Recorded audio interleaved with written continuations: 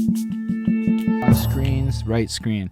Yeah, this was Skindeep featuring LES and Rico Blox. Fair warning. That's one of my favorites. Yo, that shit is bars. Like that might be one of my most lyrical shit because LES is such a fucking monster. Like, forget it, bro. What's wild to me, just as we start this, Chris, keep this in, is that like when we last talked, I don't think I knew what a Skindeep was. So y'all would have like brought this through, and now I've been in Skindeep's crib and like seen the toys and everything. So it's like this idea of like seeing these names again and revisiting it is just wildly different to think about the framing of what a Rico Blox is in the context of life compared to last one. And I bring that up because from my perspective, last November there were like 3 interviews that seemed to catch like this state of like interest with people, and Rico Blox's interview is definitely one of them. I do not remember if you were before tech or after tech in this moment, but whichever order it came, you and Tech Luciano's interviews did a lot for the local scene, and it really like, I don't know, I haven't stopped. It's been pretty simple to book people since. So yeah, you've been on a heavy grind, yeah, man. Like, and I appreciate it. Like, dude, I got a lot of positive feedback from that interview because, like, you know, touching the mental health stuff and the stuff that we touched on, like, you know, I got a lot of positive feedback from that. And so, like, it was great. And, you know, I was just building back up for the comeback. So it was a great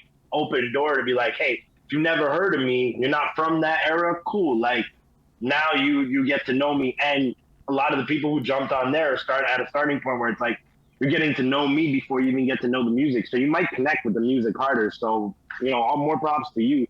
What you've done since has been amazing. Like, dude, the people you've interviewed, like the homies, like, dog, like it feels so good to see people like Skinny get their love because, man, quiet as kept, Skinny is such a staple of the Montreal hip hop scene. he's incredible. And yet his name, it's like unless you're running in those circles, his name's not just getting thrown around there. And you're like, well, dude, that motherfucker right there has put on more for the hip hop scene than most. Like, and he's connected to everybody because he's that kind of dude, you know, he's a social dude. He's good at building those bridges, you know, for pun intended, but like, you know what I mean? Like at the end of the day, and so, but even, you know, him, Tech, the Jay DeVille interview, the Carleon Brown interview, like, man, Carl's my man. Like, dude, that man showed me love from day one. Like the list of people you interviewed there's so many people that I have so much love for. So watching them get the love when I'm not seeing other Montreal hip hop media interview them and get their stories and get familiar with them. And even when they do, it's like, hey,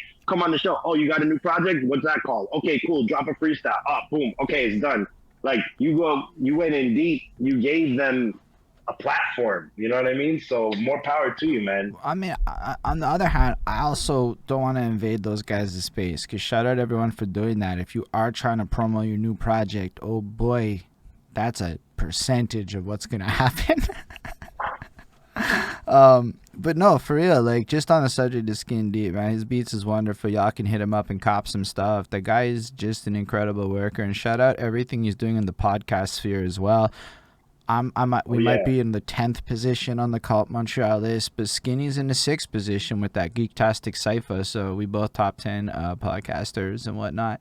Oh, yo, but let me say this for Skindeep, for Meticulous, for all these producers, Vincent Price, y'all buy beats. Stop. I know a lot of rappers like to hit up dudes. You doing it the right way because you went and got the free beats that were meant to be free. Yo, just to make it clear, I spoke to every one of these people ahead of time, and we worked out exactly. Like it was agreed upon. Yeah, but that's what I'm saying. I love what you did because instead of being like, oh, I want free beats, like you took an approach that most people would have been scared to because it's like, oh, I want that beat to be mine. I want this. I want that. Like it's all. You went in another route and went and put light on beats that maybe nobody would have ever heard because they would have been sitting there on whatever platform they were, right? And but to all the rappers out there, I did buy a Vince Price beat for this track I have coming with Lorelei that when we get it out is gonna slap because like when you hear that beat, pay the man. You don't wait. Because you really don't, you want that exclusivity. All these beats, right? The thing about all these beats, with the exception of one of the dudes, is that anyone can use those beats. They're there, and that was kind of like how. Actually, Vince Price was like, "Yo, Holden, when do I get a project? I'm like, say word. This is not what I was expecting. And shout out to Lorelai that you mentioned her. Shout out to Lorelai. Like, me and her had a nice banger last. Yeah, man. That Never Alone joint was dope. Like, so, mad love to her too. But yeah, man, the project's like I've told you this in private, right? It's like, it's not, I can't even say like I've skimmed through the projects because the off the top, the dome shit, the type of person I am when I listen to music, like I need bars, like bars. I need, like, I listen to the bar gods, like Royce, like, like Mickey Facts. Like, I am like the least out of Montreal. I'm the least bars guy. Here's what I will say. So while it's a little all over the place, there's bars in there. And the fact that there's bars in there from some off the top of the dome shit deserves props because, like I said, I might skim through it, but like, it's like, okay, I'll be honest with you, like when the pickle chips joint, like that wasn't my joint, right? Like that wasn't my joint. I don't know how that happened. I was like, why is Maison talking about pickle chips? Like, how's this a song? But you always approach it with a level of authenticity that even if it's not your cup of tea, you can appreciate it because there's a level of authenticity whenever you touch something. And that's where I give you all the props for it. And that's the reason why I'll check out something where I know it's like, oh, it's going to be all off the top. Like, I don't want to hear this. But if it's you, I know there's an authenticity there. You've showed people you doing this shit while recording it, like lives. Like, you streamed it. Like, you could see the work being put in, even if it's off the top of the dome. It's not so haphazard and just random. There's something there. You still hit it conceptually on some random shit. Like, not everybody can do that, bro. I'd like to think I'm a good freestyler, but I don't think I'll ever record a project that's like off the top of the dome. Like, I would be so self-conscious about it. Like, dude, I just did a cypher with Monkey and Funk Low and a bunch of people at Jerry Park. And, like, I haven't been ciphering and off the top of the dome freestyles in a long time. So, like, I felt the rust. Like, I'm sitting there, like, I'm watching the rap god. Next to Monkey, like, Monkey makes you feel like you can't rap. Exactly. Like, me and Monkey been doing the Pizzas Park thing at my hometown park, right, for the last 4 weeks. And so all we do is, like, freestyle and rap for the kids. And it's like, I watch this man go and go and go. And I'm sitting there like, yo, I might need to bow out for a minute. like, I was like, yo, it's putting me to shame, bro. And I'm freestyling and I'm messing up words and I'm repeating myself sometimes. I'm catching myself. And this man is, like, but flawless. You would think it's written, but he's literally pointing out shit in the crowd right in front of you as it's happening. There's a section in the last 2 weeks that he did, because we know this dude, Vlad 7 Star, who's like a crump dancer, really, really super fucking dope. And so Vlad and his crew are crumping, and Monkey's literally freestyle is like, is like, in the sense, like, he'll be like, yo, heartbeat, I'll touch my... So Vlad is literally physically doing everything Monkey is telling him to do. Yeah, that's some wild shit. All, like, between the freestyle being improvised and the dancing being improvised, you're like, holy shit. Like, the level, and, like, I think at one point in my career, I was on that note because all I did was freestyle all the time. Like, the annoying part of having friends that don't rap is everybody's like, put on a beat. They want to show. It's like I'd be in the car with my friend, meet somebody else, and be like, yo, put on a beat. You got to rap for him. Bruce Willis guy freestyle. So, like, my pen was sharp, but my freestyle skills, because I was always being put on the spot. Now, I mean, it's been like 8 years since I've done any freestyling. Like, I'm not freestyling at home on my own. Maybe sometimes in the car when I'm vibing, listening to beats. But, like, my friend Pat, like, would do that to me like I was a machine. Like at one point I joked. I was like, yo, my circus act? Like, we pull up somewhere and he throws on a beat. It's like, okay, go. And to be fair, that's probably, like, excellent marketing, all things considered. But yeah, it got annoying, but I didn't realize it until later how much it sharpened me because I could go anywhere and just rap, like, and anything, any beat, anytime, any style, it didn't matter. But you gotta always practice. Like, freestyling off the top of the dome is something you want to be sharp. You gotta do that shit every day. You skip a day, it's like working out, bro. Like if you skip days, Big facts. you don't get your gains. You know what I mean? You're not doing what you got to do unless you do it every fucking day. But putting yourself in the situation to be on the spot, freestyle, like I can do it much better if I take my time. Like that's why I go back to that thing we were saying earlier before we got on the live, the Jay-Z, like he doesn't write his rhymes.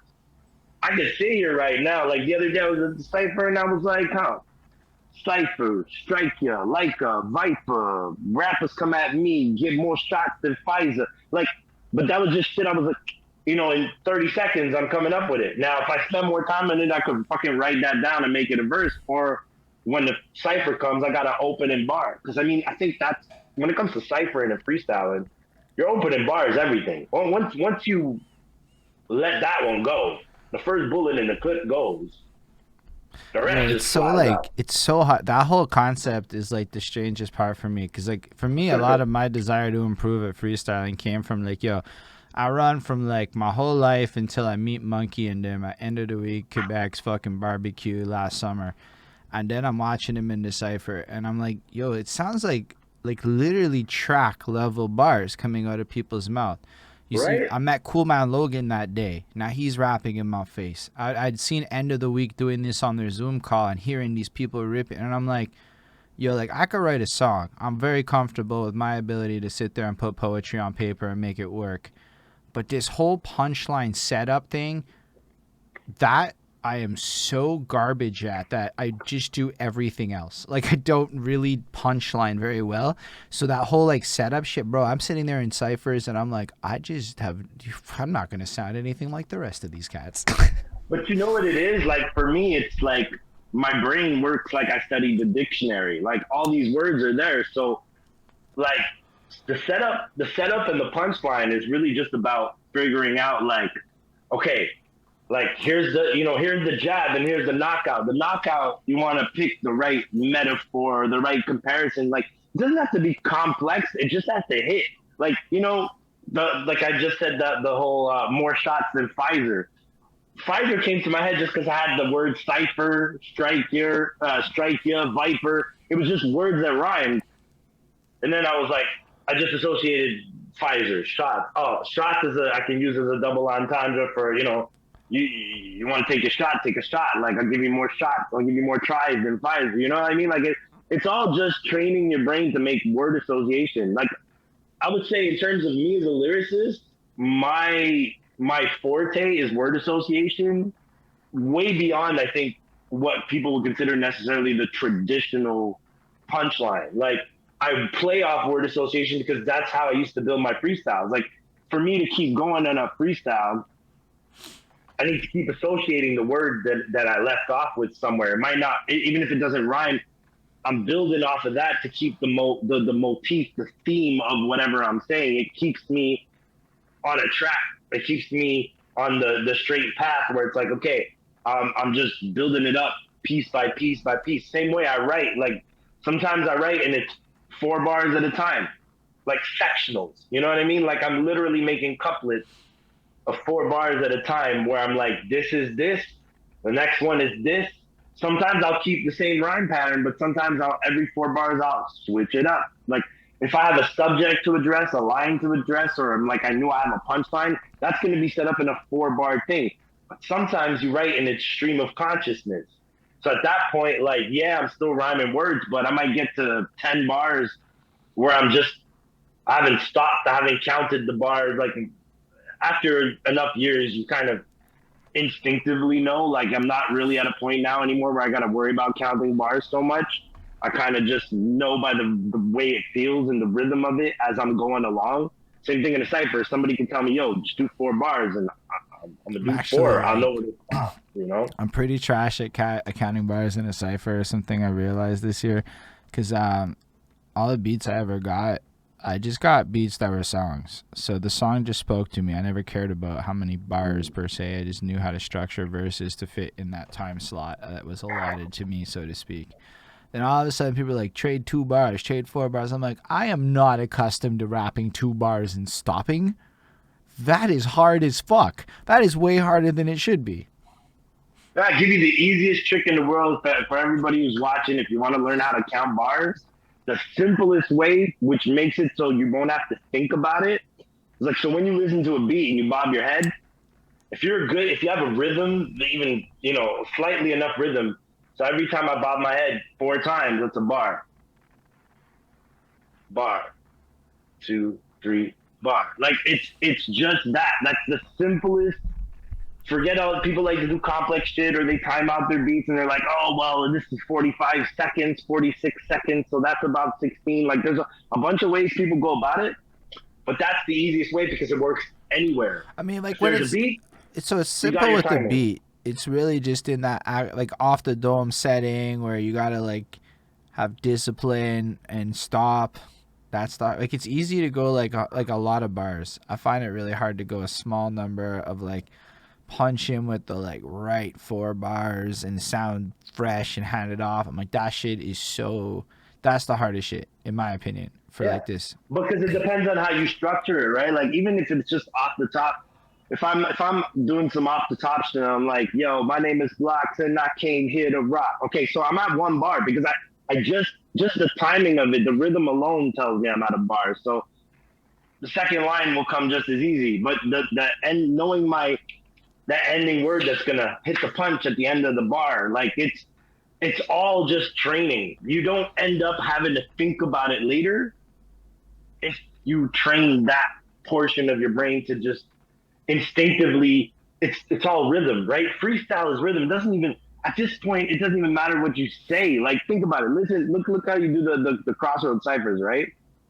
Like, at the end of the day, it's never about what people say. It's the rhythm. That's true. Like, we're not in a game. We're not, like, I love Munchie, but, like, there's very few spitters. Like, Cynical, Monkey, these are the dudes that, to me, off the top of the dome, would destroy anybody. Well, YouTube has proof. Cynical destroyed me on national TV. So, like, Cynical is one of the pound-for-pound best off-the-top rappers I've ever heard. And it actually feeds into the fact that he does stand-up comedy. Because if you look at how Cynical approaches either of those things, there's a rhythm, there's a natural wit that you either have or you don't have.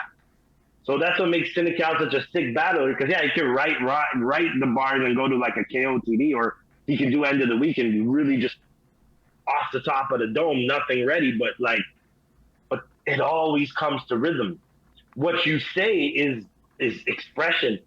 Dude, freestyling is like talking, but you're making it rhyme, right? So you have a conversation, you're not most times thinking about what you're about to say. Like me, you talking, I'm not planning out my next sentence, right? It's just coming as you speak. That's just natural. Well, freestyling is the same thing, but you're learning to make it rhyme. I can conversation freestyle for days. I'm just not good at punchlines. Well, like I said, punchlines, it's anything you want to get better at technically when it comes to rapping. You got to pinpoint what it is that makes it hard for you to do. I've been working on the writing side of it. I've been trying to, like, squeeze a few more into my writing so that way, like, it comes more. But I mean, you got, like, there's so many habits. Like, trying to not sound like Eminem when I freestyle is my biggest challenge right now, because I just go straight into the same fucking I jack this from Eminem flow, like, every fucking time, and I'm like, I know I can do other things. I write a bunch of flows. Lyrical, miracle, spiritual. It's not even like from a bars perspective. It's more the flow, the trickiness of the flow that he adopts. Because, like, once upon a time, I'm basically listening to the M clones and memorizing all those songs, and that's like the inherent, that speed, that, like, almost like heavy metal approach to hip hop rhythms, where, like, you're shredding on a guitar more than you're caring about, like, a melodic whatever. And so, like, it's a long time to learn how to slow the fuck down. Oh, that's why I'm lucky. Like, I feel like I'm lucky that I had hip hop and I started rapping before Eminem was ever a thing. Because, and don't get me wrong, like, yo, 99 to 03, I think until 50 came out, like, the first 3M albums, like, people would come to Pizza's Park where I'd be chilling, and you might catch me spitting one of those verses, practicing my fucking, my delivery. Because to me, listening to M sharpened something that, I mean, I had skills. I've been rapping since I was, 12, 11, like, or so, at least vocally. I was writing when I was 10, but, like, just actually spitting it out. So I had years to tighten up what I considered my own style. When M came out, and like, man, there's so many songs like I could, obviously like probably the most obvious is The Way I Am, right? Like if you think about like I kick back with this pack of zigzags and this bag of this weed that gives me this shit needed to be like, to me that was my syllable training, because at that point all I cared about was the last word rhyming. It's wild because like that is one of the first songs I just ever cared about. Let alone like I just never, because like that came out when I'm in grade 7 or 6, that era. So I'm just getting into music for the first time. I printed lyrics out at the Wigger fucking room, and that was one of the songs that I printed the fucking lyrics out, and I said, "What the fuck is a zigzag?" And I did not know for a couple of years what the fuck a zigzag was. There's so many, even square dance, like square dance on Eminem show, like it's so underrated in terms of like flow patterns, because there's shit that he says. Yeah, the whole what is he say? He's like, it's like nothing soothes me more than a groove that soothes me. Nothing moves me more. I can't remember. At one point, he's like, oh no, I won't leave no stone unturned. Like that whole fucking scheme right there. So that was that was mid high school for me. I pretty much memorized at one point everything on that album but Drips. I did not like Drips as a kid. I don't know if it's a good song. Yeah, I enjoyed Drips differently, but I was probably, let's see, like Eminem show came out, was it like 2001, 2, 3, somewhere around there? Yeah, so I was, by that point, I was like 21, 22. So like my appreciation for Drips was very different, because I was like, now this shit is wild. Like, who talks this shit? Like, I was like, who says this shit he says on this fucking song? But it was entertainment. But like, I always liked the more serious songs from M. Like the jokey songs were always great, but I always loved Soldier, or was my favorite song. Say Goodbye to Hollywood. Like Say Goodbye to Hollywood is fantastic.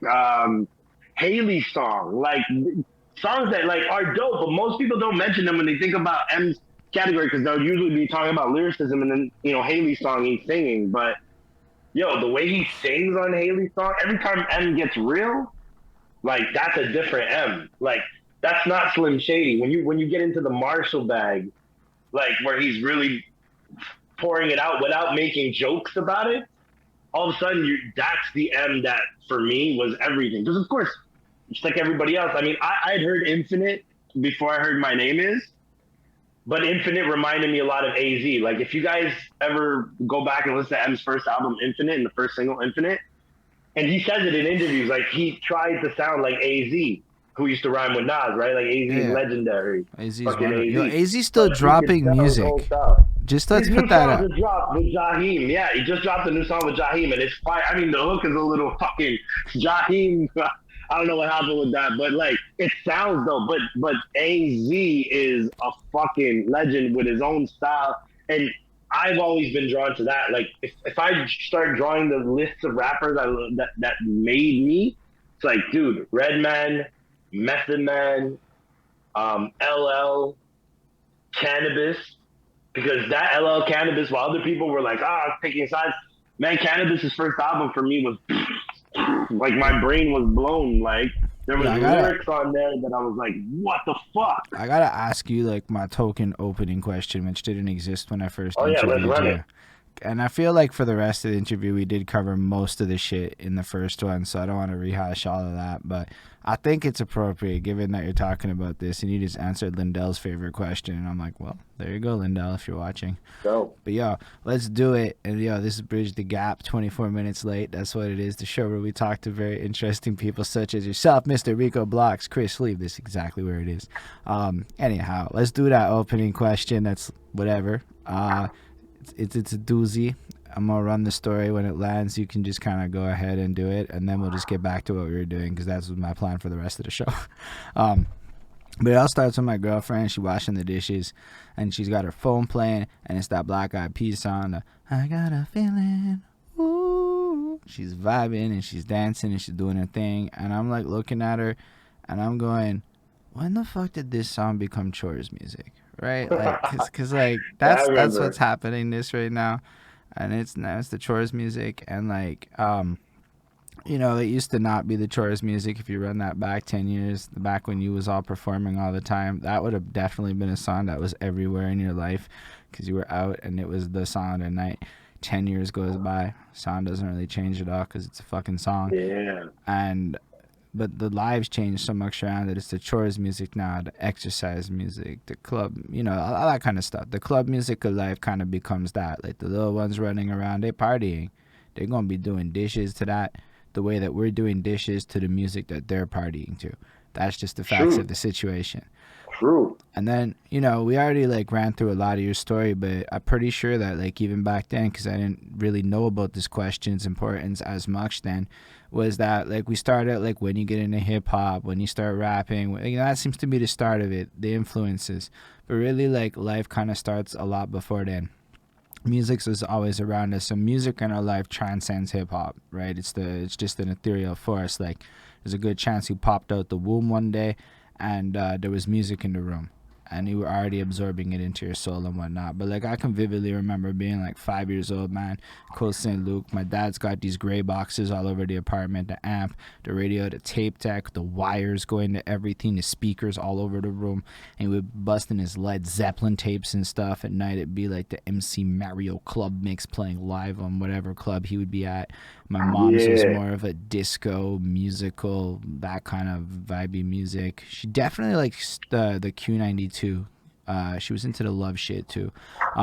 Anyway, I have to say, like, there's all these vibes and stuff, and I don't really think we explored the earliest of the earliest Rico Blox the last time. So I'm hoping you can run us back to the youngest Rico Blox you can remember, straight out of Laval, and tell us a little bit about what it sounded like to be you growing up. Yeah, I mean, well, we did touch on it because I remember, like I was saying, my mom was not the kind of person that listened to music around the house. And my dad neither, except in my dad's car, used to always ride around with 2 Live Crew, Ice Cube, which was the America's Most, it was either Death Certificate or America's Most Wanted. I'm not sure if I remember which one. And he would only listen to it when I was in the car. Like, not when my mom or my little brother were there. They were, you know, when I was in the car, my dad was in full hip hop mode. And this is like, you know, at the time, probably like a, say, 34-year-old, like, immigrant who grew up in Cairo, who's Italian, but grew up in Egypt, like, came here at 14, didn't speak English, French, or whatever, and then learned 7 languages, right? So that was my open door to hip hop. But like music, and there was nothing I could really, well, it's because it's straight. So musically, like, dude, I used to love TV. So whatever would play on TV, where there was, you know, sitcom theme songs or like the theme song. I'm a big fan of like movie soundtracks, even when I was a kid. Okay. I would say See, Michael Jackson. This is what we're looking for. Yeah. So like Michael Jackson was definitely something. I remember like, I was probably 10. Yeah, so I was 10 because my dad had just died. I was in Australia. My grandparents, my aunt and uncle live in Australia. So I go to Australia when I'm 10 after my dad died, and I'm with my cousin, and the Michael Jackson Black or White had just come out. And the album, I forget, I think it was Dangerous. Anyways, so it was like one of his amazing albums. And I would vibe to it all the time. So, like, I lost my tape on the way there, so I got to Australia and I go buy a new tape because, like, fuck, I need it and I can't go online and just download it. It doesn't exist. You know what I mean? So I buy it and I go to my cousin's place and my cousin has the tape and he's like, my cousin was same age as me, but he used to work on parodies. Like, you would think, I would always assume this kid was going to be an artist. And we lost touch later on in life, but so I never really, got to see that through on his end. But dude, he's sitting there, he's like, he's like, I redid the song Black and White. And he goes, I got too much plastic surgery. I don't know if I'm black or white. Just that's something that simple, but from a 10-year-old kid who's my cousin at the time, and I'm 10, he's 10, he writes it. I'm like ecstatic, but I'm like, you're fucking with, like, I'm laughing, but I'm like, you're fucking with Michael.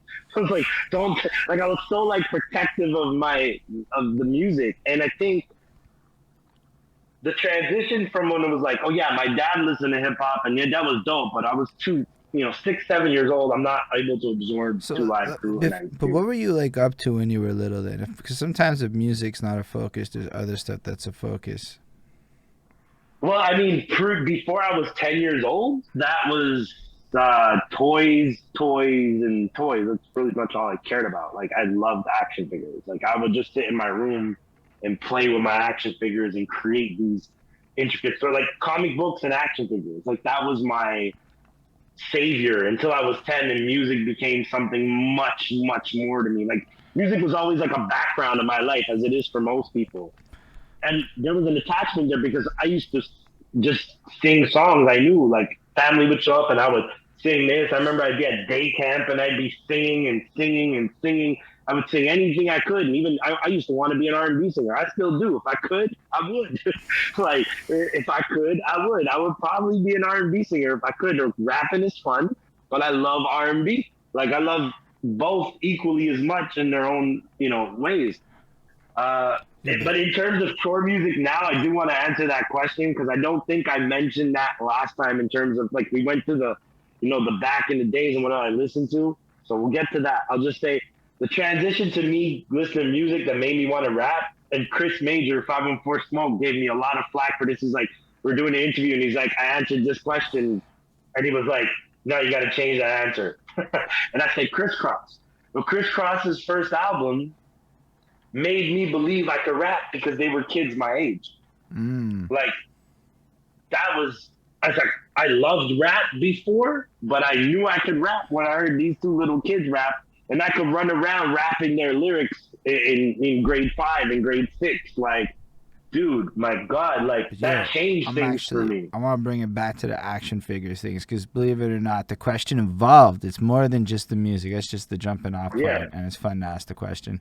But, like, really, it's like to explore the youngest of the Rico Blox phase of life, which, trust, back then I would have just moved on. I wasn't thinking about stuff like action figures and people maybe drawing comic book worlds and shit like that. Marvel comics and Marvel action figures, man. That was my everything. And I used to draw. Like, I used to spend all my time, like, I would trace the comics. I would try and draw Spider-Man, and I was pretty good at it until I was like 13, 14, and I stopped. But, like, like, for me, that was the thing. I used to invent characters.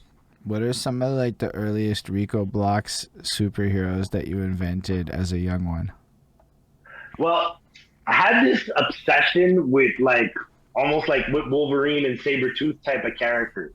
Like, characters that were feral and, claws and teeth. And so I had this character that was always some variation of a tiger or a tiger's name. Like, it would always change. It'd have these awful names. Like, one time it was called Bengal, and one time, like, I would draw different versions of them, and but it was always something with a tiger and like, mixed between a tiger and a person, because I was always, Wolverine and Sabretooth are two Marvel characters I love, and I love their rivalry, and, like, it was like something I could relate to. Wolverine's rage was something I could relate to when I was like 10, 11, 12, because, like, I had just lost my dad and I was an angry monster. Like, there was rage inside of me. So, but everything even before my dad died, that's all comic books and action figures, and mostly Marvel. I mean, I always liked DC a little bit, don't get me wrong, and I followed it for a while, but nothing like I followed Marvel. Like, I am, I would put my Marvel fandom against most people. Like, Skindeep would tell me he'd challenge me any day, and I think he could.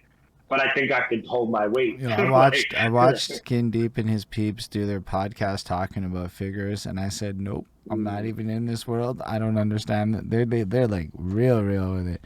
But also, it's cool that it goes back that deep, right? Like, to me, it's fascinating how, like, the things we end up becoming really passionate about in our 30s and 40s is really fucking similar to what the fuck we did when we were 7. You know why? Because you get to the point in your life where you built everything up, and now you're back to, okay, now how do I enjoy myself? Like, find the things you love. Like, it leads you back. Like, for me, it really helped for me when Marvel started making the Marvel Studios movies. Like, I loved all the X-Men stuff and the stuff Blade and, Fantastic. I liked them. But when Marvel Studios started with Iron Man and the MCU was born, that was a new world for me. That's my obsession. My friends, my closest friends will all be like, even my girlfriend will tell you the same. I'll say the same thing. It's like, don't get him started. That's all he'll talk about. Like I could fucking do a 5-hour podcast right now on just like anything Marvel. Like it's a deep obsession for me where it's like movies, TV shows, comics. I still read the comics to this day. Like I haven't stopped. I read them religiously. Like Honestly, though, so like I'm surrounded that's where by the this a obsession lot. is. Personally, it's like I'm surrounded by people obsessed with this kind of thing. Like my best friend literally sends me pictures of characters he invents and draws. Twice a month, I'll get a new character he draws. I couldn't remember 5 of That's them, dope. but I just he's really into it. He has spent the better part of 15 years learning how to write comics. He tried to go through the process of working with people to bring his vision to life. Unfortunately, working with people was not his favorite thing when it was dealing with artists and the whole like cost and everything that goes into like actually making a comic. So his solution was to do it himself, and he just recently got one of those like drying pad shits, right? Mm-hmm. And he's really like happy with that. But yeah, his dream is to create intellectual properties in the vein of Marvels and shit. No, it's crazy. And I don't think you spoke to them yet, but somebody you should really get an interview with is Lab Noise. Like I would Rob, love like to. the I just and Full shit. Course. Lab Noise, DG like legend, but like Rob, let me just say on that subject, Rob actually, him and his boys Benny Crew put together a comic that you can actually buy on Amazon. Like it's a full. I have it somewhere. I would have to find it. But it's super dope, that's and like wild. the Olympic Stadium is in it as like a secret base. Like the things they came up with. If I remember, it's called Sniper Zero. But like, yo, I swear to God, like that shit is Yeah, fucking dope. So all like, I know is that creators guy who want to make did a comics lot. can be very well done. Well, I mean, it's really like yeah. it's not that different than like an album, right? Like for an album, right? You just figure out, okay, I need the engineer, the designer, the checklist, right? So I mean, for a Exactly. comic, I mean, well, it depends what role you want to play. But my dude's a writer, so like he knows how to write pains. Like he knows how to write the pain and then scope it out and storyboard it all and create all the character profiles and all that. Basically, what you was doing The when you was fact that he little. can storyboard it, if you got a good like artist who can draw it, they'll bring that shit to life. And then you just need a good colorist. Well, sometimes you get the artist that's a colorist too, but I mean, most times the pen is the pen. Like the ink is the ink and the color is the color. But like, dude, I would tell anybody, like, dude, I would so advise people to do everything but music. Like at this point, I'm about to be 40 in September. Music has been a great love of mine, but that's never what gave me financial stability. You may be 1 in a billion who get it. You know what I mean? Like you have to do work. But the others, creative arts, that's so different. Yeah, It's so different. The door is wide open. Comic book writing is just as saturated as being a rapper, is what I found out from my dude. It is. Hold on. But it is, right? But the writing part of it, but the whole, if you can create a comic book that people can relate to, you don't even need a publisher. You can do it yourself. Like, Well, I guess you're not where it limited. comes down to being the same thing is once your product is created, we are all facing the exact same challenge regardless of medium. Because, yo, my dude started, like, complaining to me. And I'm like, you're basically a rapper. You get my life now. No, because, dude, think about it. What compares to how music pays you? Music pays you in fractions of pennies. When you're making your own comic book, for instance, yeah, you're paying back, you're recouping your overhead, I but mean, reality-wise, you still you're have to, like, seeing profit per put book. that hustle what I in mean? to, like, sell it. That's where it gets very complicated. Part of the game. Well, yes and no, right? Because it was, but now look at the world we live in. The internet is a place where it's like you can have a Patreon for your comic book if you want. Like you don't need to go the traditional route. Yo, Rico Rob and Blox them is and Benny spitting Crew put it on facts. Amazon. You're spitting big Like they facts put it here. on Amazon. Think about it. You can put anything you want on Amazon. So if you start a business and you have the product, you can send people to Amazon link. People trust Amazon on top of it all.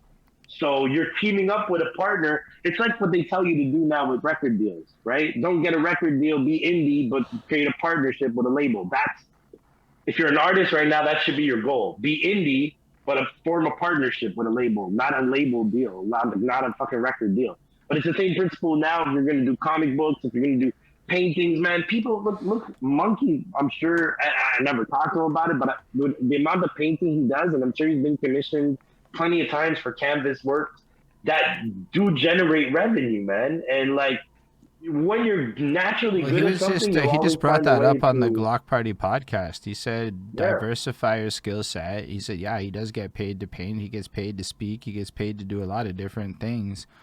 Numbers don't matter, but he gets paid to do all exactly. these different things that like exist in his skill set portfolio. Where it's like, I've always had the theory that if you're over the age of 30, you should probably do something else, even if you were like all the rappers I know over the age of 30 that I like have multiple business and rev streams. Like, not one of them is just getting paid as a rapper. They're also fashion designers, even if they're just putting their logo. They're also Yeah, podcasters. Everybody's a fucking podcaster.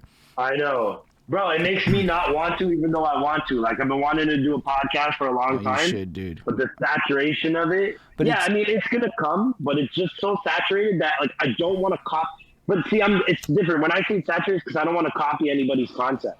well, I mean, That's what's if tricky. you can get Because past the all the stuff concept that I part, do, yeah, but all the stuff I do is already being done. Like, see, if I talk about comic book shit, like, Skinny and them got that market cornered easily. but it's Or also, Kevin Smith. but the problem Or, is that like you're looking at this kind of like from a hip hop perspective, and what you're doing here only applies to hip hop. To be honest, it doesn't apply for the rest of media. So you want to create an algorithm loop of local, similar Montreal media, and to do that, in a sense, we need to create a genre of multiple shows that are not exactly the same but talk about similar enough shit so that we can work together, big each other up, and feature each other.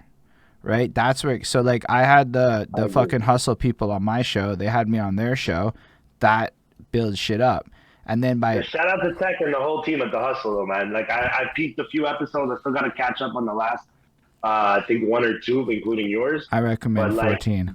they're doing an amazing fucking job. Like, seriously, Oh, they are. I And got their to setup commend was them. like, I walked into their like studio and I'm like, oh, that's what that looks like. That's not what my thing looks like. That's not the same. That's a goal to get into a place like that now. It was dope.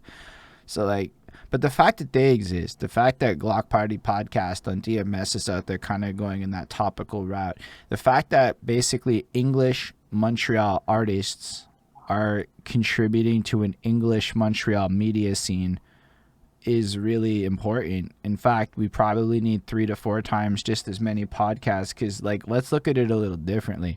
For one or two to pop, there kind of has to be a lot of other ones that maybe don't pop per se, but are all part of a community. Yeah, for sure. I don't disagree with that. It is different than the music aspect. But it's like, you know what killed me? Like, when Nori came out with Drink Champs, which is one of my favorite podcasts ever. Like, to me, like, just the proof of concept was there. It was necessary that you can get people that comfortable and you can get these legends on. And what I like is you have that similar vein where you're getting these like Montreal legendary stories, right? Like, and it's been cool to watch because it's really forming this history. But what always bugged me is, do you know how much I would have loved to do like I mean, not the same name, but like a smoke champs, like people smoking They weed, tried sitting around that. the table, testing strains. Apparently, Nori actually has smoke champs too. Like, he has that too. Like, apparently he that has show all that did shit not too. hit very well, or somebody else tried to copy it. And so the problem with weed is like you and I might be able to chain smoke 27 joints and run that. That is not yo. When people get too stoned, though, I've had that happen to me. But you One, gotta get guests that can smoke. Like, you want guests like right, real, like right. Be Real. Everything Be Real's podcast, the Hotbox. No, I've not. So, yo, dude, illest concept. Check this out. Be Real has a fucking, like, an old Cadillac or a 6'4" Impala, like an old school car that he kind of gutted out that just sits in the parking, and they all go sit in the car and they hotbox. And he's had, like, plenty of guests. But, like, one episode they had, like, Kevin Smith, and Kevin Smith brought weed that he created with Caviar Gold that was, like, 57% THC. These motherfuckers is ripping it in the car, like super hotboxing. It's the craziest shit to watch. Like, conceptually, I was like, I do that with my, well, not anymore, but I'm like, we used to do that with the homies, like sit in the car and just hotbox away. It's a familiarity thing where it breeds that, like, oh yeah, it's an everyman thing. Like, you do that too. So you relate. So people Right. who watch that shit like me are like, oh, mind blown. I'm like, this is awesome. Like, and all they're doing is smoking weed in the car and talking shit. Yo, okay, You know just what I on mean? that note, my girlfriend found a channel one day and it was like 50 people watching concurrent on Twitch, so they're really not doing bad. And it was just this guy that would smoke weed, and the channel perks were like you'd spend channel points, do a bong toke. And I'm like, what? This is almost like a parody of life. I don't know that I could do this on some ego shit, but it's just ego shit. Cause damn, that sounds like a lit experience. But no, as far as like the show thing, like the reality is it's super. My concept's like I basically jacked Drink Champs and like two other things and put them together and like created the same kind of, like I heavily jacked Whatever Drink works, Champs man. because like they offer a lot of flowers. Concept. Yeah. Jacked it heavily, and then like the long form was just like a lot of Joe Rogan and then with the conversational, like their interviews. But nobody fucking likes that question and answer shit. It's fucking weird. Like most people don't really want to watch that. They want that for like the promo run 20-minute videos. You know, it's a different vibe. But the thing is, Rico, you could like literally jack anybody's show concept, but you're gonna do the Rico Blox thing with it. Kind of like nobody will do the Rico Blox show. I promise. Nobody will. I don't even mind baiting it. I don't even mind baiting my own scene. What I originally planned, so 2 years ago, I actually started talking about doing a podcast. The first podcast I actually wanted to do was all related to sex. Amazing.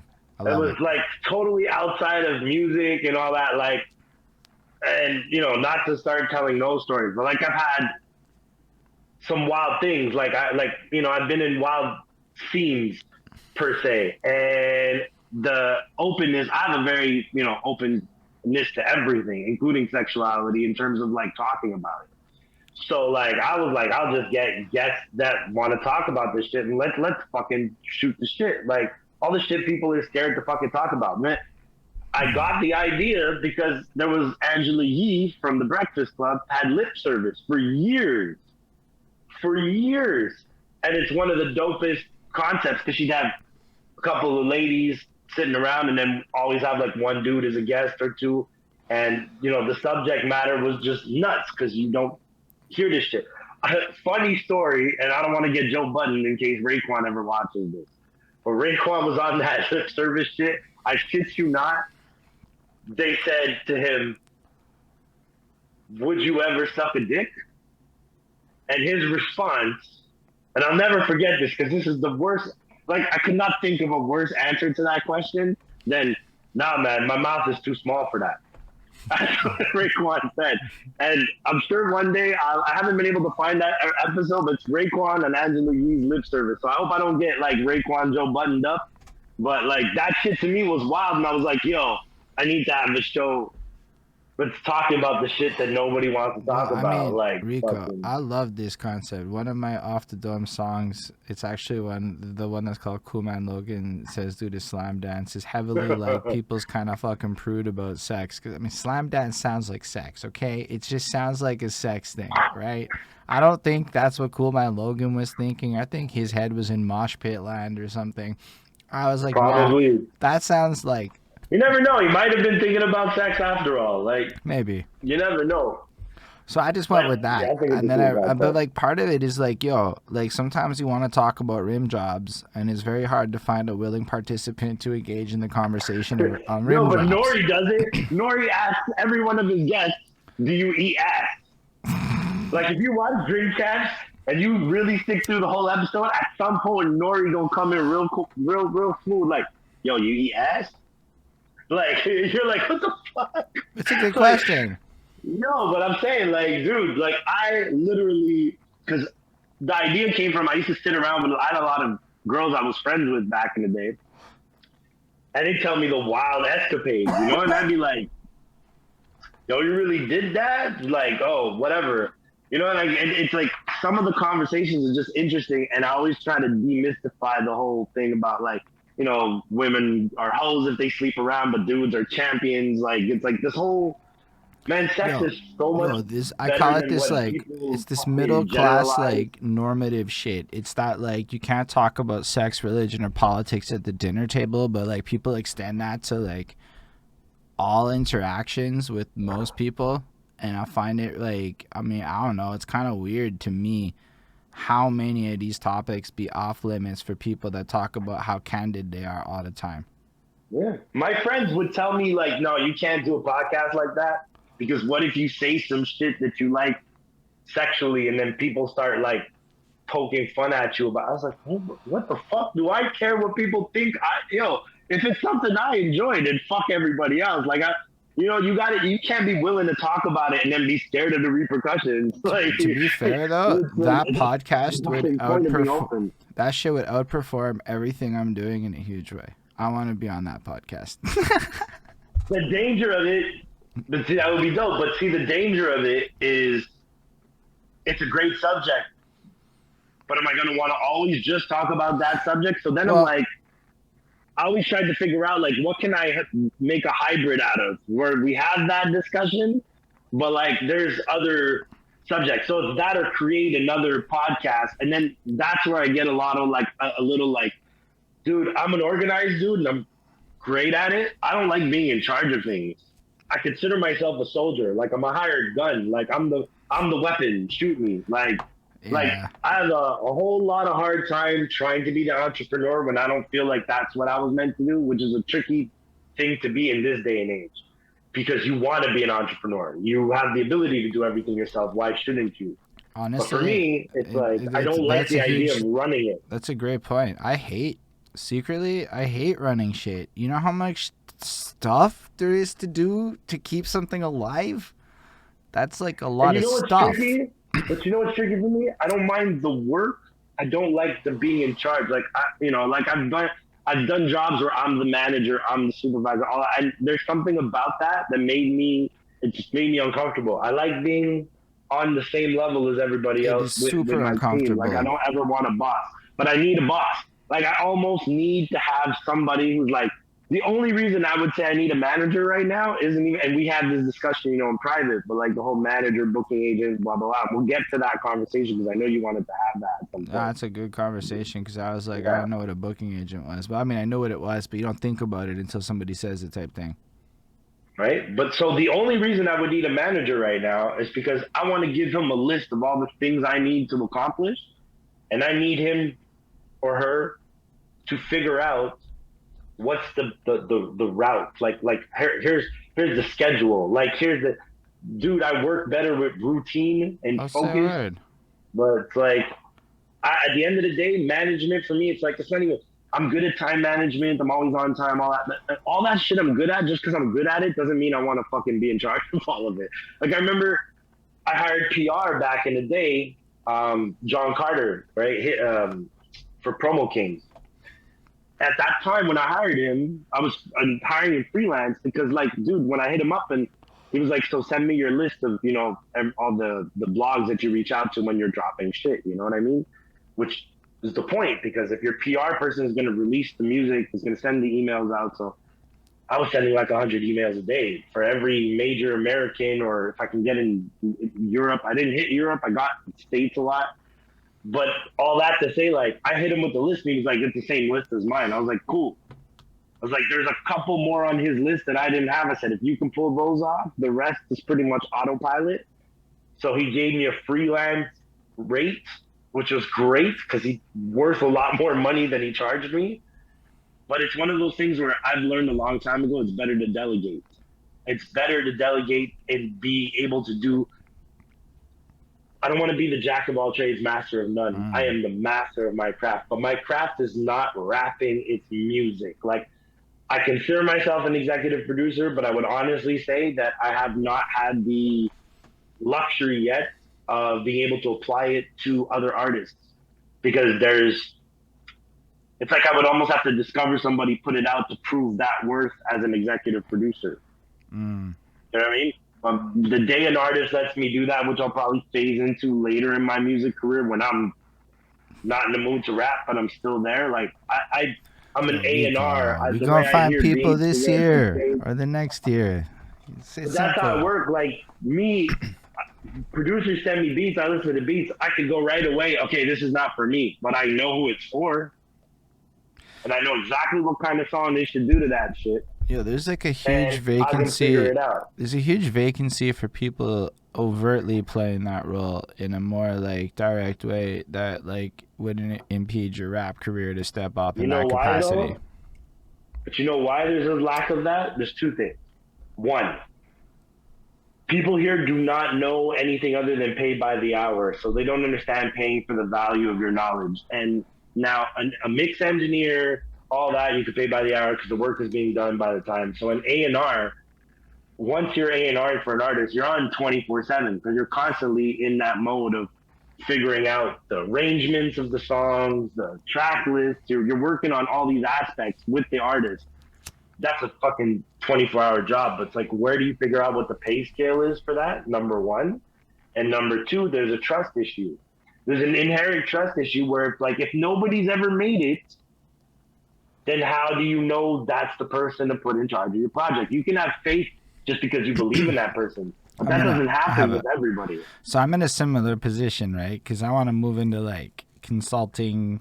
I want to approach the marketing side of it, right? Like that's really fascinating. So I want to be able to go, all right, Rico Blox, how are we going to plan out a marketing campaign that's litty with the current ecosystem that doesn't run you racks? Like I want to be that guy so that you feel like paying me hundos to not run you racks, right? And the reality is that in order to be able to be in a, for me to, okay, like I could just go charge for it right now, but I would feel wrong about that because A, nobody might pay me, and B, I'd feel really weird if like my first client failed really hard. That would fuck my entire brand for life. That's my thoughts. So if I can find a few people to work with where it just becomes success stories for like a year, and that's where I think a lot of people maybe don't like this part of it, but I don't see a better path forward. Is so I'm gonna just give away free shit. So like somebody hit me up like, yo, help me, you got ideas, give me ideas. So I'm gonna work on shit with them. I'm gonna for free. Why? Because his success story will allow me to charge a motherfucker. And I think that, like I told Meticulous this shit too. Like I've been telling people like, yo, go find some young people, give that shit away for free, and watch how later on you're making racks on it. Absolutely. Look, I've charged for verses, but I've done way more verses for free on the strength of I had one rule. When I was in that, like, there was a point where if you made a song with me, like we were getting on the big blogs. So good. That's a win. We weren't worrying about streaming numbers back then. It didn't exist. YouTube was the thing that people counted on, and videos was never my claim to fame. I have 3 videos, like, that's in a fucking 20-year career. Like, I'm not, video has never been my strong suit. Creatively, yes, but I never had the budget I wanted for the videos I want to make, so I just said fuck it, because I'm that person. Like, if I can't create what I see in my head, there's no point in making a watered down version to just please people. But like at the end of the day, the whole concept of like the A&Ring, the doing the other part of the game, the marketing aspect, everything, it all ties into, you just gotta make the right product that you're happy with, because that's the start, and then the rest is just a matter of like you, the things you do as a job, for instance, like figuring out statistics, demographics, like the way you analyze things is obviously going to play a big factor in that. But what I was saying with charging for verses, like, so I used to charge for verses. I had a golden rule. I had a golden rule with the charging for verses. And my rule was, if you came to kick it with me, you hollered at me, like we actually spent more than an hour face to face talking, I would never charge you for a verse. That's how I've always been. And so other people would hit me up and be like, email, like, hey, boom, I want you on a song. No, not even a hi, not even a, you know what I mean? Like, it's just straight. You got into the business and you didn't even do it right, but hey, all right, cool, $300. I didn't charge a fortune. I charged like $300. But I made that shit quite a few times. I did shit. Shout out my boy Omar Fights back in Dubai. Like, dude, that was some international shit. He hit me up for 2-3 songs. We did some work, man. Like we put in work. And he paid gladly. We never got to kick it, but he always had a spot for me on every, and he was always offering. I never had to say my price or nothing. He was just like, here, I'll give you this. I was like, cool. But I would never charge for the work if I'm fucking with that person, because we could build something bigger and both get paid. It's the same principle as like producers who sell beats. Like I try and tell my producer friends all the time, do not forget this. But you can sit there and charge beats for exclusive rights up front all the time. But you're fucking yourself out of your back end most times. except for maybe Meticulous, because his paperwork game is on point. He'll make sure. But what I'm telling you is a lot of producers sell exclusive rights to their beats for the cash up front.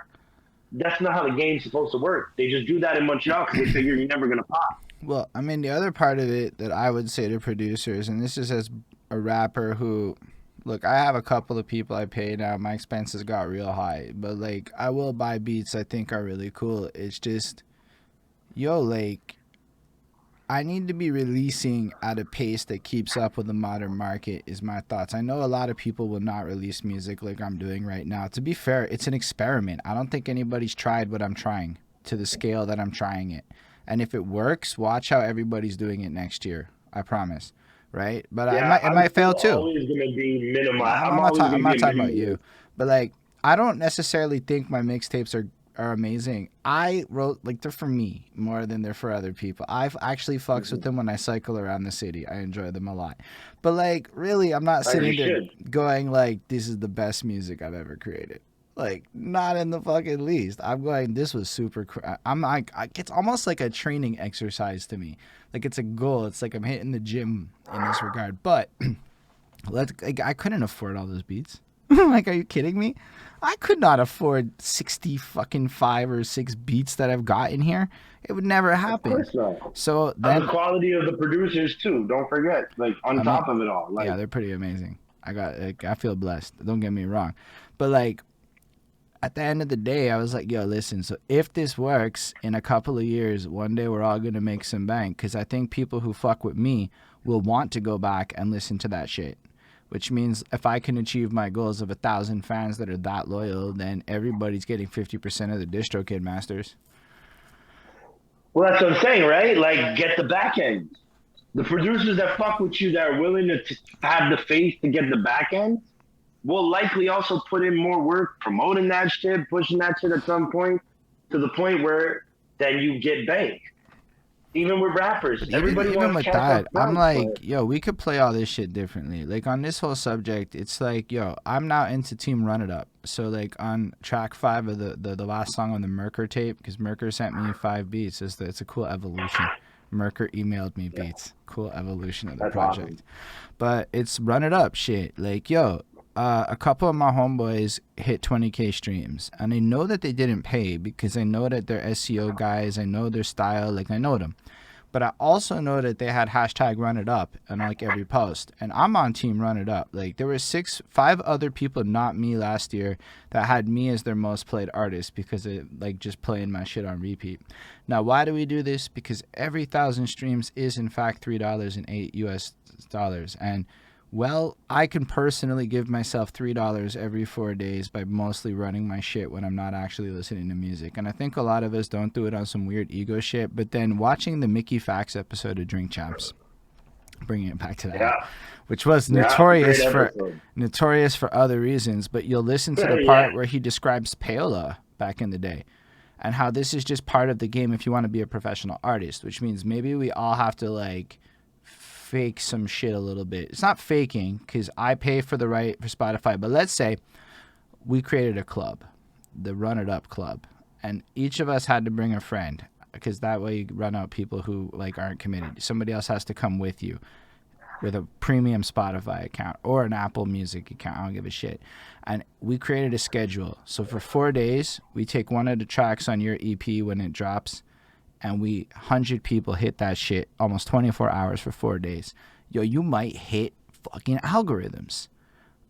Yo, you know what that is? That's that premium right there. Like, that's listen, there's no lack of integrity in playing your own shit, no matter what, for running the numbers up. But to coordinate that to that scale. But coordinate it like that, it's a pyramid scheme of streaming.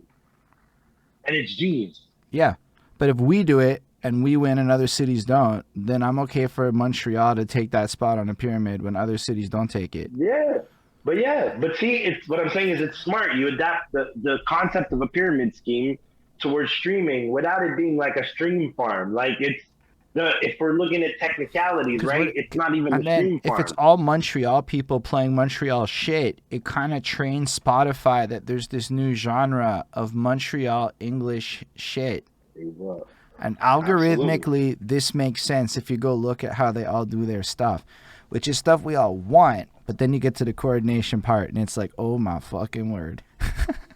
Oh yeah, for sure. No man, that's a brilliant idea, and honestly, I think everybody should do it. Like honestly, I do it. Like when homies I have dropped, like especially, I mean, I'm not gonna lie, especially shit that I'm on, like all the Slick Jack shit. But I fucking had his whole project, the one with Static, on repeat all night. Like I'll do it whenever I can, and whenever I think of it. Like I try and do it as often as possible, even for the homies, because that shit matters. Look, we fucking get paid pennies for these fucking streams. Not even pennies, fractions of pennies. Yeah. So they need to push. Everybody needs to push.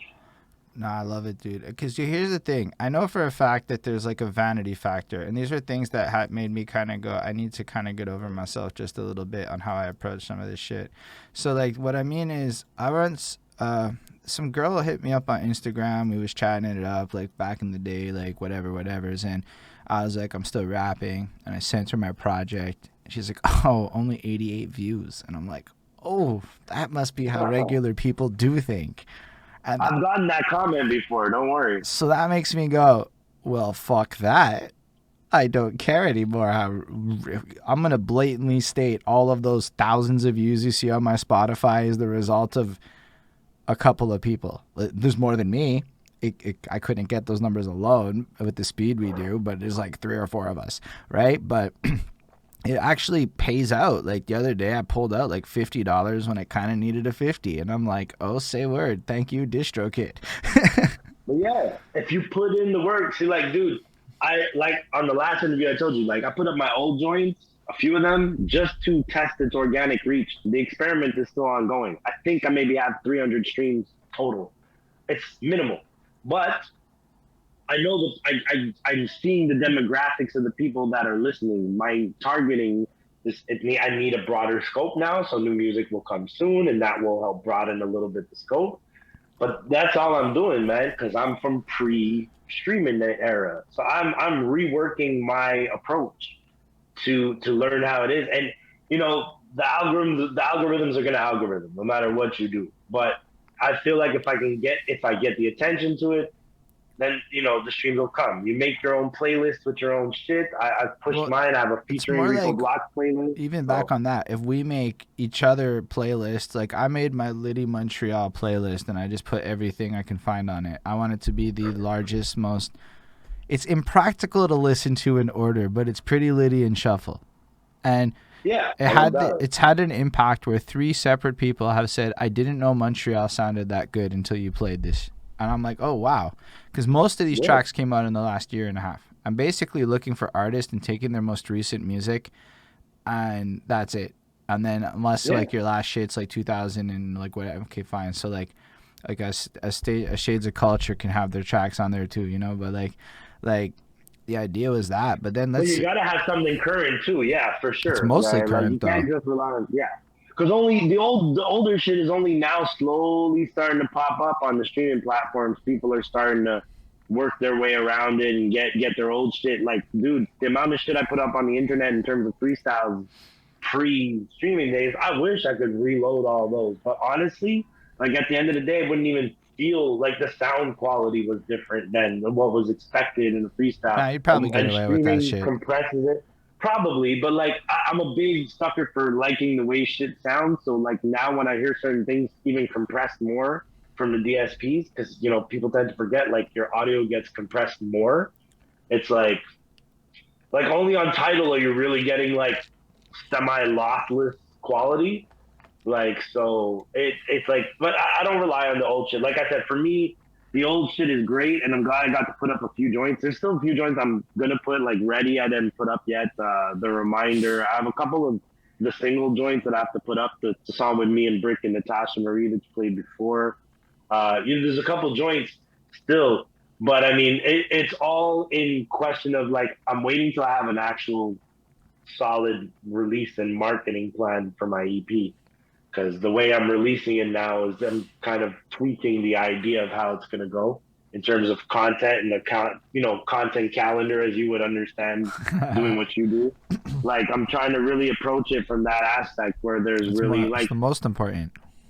You saw the Reels experiment I was on. Like I was on a Bro, little. That was just it a was not foray even like into you were doing experimenting. your reels, and I fucking swear, like I stopped posting reels for a second because I had to up my reel game. Like I just said, my reels weren't good enough. Like Rico Blox is putting 10% more effort into me, and it's going that much farther. And I'm like, mine look like that shit next to Rico And Blox's they're all reels. just me. They're all just me sitting at home, like either when I was doing the reels from stuff that's on Spotify, obviously, like I can load the music in. You know what I mean? And then the rest of the time, I was just freestyling along, like rapping along to Yeah. old songs. But Like I you were didn't even like, put nothing new in but those you were reels. Like doing we just much went over better with verses. like things like angles and like actually like effort.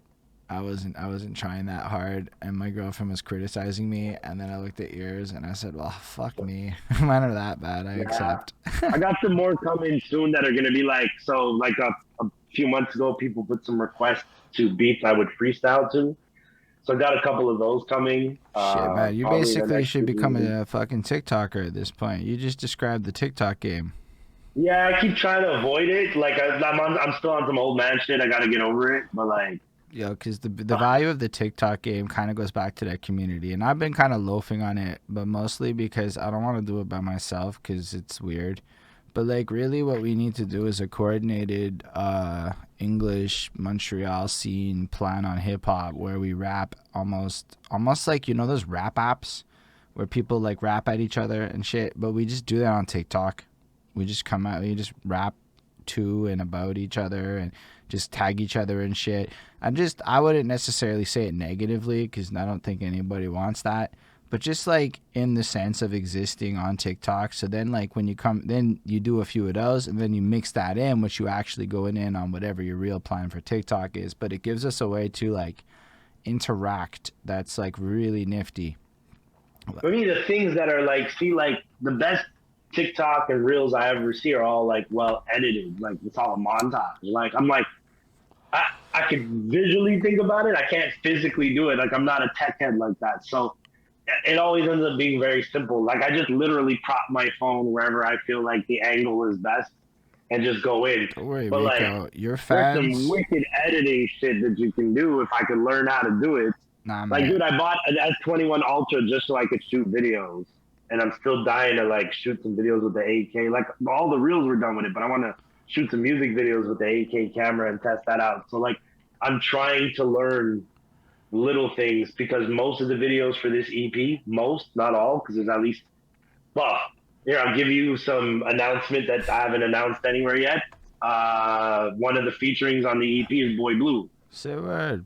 So yeah, long time coming where me and Blue been cool from time like we were against each other at the Montreal Hip Hop Awards in terms of like my single with no video and his video with a million plus views was nominated for the same shit and he won and I was super happy for him. But like long time coming, even when we did the Expos Fit and Mega Mix, like it's always talked about like, hey, we're gonna do a fucking joint. And just years pass and it's like he Blue's back at it. People who watch his Twitter and his Instagram know like he's getting back at it. So yeah, we decided to do something, and I think it's gonna surprise people in terms of the vibe of the track. Like it's dope. It's really dope. So like right now is maybe two more features I'm loading up for the EV, and it's pretty much like halfway done. I would say like I've been just recording it at Merker's and the Vibez EP, hashtag Vibes. Like it's gonna be interesting, but it's not what my fans are expecting. Except there'll still be bars, but I'm getting it. The title, what the title implies is all vibes. Like it's beats that me and Leon Stone. Like the whole thing is produced by Leon Stone. Definitely somebody you should get on here too as well. Like dude, he has worked with True Kings and MCD Solo. Like he's got a Yo, I'm nice anytime long anytime you background in go, that. definitely somebody you should get on the show. The bigger issue I have is I literally like you don't want to be like the guy hitting up these people being like, "Hey bud, I'm an interview." No, like it comes Oh off no, better if there's an but introduction they that would gets appreciate made. it. Well, we'll make that happen. Trust me. Like, cause he's somebody that's really dope to talk to. Good energy. Oh, Like, any shout one of out these Leon, people, man. man, Like, I would love to. Like, I just yeah, I don't met know them Leon all. in the basement of my boy's house. Like, my boy was just like, "Come over. I know this dude who makes beats." And this is like a year ago, less than that, maybe like November, December. And I got there, and in 5 minutes, he was making a beat for my album, like on the spot live. Like, I was like, holy shit. And then so we just kept talking, and it's like, yo, I'll produce the whole fucking shit. I said, cool, man. Look, I'll take like 5, 6. We'll put up together a nice little EP. But he does a lot of R&B, so like I was going vibe, and I was picking beats. He was like, yo, you want to pick that? Like, there's some Afro beats on there. Like we go in vibes. Like we're trying to do a lot, but that's just the songwriter in me To flexing be a little honest, bit. though, I think every Rico Blox fan kind of wants that too. I mean, I would assume so. I would hope so that they gravitate naturally to what I would do. The the After the EP though, that's when I'm like locking into the real debut album, because despite the long career, like I've mixtapes, but wanting to do this debut album, the one that I think is career defining forever. But it needed time. Like I just honestly, like it felt like I wanted the right producers. I wanted to have a lot of doors have opened up in terms of production for me in the last year and a half. So I'm getting more options. So I'm finally being able to build, I think, the project I want. And it's called Origin Story, tying back to my comic book head shit. But like every dope superhero's got a dope origin story. And if you think about it, if you listen to Slim Shady LP, if you listen to When Stark and Hell is Hot from DMX, if you listen to The Coming from Busta Rhymes, like all these artists, their debut albums are really like their origin stories, because that's where you almost end up putting your whole fucking life up until that point in that first album. Like it's like I think the thing artists wait for their entire life. I waited so long that I got damn near 40 years I can put to that shit. So, I'm gonna get crazy artwork done, but that album, like I can't talk about anything yet, because like I want things to be concrete before I mention them. But I'm working on trying to get some big fucking shit done on that shit. So if it became my last album, I would be proud of it. Like I'd be okay to. I don't think it would be my last I don't album, see but why it would be your last album. Like, this is the era oh, where, like, it could very easily be that though. Like honestly, it's like the love is still there. I love doing it. I don't like the music business. It's not something I've ever enjoyed. I'm not like well, Rico, I'm naturally not a social in terms of like I'm not trying to get attention. I hate attention. I like to kind of fade back. So it's finding that balance again where I'm okay with that. Like I'm always gonna make some shit, but I don't know how many like full length albums I'm gonna do. It might just be EPs for the rest of my life, and that's okay. I mean, like now, me and Skinny talked about doing an EP together. I plan on doing a you lot of should do that. collabo EPs. Well, yeah, but I'm doing them one producer at a time now, except for Origin Story. Origin Story is going to be really like the culmination of all the amazing producers I know. But like right now, my focus is really like collaborative EPs. I'd rather do that. It's more fun for me. I have more pleasure in it. Like I feel the collaboration is what fuels the music to me. So Like this is how I see so. this works, right? You do the grind part to get to a point where the music part and all of this is set up and pays you, and then you sit back, hidden from the world, and make albums like Aesop Rock. I agree. I just I'm at a point now where the idea of not let's say quitting my job to make music full time. I don't see it. Like that's not a tunnel that's not a light at the end of the tunnel I see. You know why? Because no matter what, music's not going to give me health benefits.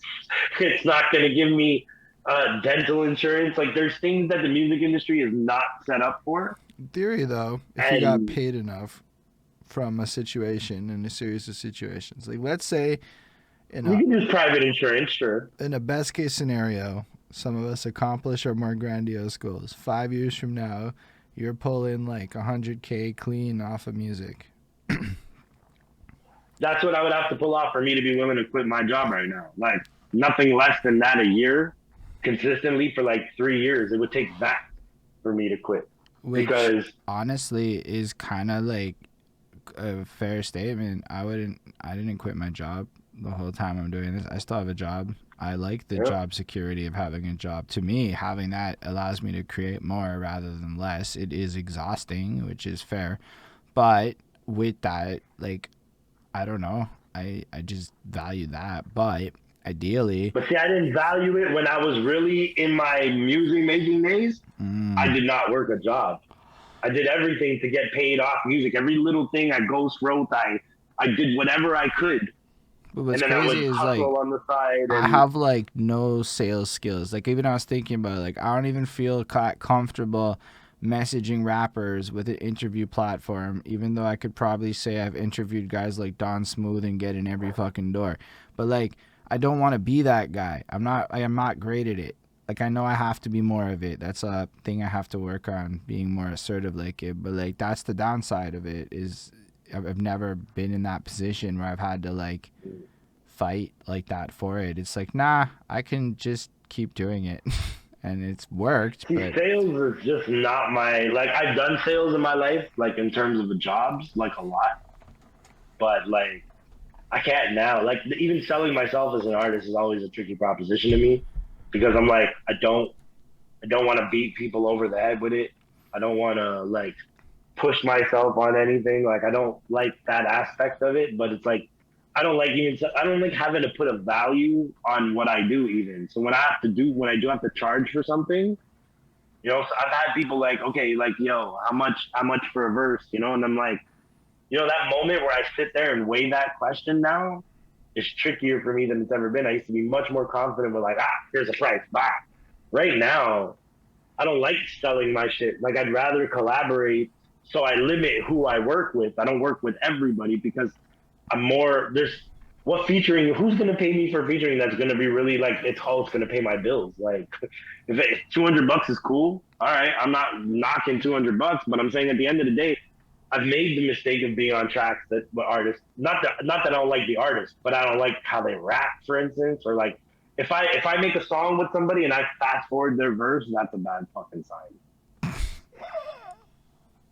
Like that's what it is for me. Like I lose fucking That's ego fair. all the way because I listen to my own shit. I love listening to my own shit. And everybody I have on a song with me, I will never fast forward their verse because I'm proud to work with everybody I've worked with. But like if I sold a verse and I had to fast forward that other person's verse, and it's happened, I'm not gonna say no names, but trust me, it's happened.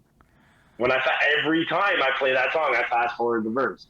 And that told me, hey, maybe you shouldn't have gotten money for that. Maybe you should have let that go. Some things are more important than money. Maybe, but like I guess I just see it like there's two sides to it. There's parts of this where you're like an artist, where I think within the realms of your artistry, you probably shouldn't compromise on your value system. It doesn't sound like you compromised on your value system to do those verses.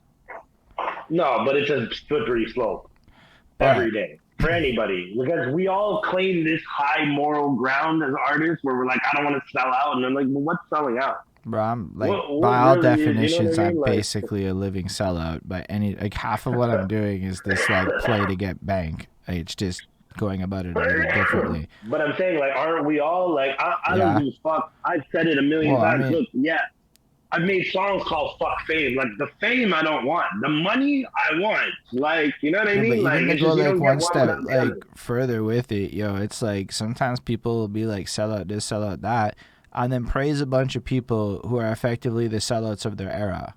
And it's wild to me how little people actually understand about the music game. Like, you heard about it in Montreal, somebody sold out somewhere, good chance. Yeah. No, that's a big fact. At least in promotion. Shout out the people in the chat. So shout out to Bonnie. Shut up, because I've been Bonnie. seeing a lot of comments and I haven't said anything. Ismail, what's up? Loma Like, what's up? Shout out, Linda. Who else is here? Yeah, man. You know, just wanted to show some love to the chat. Not forget that. But yeah, let's get back into here. I want to give Zamana love too. Shout out Yo, to Zamana makes too. beats though. This guy's wild. He goes by Obnoxious. He's fucking really cool. I met him over Twitch. He's just dope. Very dope. No, I like that. The Twitch community builds, you know, like my DJ does like these Twitches every morning, right? Like Royal Skills. And like the community that I see Twitch building, like it led me to believe I almost wanted to Twitch the podcast instead of doing it traditionally. No, you do want to Twitch That's the what I'm thinking about podcast. Like it. you don't want to. Okay, traditional podcast is a whole different game where you're basically an affiliate seller of shit. So it's like if you're a salesperson, I would recommend a certain way where you drive numbers up, etc., etc., etc. But like Twitch is more of the community seduction $1 million charm approach, right? And where you just kind of do.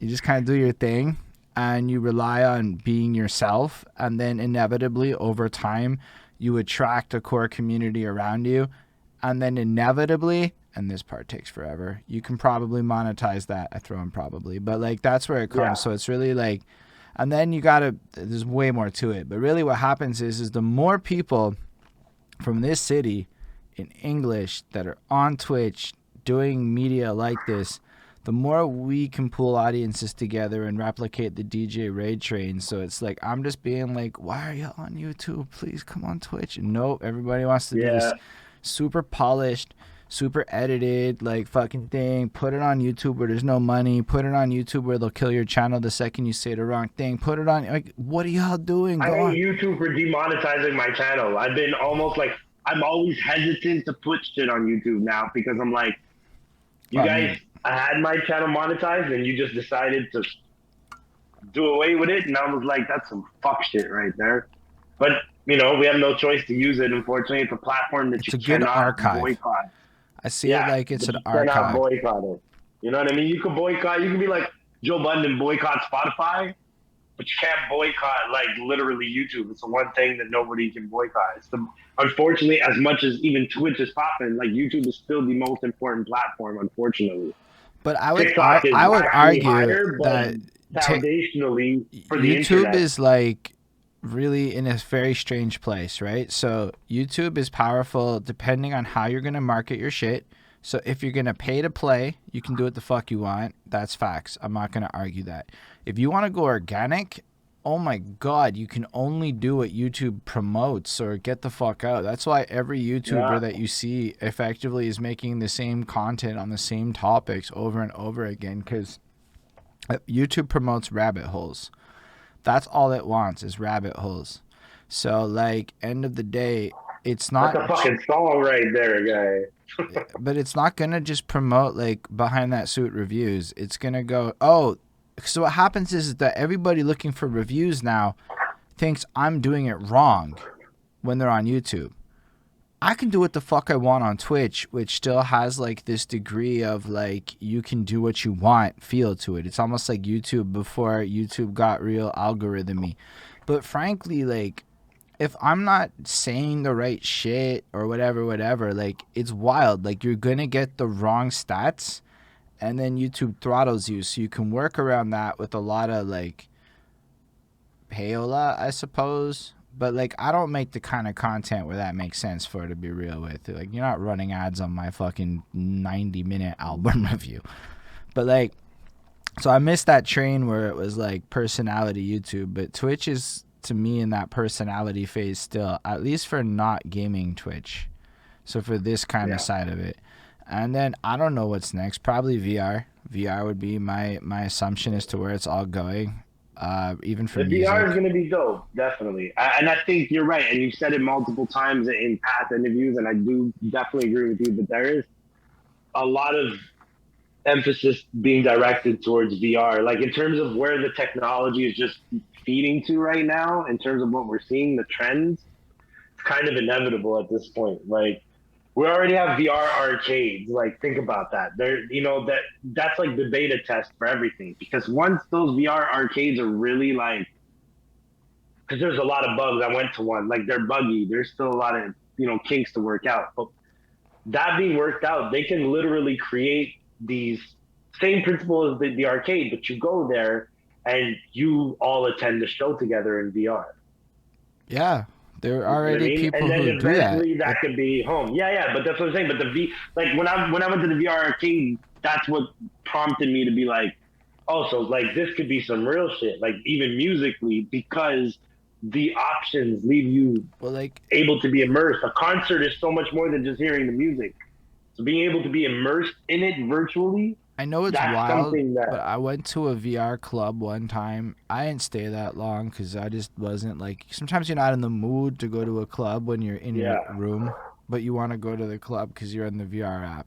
And so I'm dancing to pop music with some avatars, and I'm like, yo, man, like, I could see how in another version of life, this would get me through some shit.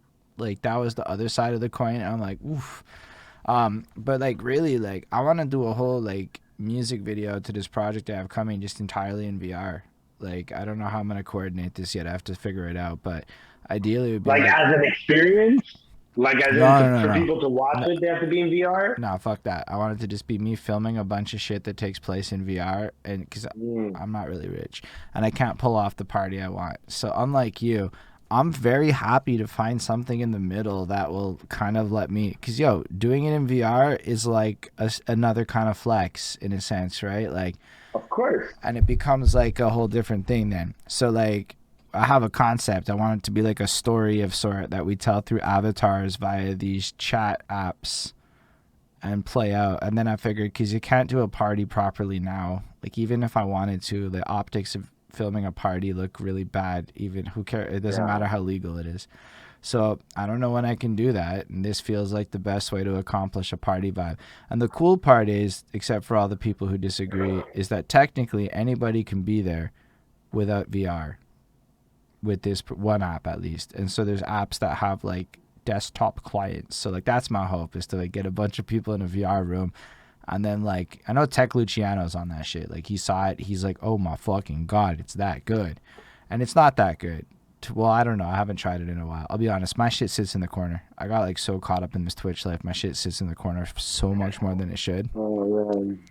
But like, I feel like if people squatted up and we did like a virtual reality cipher, like honestly, it's the same kind of shit. By the time it's mainstream, you could have episode 153. That's a good place to be in a VR. Actually, no, I'm saying this out loud. I'm like, what the fuck am I doing? I should be really looking into making this a thing that we start in the next couple of months. I know. I'm really tempted. I was going to say, like, the other reason I bought the S21 Ultra is I'm trying to game the system when I shoot the videos with it by hashtagging Samsung and everything in it.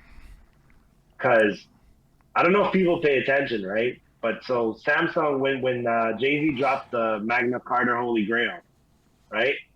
So Samsung arranged it with Jay-Z to have his album appear in everybody who had a Samsung phone. Like, this was the marketing. Now think about that. If your album automatically, it's like U2's done it too, right? Now, of course, this is a bigger scale thing. So like, I'm not expecting it to pop off like that, but I'm trying to look into gaming the system into a brand partnership. We'll look into that. Like, I was like, say a word. I didn't even think about that, because we did the whole lose weight videos, and every video I dropped was all shot on Samsungs, right? And shittier ones than you have.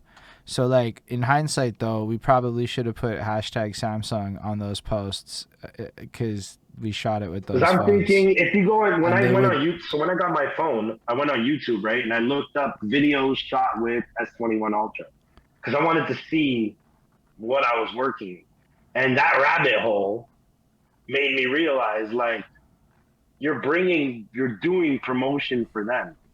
Now, maybe they don't cut the check. Maybe they don't give a shit. Yeah, or maybe they do. But maybe they retweet you, and their retweet, or they create you. Okay, like, there's actual opportunities and moves like that. That's what I'm saying. Like, on the smallest level, things can work. Yeah, that's what I was saying. Like, what a misplay to not hashtag them back in the day. Wow, that's a very good move, Rico Blox. So, like, I baited it out to other people. People like me to do it, but hey, that's fine. Go buy S21 Ultra if you're gonna do it, though, because I mean that's what they're promoting right now. You know what I mean? They want people to see what their cameras can do, and think about it. Yeah, well, I mean, I work for I won't say who, telecom company, so it cost me, but it was worth it. I was like, it's that or I'm paying $2,000 for videos like I used to, and or 1,000, let's say, and. Like, not right now. Now's the time to try and do some do-it-yourself shit. Do you have a gimbal? I'm gonna enjoy it. I have a friend who has one. It's all stuff that, like, I'm working on. Like, the first video I'm gonna shoot I'm at the park where I grew up. Like, I'm gonna shoot it in the next few weeks. I just have to go. I'm gonna re-record the song. Honestly, full transparency. I just felt like the verses needed to be better for what I'm doing at the video, and so. But yeah, that's gonna be the first test, and then we'll take it from there. But I mean, I have drones. I have others, not me, but I have a lot of friends that have equipment that, you know, it's teamwork. You know what I mean? It doesn't get done alone. I've never ever my run in Montreal. Yes, I pretty much did by myself. But honestly, my music career depended very strongly on the people I had around me. made shit move. If it wasn't for my friend Pat, probably wouldn't have sold the first 500 mixtapes of my second mixtape. You know what I mean? And even my first mixtape, the word spread just from people around me in Chamonix. It was my first mixtape was a burnt CD with Merker on it. like like we just burnt CDs one at a time and put them in clear plastic cases and put Merker on it. There was no cover, there was no nothing. People bought that shit for $10, man. And to this day, I know somebody who still has a copy because there's this. I think we only burned like 400, maybe 500 at most. But there's a few people that have actually mentioned to me still having an intact copy of the CD, and I'm like, I don't even have that. That's how fucking like that shit was gone, bro. But like everything depended very strongly on the people around you, and that's what I like. What you're doing, you've surrounded yourself with people that have similar work ethics and ambitions, and that's important, and it's what makes the team. You know, it's a corny thing, right? Teamwork makes the dream work, but it's a fact. That's it really true. is.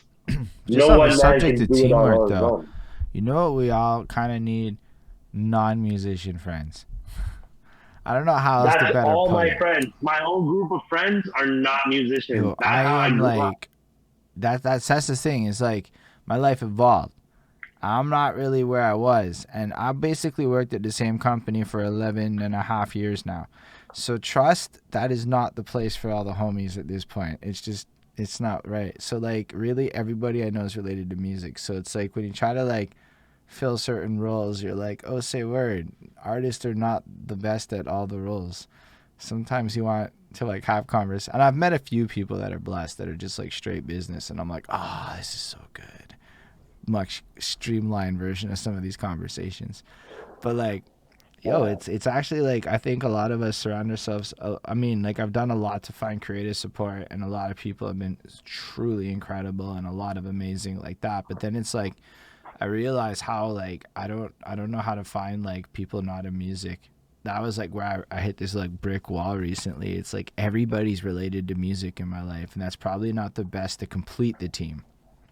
Outside of my work colleagues, which some of them I'm real cool with, but like I have the same three best friends since I was 15, 13, 14, well, 14 years old maybe. Like one of them when I was 18, but overall, over 20 years plus. It's the same crew of friends, and it's the people I fucking trust, and you know what I mean. I can get my opinions from them unfiltered. They don't look at things from a music standpoint or a music business standpoint, or it's like I get the voice of the people, like, and they're all different, everything, different personalities. I really get, you know, a balance.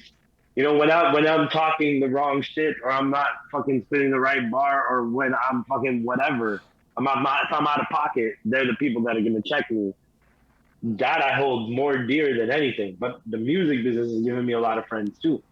You know what I mean? And some I don't talk to all the time. It's not even sometimes that kind of relationship. But when we link up, family. Like, and if that person needed me, I would be there in a second.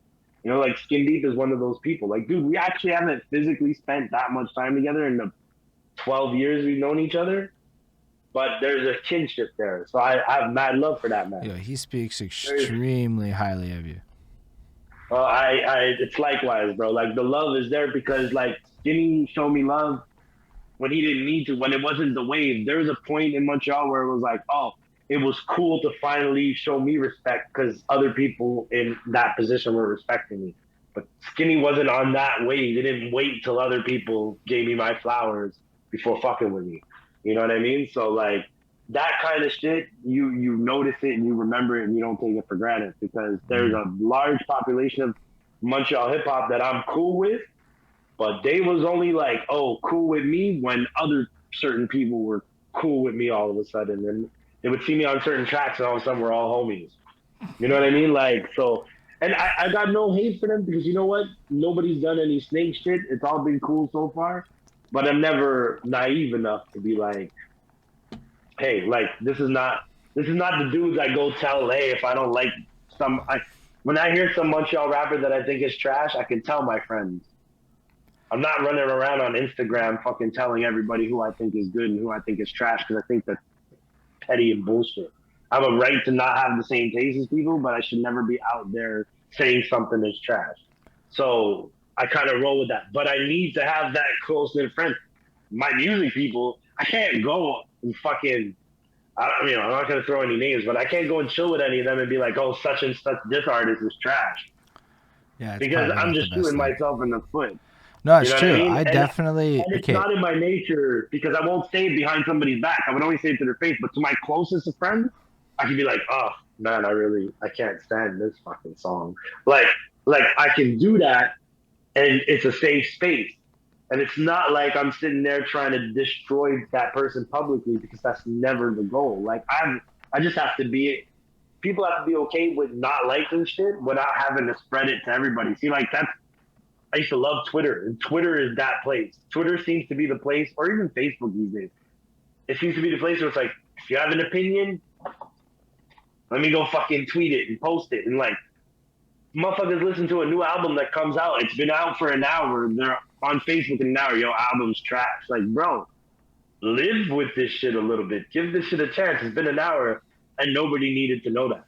You know what I mean? Like, we're in this world where like people voluntarily want to give their opinion on everything.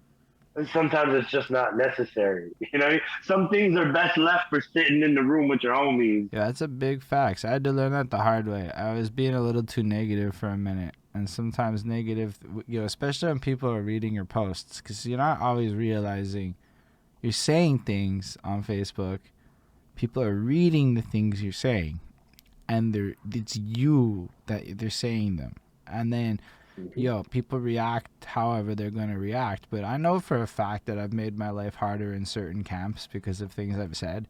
Like, I just have. I talk we my all lot. do. And then I realized, like, you're right. Like, I think it's completely fair to have, like, a zone where you and some peeps, low-key shit talk a little bit more than you should, because I think every human does that a little bit. Whoever you are, maybe you don't, and if you don't, cool. I think most of us do that. We all have our, like, little moments of fuck that person, even if it's unfair, even if it's an uncool thing and it's private and it's never meant to be in public. So I agree with you on that. And to be fair, I pride myself on being able to tell people face to face and not do the behind the back shit, right? But I'll tell you one thing. I've never told my friend somebody was trash, and then when I saw that person was like, yo, I'm a fan. This is super dope. Like, that's not going to happen. Like, see, that's the thing. At the same time, there has to be, even if you're going to do the shit talk, you kind of got to hold firm to what you believe. But I might not like somebody's music. I might love them as a person. So that's why you don't, like, go out really and fair. So to that, it's like my best response is this. Like, I could see how not everybody wants to listen to Rico Blox. But I bet everybody knows 2 or 3 people that would listen to Rico Blox. And if we flipped our thinking as a culture to, okay, I don't fuck with this, to I don't fuck with this, but these people might, and we all did this for each other, oh my fucking gosh, the organic spread. Because, people actually care what I think about music. I mean, it might be baffling, but at work, I'm like the rap expert at work. I'm really not, but like I am to demographics and shit. So like if I'm like, check out the locals, maybe it has an impact back in the future days when we're not sitting and work from home forever. This might have been more effective in the old days when I actually saw people. I'm gonna be real with you. But like in the hypotheticals to it, right? Like I could be in a position where like I'll pull up playing Montreal music in the parking lot. Like we could, it doesn't have to be like fully like from like the scene level. Like my preferences dictate what I promote entirely. If I did that, I'd have no career in this media game. I kind of have to love everyone. See, I'm a strong proponent of it. If you go look at my Facebook timeline, or even on less on Twitter these days, but a little bit. I'm still a little active, but barely. Hold up. I think if you type it hashtag Montreal hip hop on Twitter, it's like basically Rico Blox and one other person is the only 2 people that have used that hashtag in like a year. Nice. Well, that's always a plus. But yeah, like, see, like my Facebook timeline is full of shit that I've shared, because I share anything that I fuck with. I share it. It costs you nothing. You know what I mean? Like, if I like it, like I've never genuinely shared some shit where I sit back and go, yeah, I don't like this song, but let me like show this man some love. I have totally done that. That's not a hate thing. I know. See, I mean, and I get the media part of it. You kind of got to play the politically correct game. I show up on music videos all the time. I mean, there are people that I blatantly like more than other people. And here's the thing, though. It's not even fake to me. What happened is I used to like shit. Then I did album reviews, and I don't know what happened, but something, like, I stopped. It just got You weird. put yourself in a mode where you analyze it and you don't enjoy it as a fan anymore because you're not listening to your fan ears. I came back as like a fan, and I kind of like genres I used to hate now. That was a huge... So I like a lot of the shit people would not like just on whatever. Like, there's very little music I dislike now is the end result, because actually on a content creation front, you have to love everything you review. So you learn to find things to say positive about things you hate. Now that skill translated into, I don't really dislike things in music anymore. So I'm actually a really shit reviewer in regards of my grade matters, but my conversational analytics may be interesting to you.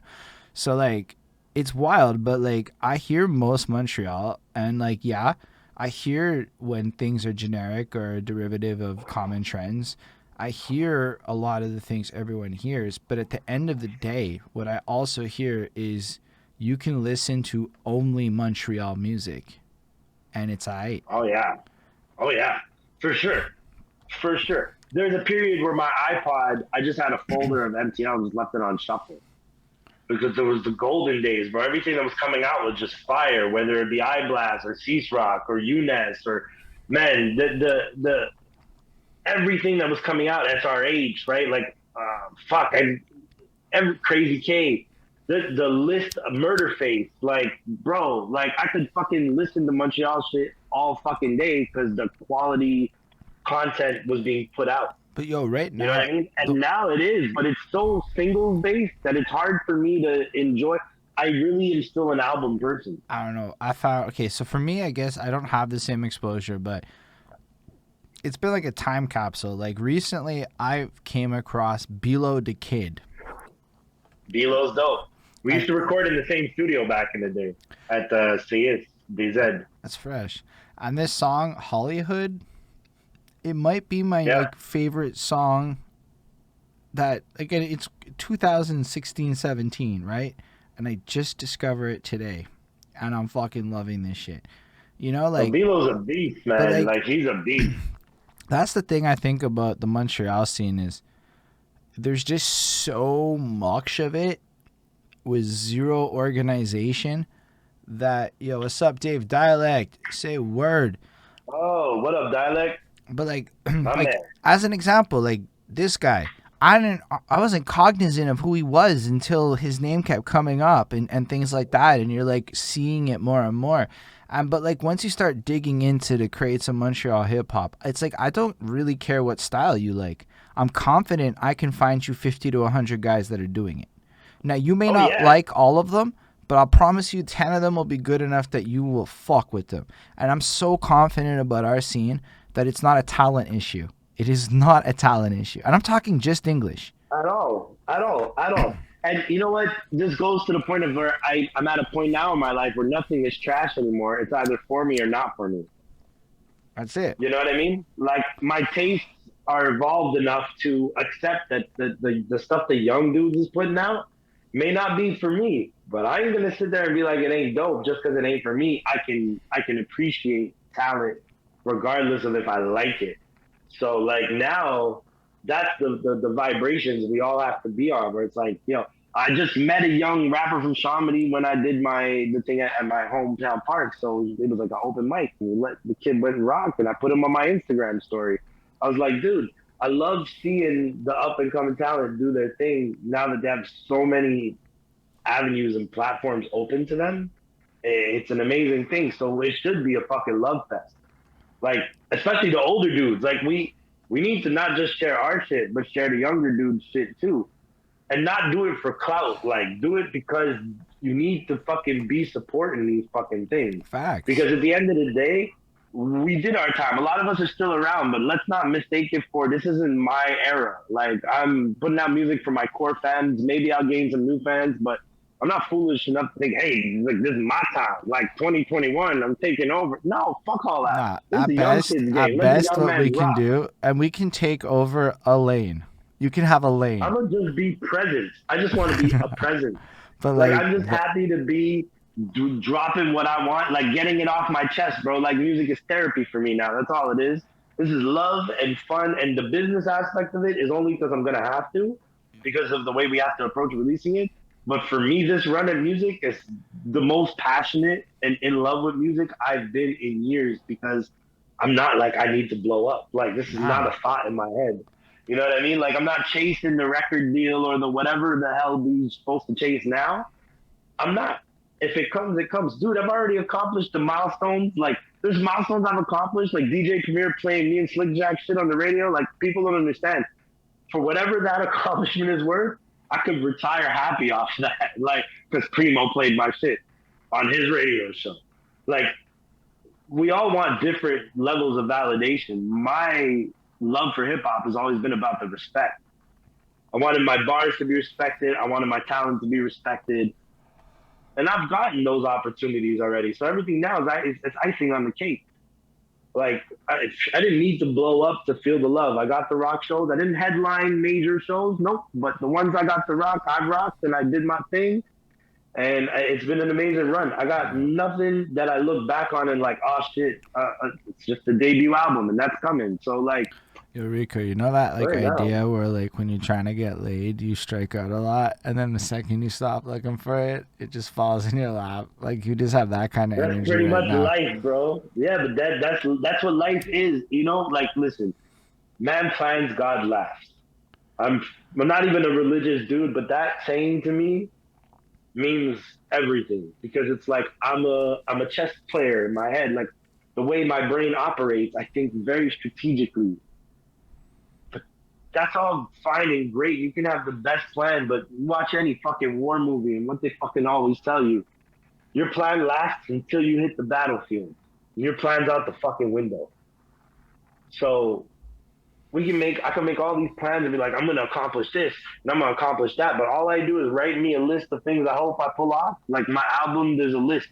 It's like, and I'm gonna post this list. I said I was gonna post it about a week ago, where I was gonna post like the dream list of the producers for the album, most of which I have relationships with. So it's not gonna be like a surprise to them that this is the goal, but it's just to show people like, this is gonna be posting a list. Now let's see if I get that dream album. Like, if I pull it off, I pull it off, man. Like, dude, honestly, I want to get a DJ Premier beat. I might not get it. My boys already was like, nah, keep hoping. Maybe I won't. But if I get it, I'm sure but if that I could be a fucking get question it, of Rex or whatever. You know, like there's always ways to pull that of off. course. But here's the thing about Primo. Primo, you can give him racks all you want. If he ain't fucking with you, he ain't. With Primo, if you watch DJ Premier interviews, you'll learn quickly that DJ Premier might have the most artistic integrity of anybody in this fucking music game, because he only ever worked with people he fucked with. He never did shit for just a check. And the love and the passion is always. So for me, growing up on New York rap, Primo was like the ultimate goal. My two big producers, not only wrong, I would love to have Timbaland and Pharrell, blah, blah, blah, blah, forget that. The two producers I really want for my album outside of Montreal, because everybody else is in Montreal, but it's really Primo and Knots. Knots, who's done a lot of the recent Knots is incredible. But Knots has done a lot of my favorite beats from since I was a teenager. So like that disconnect, that guy is a lot more in the realms of you could probably pull that off realistically. Yeah, and I'm hoping, but you know what I mean. The firepower I'm gonna try and bring from Montreal, because it's gonna be like 90% produced by Montreal. Because the producers I've worked with, there's people that it's like from the day we met, when that moment comes, that's that moment. Like, we might have done records together, we might have talked about doing records together, but like this is the one. Like, this is where I lock in with everybody I've ever connected with, that I know that the bond is right. If I look at my first 4 singles, who am I going to try and get? I'm obviously going to reach out to Rough Sound, Coma Karma, DJ Manifest. Like, these are no-brainers. These are people that made me the biggest records in my catalog. Like, so I'm going to go to and all 3 are upper echelon Montreal producers. Like, they're beyond my budget. Like, don't get me wrong. Like, thank God I love these dudes and there's respect there. But that budget but it's worth it. Their work speaks for themselves. But then there's Vince. I know Vince. I don't know if Vince's going to remember this probably, but Vince's cousin Chris is an old friend of mine who produces. called Voodoo Beats. So Voodoo used to always, this is like 2006, 2007, like Voodoo and his friend Nick would come and get me, and we'd head up to Vince's house. And so it'd just be like chilling out. I never really put it two and two together when I was chilling with Murderface. Like when I got to know him as technician and all that, right? Like I didn't click right away. And then like a year or two later, I think it was like after Murderface was done or whatever, but like so my boy Chris hits me up and he's like, yo, so I seen you with Vince because there's a picture of me and Vince and Spook One, I think, on Facebook. And I was like, yeah. He's like, yo, you don't remember? It's Vince. And I was like, oh shit. Like there's people who it's long overdue. My dude, Simon Says, who used to go by Joker, Kenny. That motherfucker is one of the illest fucking producers. If you go look up, I'll send you the link. Like, it's like instrumental projects, but as a rapper, a producer, like that motherfucker is one of the dopest ever. So me and him talk about linking up. Like, man, the list, of course, Mythic. Like, I mean, the usual suspects of Mythic, Vince, Skindeep. Like, these are all things that I absolutely like need to get done. Because me and Skinny only have like 2 joints. And we've known each other way too long to only have 2 joints. You know what I mean? A lot of joints. We need more Rico Blox X Skindeep. It's gonna come though. Like, and then I've already got one beat from Sean Miller. It goes under Real Vision right now. Miller's fucking dope. He can do R&B as a singer, but he also produces. And he did the Reminder for me, which on my SoundCloud is, if it's still there, or I don't know if it's still there, but because it was reposted. But yeah, he did the Reminder for me, which is one of my favorite fucking joints. Fucking bars. The Nicholas Craven is something I'd like to fucking work with. Definitely. I'm a big fan of all the stuff that he did with Ransom and shit. Because those are the type of rappers I listen to. Ransom, Royce, Mickey Fax, like Lupe. Like I know pulling out the names that seem very recent to people, but Benny, like right now, like anybody in that realm of lyrics is, you know, the Jedi's, Crooked Eye. Like Crooked Eye is has to be in my top 3 rappers alive right now. Like everything Crooked Eye does. Locksmith is really dope. You know what I mean? So there's a lot of shit that I listen to, and I look for shit that equates to that. But Craven has been doing, and he's from Gatineau. Like, I'm watching this motherfucker just work with the illest lyricists out of the States right now. And his beats have always been fire. Just, I was on my hiatus. There was no reason to reach out and get a beat. But now, and I've never met the dude, but I'm going to have to bridge that gap because, like, I need a Craven beat. So Craven, if you ever watch this, I need a Craven beat. Yeah, man. I mean, dude, the list, Cali, like Merker Music, like, dude, there has to be a Cali beat. Like, dude, everything I'm recording is at his place. Like, that's home. That's second home for me as far as studio goes now. So, like, so you go all the way from Laval to LaSalle. The perks of finally having a car, my friend. I finally get to enjoy that. I used to have to bus metro everything. So I've only had a car for a year, but trust me, it comes in handy. It's worth it, though. Think about it like this. I don't see the distance because working with Cali is worth it. I could fucking easily find any studio in Laval, but the studio don't matter. The engineer is everything. So I don't care what equipment to do that. I can record in a fucking closet. My issue with him is his schedule at the moment. Where I'm lucky. I have days off on the weekdays, so because like when I want weekend sessions, if I have a weekend session, you can tell me it's another dude. Like he has somebody working a weekend session, which is cool. But I told Callie I don't go to Merker Music not to work with Merker Music. You know what I mean? So I'm lucky. Like our days off, his days on and my days off. I just go there, take a whole like 6-hour session, and just vibe. Like I went to his crib at 7:20 in the morning to meet the guy for the first time. That's crazy. Well, I live pretty close by cycle, so for me it's nothing to cycle to LaSalle. Like it was, it took me like 20 minutes to get there, 23-4 to get back. So like that's reasonable to me. And I'm just surprised it's so early. Well, I mean, I'm up at like 6:30 most days, so I said, all right, I'm gonna do it, and then we never really set it up again because of me.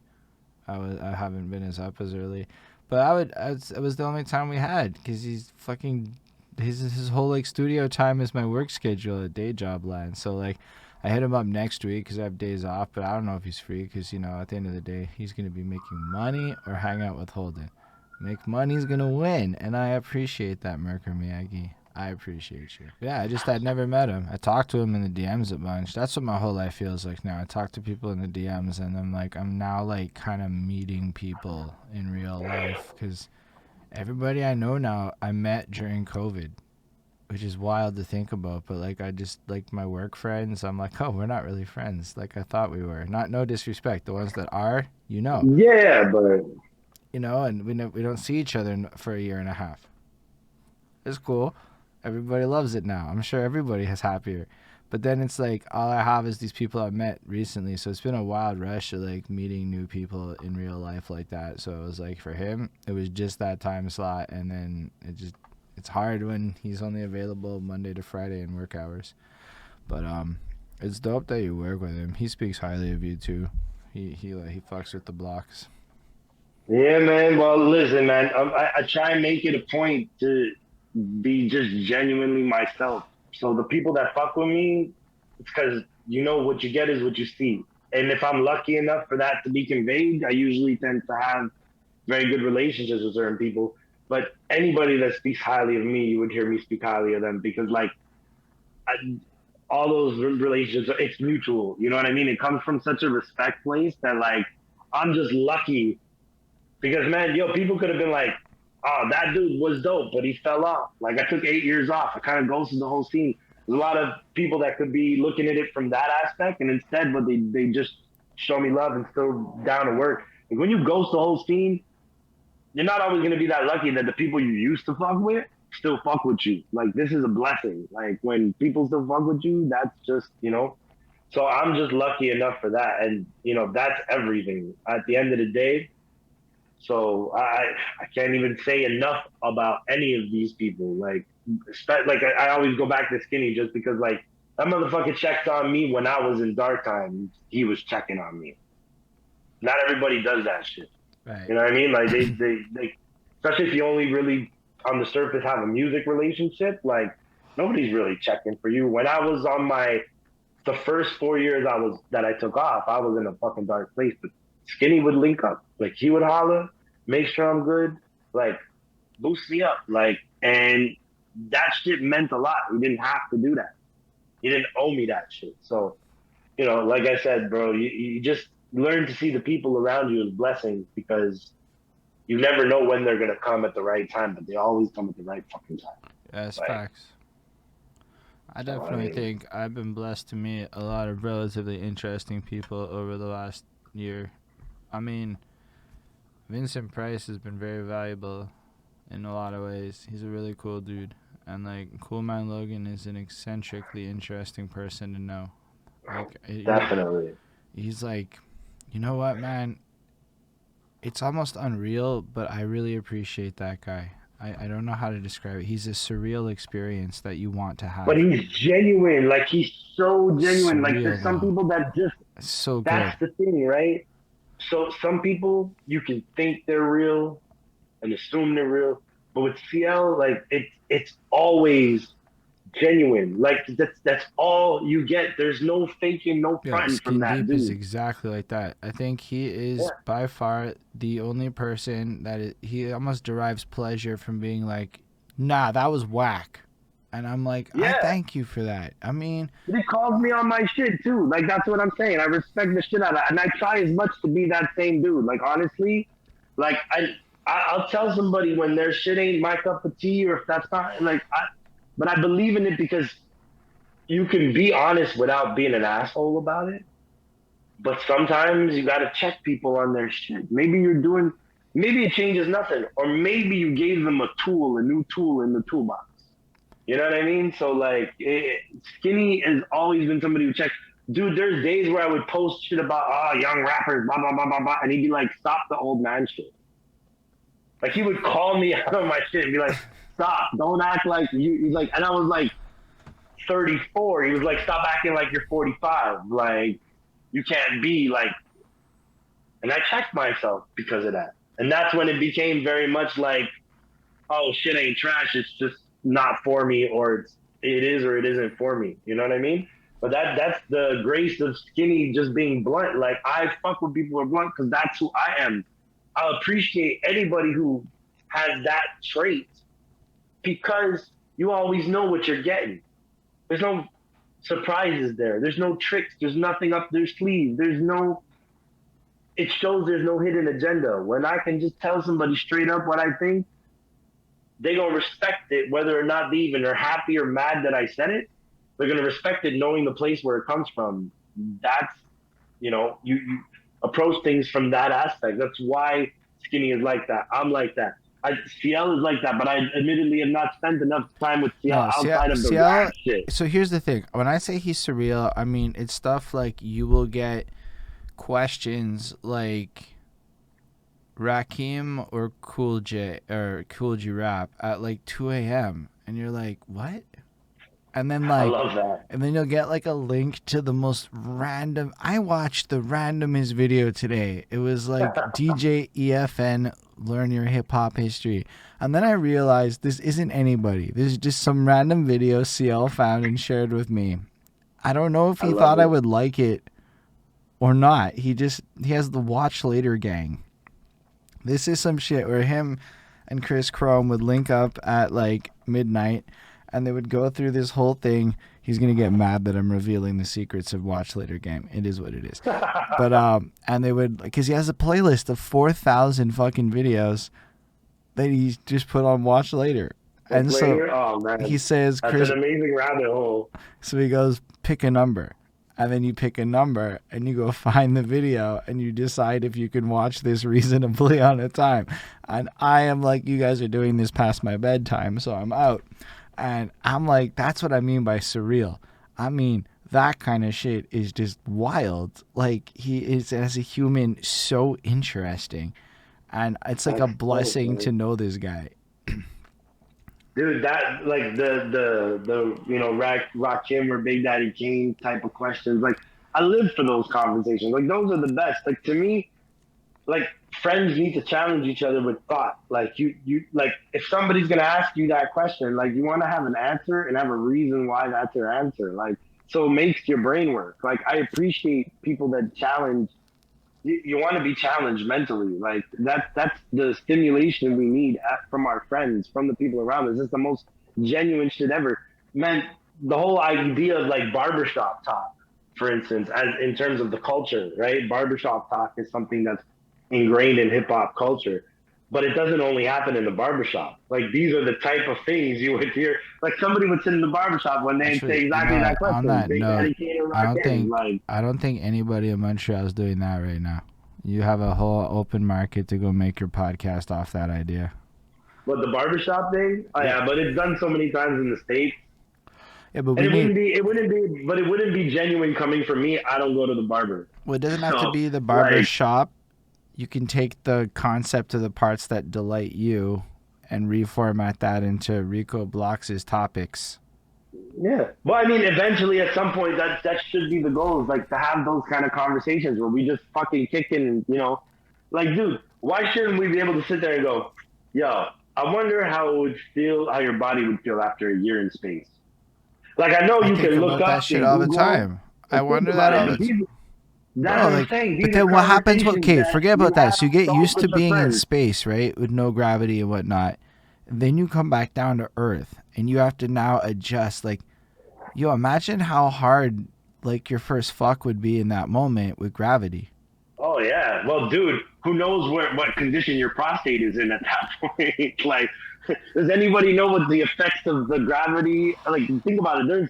There's like, you lose body mass, bone mass when you stay long in space. So Can you imagine what that does to your internal organs? Like, that's a whole fucking avenue of theoretical questions of like, but I mean, an astronaut would definitely know. Like, did you go home and fuck a week later? Like, I mean, I don't know if I don't know if anyone asked the astronaut though, because we go back to that other point where we need your show to ask the astronaut if they had sex after.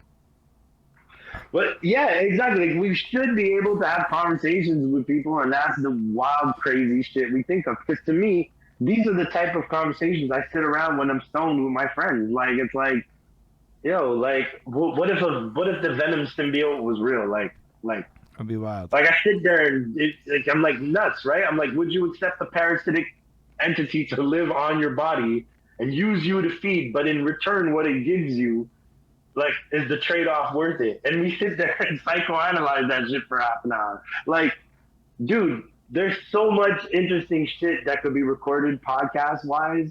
Just if you're the slightest curious mind. So based on what you're telling me and those type of questions, CL would be a great guest for that type of Oh my podcast gosh, because we I can think have CL a needs. wild I'm ass not even gonna. I'm not conversation. even gonna lie. If you and CL did a podcast like that, I think it would make him feel very happy because I'm not the right guy for a lot of those questions. I don't know how to answer them in a way that hip hop heads matter because I don't evaluate it by any of the same metrics. So I'm really like disappointing to get into that chat with for a guy like CL sometimes. But I could just picture with the dynamics of you two going at it back and forth for like an hour and a half. You could go down 17 rabbit holes on a question like, which mixer made the best beats in this era of hip hop? And then you guys would get lost. 90 minutes would go by and you would never even talk about the subject. But I'm telling you, like it's like I plan. I'm sure I've told Skinny this, but if I ever do a podcast that has Marvel shit, oh, we gonna talk some wild shit. Like we gonna what if the fuck out of that shit. Like And then he'll just I be have like, all kinds of wild stop theories, this, man. or whatever. I can't do a good Skinny, but I've watched him enough to know that when people go to what if, he has this stop this kind of attitude, don't go there. He just instantly puts up his guard like there's a sanctity to comics that we shouldn't be breaching these walls on. He might do it off Yeah, but it cam. has to be approached. Trust me, it has to be approached from a comic book head. Me and him will have a very interesting talk with that shit for sure. Because we definitely have dueling opinions on certain things, but I think a lot of the lines like we're gonna see eye to eye.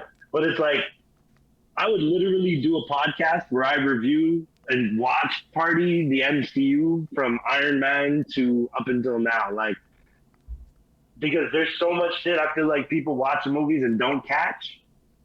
Little even just little callbacks to things that they do, like the Easter eggs. There's so much watching them. Like when you rewatch the movies now and you watch how they laid the groundwork to create the fucking Infinity Saga and the End Game, like that's what I'm saying. There's a lot of podcasting to be done on my end. I'm just trying to not be so scatterbrained and have like 12 ideas for different podcasts and not pick one. Like, Well, so I there's mean, no way to incorporate everything into one, unfortunately. well, you could if you call it Rico Blox's thoughts or something But like see, you that. know what the other thing is? I would never be the star of my podcast. Like it would never be an A mic, B mic situation. Like I'd have to have co-hosts.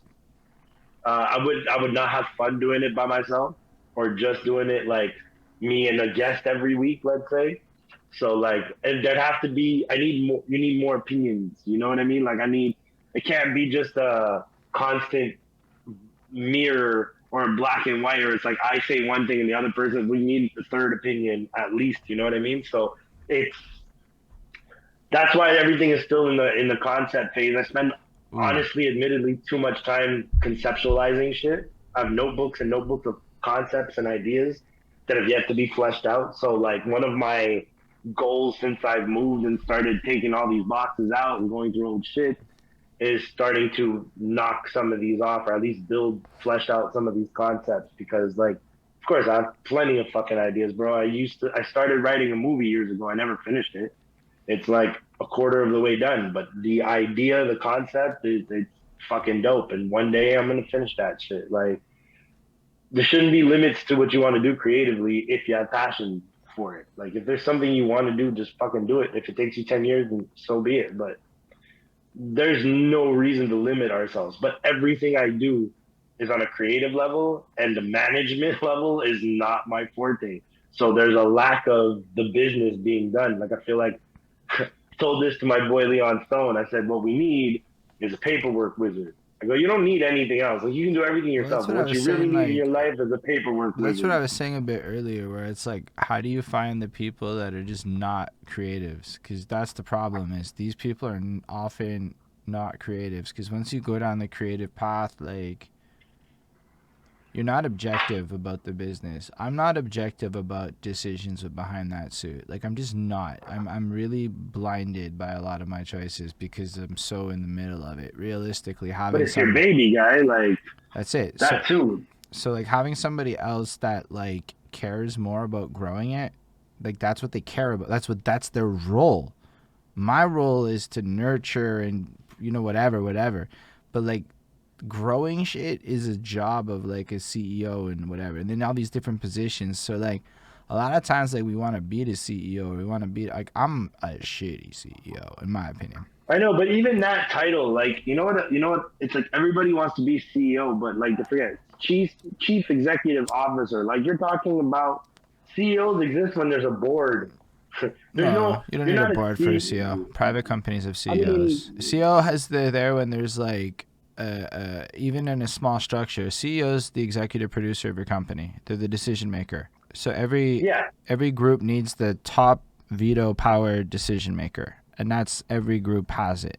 And so like what I find a lot of the creative group, and I'm not saying there aren't groups that exist that have this. I think a lot of people know a lot of people like this. I realized I don't know a lot of business savvy people that are passionate about business that are also not trying to make music. Like they like Olivier Brault is the perfect example of a guy I know that like fits this profile.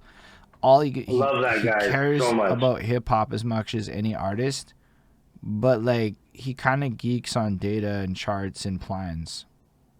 Only media to ever travel all the way to Laval to meet me in my fucking hood to interview me.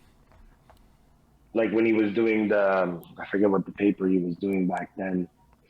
Fuck, why can't I remember? But yeah, he did a whole article on me, and he came all the way to fuck down.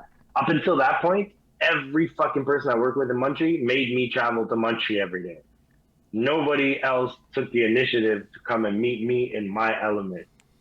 And since then, like, mad love for Ollie, man. Like, that guy is one of the realest, most genuine fucking people in this business. And, like, I'm so happy that he's managing Dunny now. Like, shout out to Dunny. Dunny's fucking dope. Like, the shit they're going to do, yo, it's crazy. And then, like, Hip Hop Cafe and all that. Like, I'm a very big supporter. Like, when I saw you do the interview with him, I tuned in because that motherfucker I have a lot of respect for, man. Like, a lot. That was a big interview for me. That was 5 hours of Olivier telling me nobody here has self-esteem to believe in themselves. And that is the interview in a nutshell. It is 5 hours of Olivier being like, no, Holden, I'm sorry, but if Montreal artists believed themselves, they would not treat this like a backup plan. And I hit it from like every fucking angle. And I realized even myself, I wasn't thinking big enough to make this like real. So now it's like it changed a lot. Like it really changed a lot. Like I went like way more intense since Olivier came out. You'll know, like not long after that, my mixtape series started, and like now we're in parks rapping, and we're doing more to be visible in ways that we weren't doing before. Maybe holding off on and taking bigger risks, perhaps, or at least investing more time and energy into wiser things that maybe required change. And it's a lot because he was like, if you really believe in yourself, you're gonna do it. Because why wouldn't you? You know, it's when you don't really believe in yourself that all of a sudden you create obstacles and blockers. And I'm like, nah, I'm 100% convinced in like 10 years I'm eating nice off of this shit. Like it might take a decade. I can live with that. But I know for a fact that like, it's set. Too many good things have happened in 9 months. You know, like too many good things for me to not feel like the rest of my life is not easy, but golden. When you build the right foundation, the house will always be steady, bro. That's It's it. that simple. And you've been building the foundation all this time properly, step by step. So consistency is what's going to get you there. That's all it is at this point. Like it's I don't want to call it autopilot because of course there's a thought process to it, but it's almost autopilot if you do it consistency and keep doing what you're doing. That's the part where it's like I have to not just keep doing what I'm doing. You have to keep doing what you're doing while constantly reinventing what you're doing at the same time. So consistency, yes, I'm gonna keep doing the interviews, but at the same But keep time, doing what you're doing in the sense of like you've been evolving yeah. this whole 9 months. So that like whole part comes in. It's more like, cause like, but it comes with costs. Like you can't keep necessarily doing everything, or like, maybe back in the day you felt a ways and your ego got in the way and you realized, oh, say word, there's maybe what 15 fucking English Montreal platforms, and if I have beef and I am talking this and that, and I need to be real smart about how I approach the universe. Let's say there's 2,000 English rappers in the city easily. Maybe like that's it, and with that foundation we can do a lot. And I started looking at it mad different because like I don't know, there's so much, but I just basically am now convinced that there's like multiple millions of dollars available that Quebec and Montreal have figured out how to leverage, and we just need to tap into this ecosystem they've created and just bring it to other places. Like literally what y'all are doing in a park is, I didn't realize like exactly what you were doing, but I saw some footage. Like for us, we just hit the park too, and I want other people to hit parks. So like imagine if in every pocket all the English or whatever, I don't know if y'all are French up in there, I figure you're English, but like, well, I was doing English, Monkey was doing French, but that whole initiative is the Maison des Jeunes, like so that's the the word. little youth home, like so. Short story to that, in Chamonix, all my first shows and the first places I could rap for people were Maison des Jeunes shows. So they gave me my fucking start. So when my DJ got hired for the contract from the city to do this initiative, and then Monkey got hired to do the hosting, I wasn't hired to do anything. But my DJ's like, yeah, but I know it's your part, so come true. So I came through just to show love.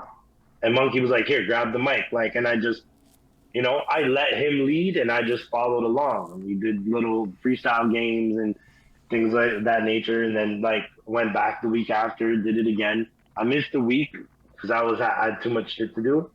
But then I went back like this week and fuck, I even did like a little show. Like I brought my show set and I did like three, four joints like live for them, and we just turned it up a notch. But like all the props of that goes from, again, Monkey's relationship and his reputation precedes him. So when events like this hire somebody as talented as Monkey, it's already a blessing. But then they bring it to my neighborhood, which usually doesn't get that kind of attention.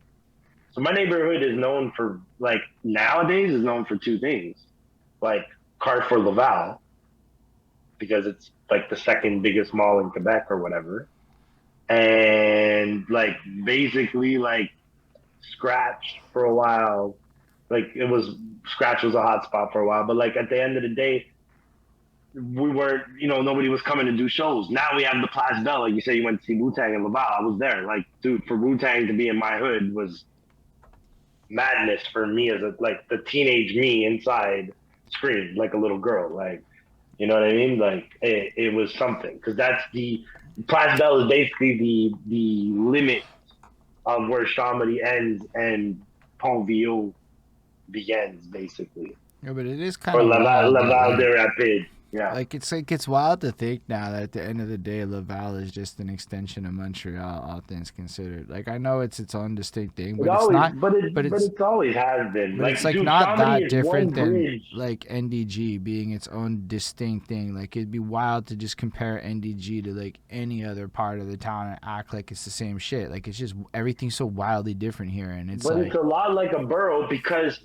for Chamonix, and like I went to high school next to this bridge, but the La Chapelle Bridge is connecting Chamonix and Cartierville. which is like you guys are closer to each other. Yo, when I used to It's like a 5-minute walk across the bridge But like what's to crazy get to to me is Cartierville. like when So I lived in I was living in Dollard. Yeah, in Dollard. I was able to order from the Pindelli's Pizza in Chamonix. That was able to come to my crib, right? And now like it's wild, right? Just to think Highway 13, because it's because it's on closer Highway 13. geographically, but like it really is a car thing. It wasn't until they made the metro out there that I ever once thought about ever going to Laval on some like The metro's in my hood.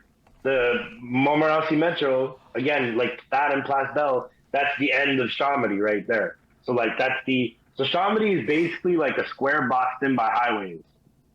So on the left we have the 13, on the right we have the 15, and on the north we have the 440, and then it's the river. So the rest of Laval is kind of split up.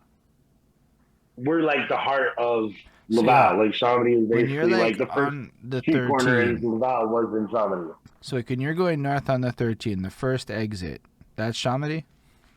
Yeah, the Notre Dame exit or So, Samson so, exit. so, Yeah. s my first ever smash a car into a pole moment in my life happened in Chamonix. Right off, I was with my. It wasn't like that bad, but I was with my mom. I had my learner's permit. We get off there, and I go right into the fucking pole. Like she's like, "Why?" And I'm like, "I don't know." Because you're nervous, you know, you're driving for like the first time. Yeah. And I was at the gas I station experienced. I right only off the experienced fucking that like a exit. year and a half ago, so I feel you. Not the smashing the pole, but the learning how to drive. I didn't drive or have a license until I was 39 years old, Get 38 it? years old. It must Yeah, be man. That amazing. I had a car accident when I was 21. Made me never want to drive again, and I wasn't even the driver. But it gave me so much anxiety, I couldn't. And 2 years ago, like I started the process and beat the anxiety, and never been happier. But like, face your fears, bro. Like, take the shit you're most scared of and fucking do it, because like at the end of the day, it's nothing. Like I sat there and feared that shit for 20 years. I could have been fucking driving and having a blast.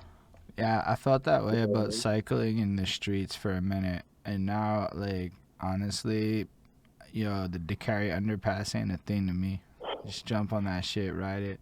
Yo, sometimes I'm like, am I allowed to drive here? Like, I'll be doing some Côte de Liège, and I'm like, this kind of looks like highway. It's not. It is actually where you're supposed to go, but it's so easy to accidentally end up on the highway if you take the wrong turn. It's Yeah. fucking. But then you're like, yeah, but it's so much faster. I'm gonna run it still. And then you like, I feel like there's just this higher, because then you start doing shit like that, right? I don't know. For me, it's bold to cycle in the traffic. I like doing it. It makes me feel more bold. But then that just translates into all kinds of shit, right? Like, I feel bolder. Like, yo, I cycled to Meticulous's crib. I cycled back. I fell off, almost home. I had to go a while in pain. But I did that shit. I'm like, say a word. Fuck that. I can handle a lot more in life. You know, like those are like those moments to me that are the best. You know? I've done long walks back home from Montreal. Bro, before I had a car, so there's no night buses in Laval at all, right? So what happens is I go do a show downtown. I get out at 3 in the morning. There's no way for me to get home, but there's one night bus that goes to Cartierville, right to the bridge. So I would have to get off at 3:30, 3:45 in the morning, walk across the bridge in the middle of the night, which is some fucking scary ass shit. Because like there's a Sorry, point of no return. that was a good comment we just got. Every Lavalian says the same story, lol. Yeah, well, people hate on Laval way too much, man. You got to live there to love it. But yeah, I used to have to walk across that bridge. But the problem is there's a point on that bridge. It's like a point of no return. Like you're once you're in the middle, so your people who would rob you would come from each side of the bridge. That'd be the setup. So you had to watch yourself at night, like take off your headphones, whatever. Like, it's like the fucking weirdest moment. But yeah, man, Bonnie, like, hold man, on, I can't hold count on. how many shows I Bonnie, had to get home does from. everyone have that part of the story? I never heard that shit before. I've seen one person get robbed. I'm not saying it's a fucking everyday occurrence, like, you know what I mean? But it's happened. Ah, Trust me, man. dialect said, But don't be real. Comedy has a bad history of people getting robbed, but that's back in the day. But that's only because you would show up to a place and it'd be like the McDonald's and it'd be like everybody from the neighborhood in the same parking lot. Friday night, like, because there was the record attack, which is what comedy was known for at the time, at the roller let's be rink, the real. The arcade. Recreate Tech is that moment where a lot of Montreal people went there for the first time and said, wait, say Yeah. a word. This is, yo, I remember distinctly going, first of all, roller skating is cool. Like, you just kind of go, roller skating is cool. But it's in Laval. Because I don't think there was really anything in Montreal that was quite like that. No, you had to go there. It's one of the places where I did one of my first shows in that roller rink because they had a stage. So like, bro, but the McDee's parking lot shared the parking lot with the rec. So people who came from Montreal, went to the record tech would be like, "Yo, I didn't know y'all got down like this." Like cars lined up, like I mean, it's like the party was in the parking lot, like, and man, fuck, those were some wild days, man. But like, the thing about Chamonix is it's always been a weird dichotomy of very rich and very poor. Because as you come into Chamonix, you're in pretty basically from the last call bridge, you're basically the hood. To the point where the street where I grew up, like there was fucking prostitutes on the fucking corner by the Chamonix Inn, super well known. It's a little bit better now, thank God for that. Internet age and all, though they don't need to be on the street anymore. But like, you get past like Scratch and that little shopping center, and you start moving up in price. And by the time you get to near the 440, the houses are like 600, 700 grand. Like, it's a weird dichotomy of like different classes, but it's no different than growing up anywhere. Like, I've told stories like and I tell people it's the same everywhere. Exactly. But that's what I'm saying. Like, Chamonix is no different. Like, I'll tell Chamonix stories and people actually, I've had somebody say, man, you really think Chamonix is different? I'm like, no, it's the opposite. Chamonix is the same as everywhere. Everybody's got a poor, middle, rich class. Every neighborhood has it wherever you go. From the fucking, if you go to fucking LaSalle, there's the nice houses, there's the apartments, there's the condos, there's the cheaper apartments, the ghetto apartments. It doesn't matter where you go. Like, you're not seeing everything new. The perspective you get is the people. For me, is like when I would come to Montreal and be like, I'm from Chamonix, they'd be like, oh, you're from the suburbs. Like, it was the first thing because you think you're off the island, so you're not from the city, you're from the suburbs. Honestly, I don't think Chamonix and go anything but houses. It's because my dad worked for like an old guy in Chamonix, so he would like take care of him and shit. So we're talking like I would go to this place sometimes, and it's like obviously this guy could afford my dad, so he had money. And, you know, like, it was just all his niceness. And Cheunes, you go to Cheunes in the morning for breakfast, and it's like a certain vibe, you know? Yeah. Dude, I still live 2 minutes from where Cheunes was. Like, that's where I grew up, around Cheunes. Like, the thing about Chamonix is like, so there's a very big, so west of Laval and Notre Dame, it's all like Greeks, a lot of Greeks. Chamonix was very, very Greek, especially in the past. Like, there's a whole part of the neighborhood that's almost all just Greeks. Like, and so depending on the parks you would go to, you get different energy, different type of people. Like, Kennedy Park was where the street shit would go down a lot of the times, but Kennedy was kind of barraged in between like duplexes around it. So you don't really like, it doesn't look like you're going to the hood. You're not going to the hood park. And in my park, Pizzas was pretty much that. Was Wild Out. There was Saint Martin Park, like, so, but like all these parks, like, they're hidden in between the most suburban of Chamonix. But Pizzas, next to it, there's a bunch of little houses, and then you get to where it's actual projects, like co-op buildings. And they just had to tear down an entire like 3 blocks because of black mold, so they're rebuilding them now, like the HLMs they call them there. But like, there's still a whole part of Chamonix that, like, you know, a bunch of little co-ops, they all share the same back alley parking lot. Like, the ghetto kids of Chamonix all grew up there, and the park next to it was Pizzas, so everybody would just show up there. Like, man, Saint Martin Park was like one thing. Every park had a different purpose. Like, we had a little park behind a restaurant that nobody could see, so where we went, we wanted to lay low from the cops. Like, every place had a story. But what's funny about Chamonix when it comes to Laval is Laval and Saint Martin Boulevard, that corner is actually the first street corner in Laval to ever exist. Like, Laval used to be just that intersection.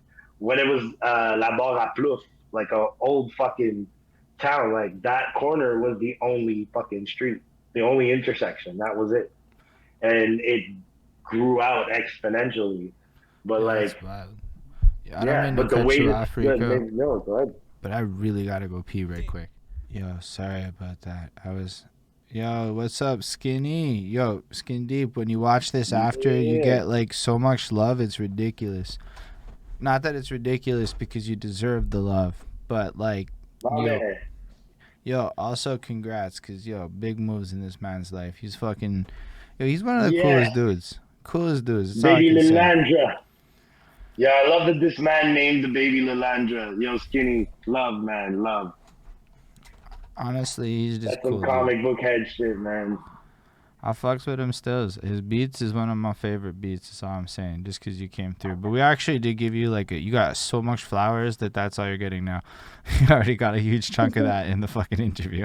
But yeah, honestly, I never really thought about Laval like that. I was aware that Laval, let's say, had projects and stuff, just because like I met some people through the call centers from Laval, and the way they described it, it was like hard. And I was like, oh really?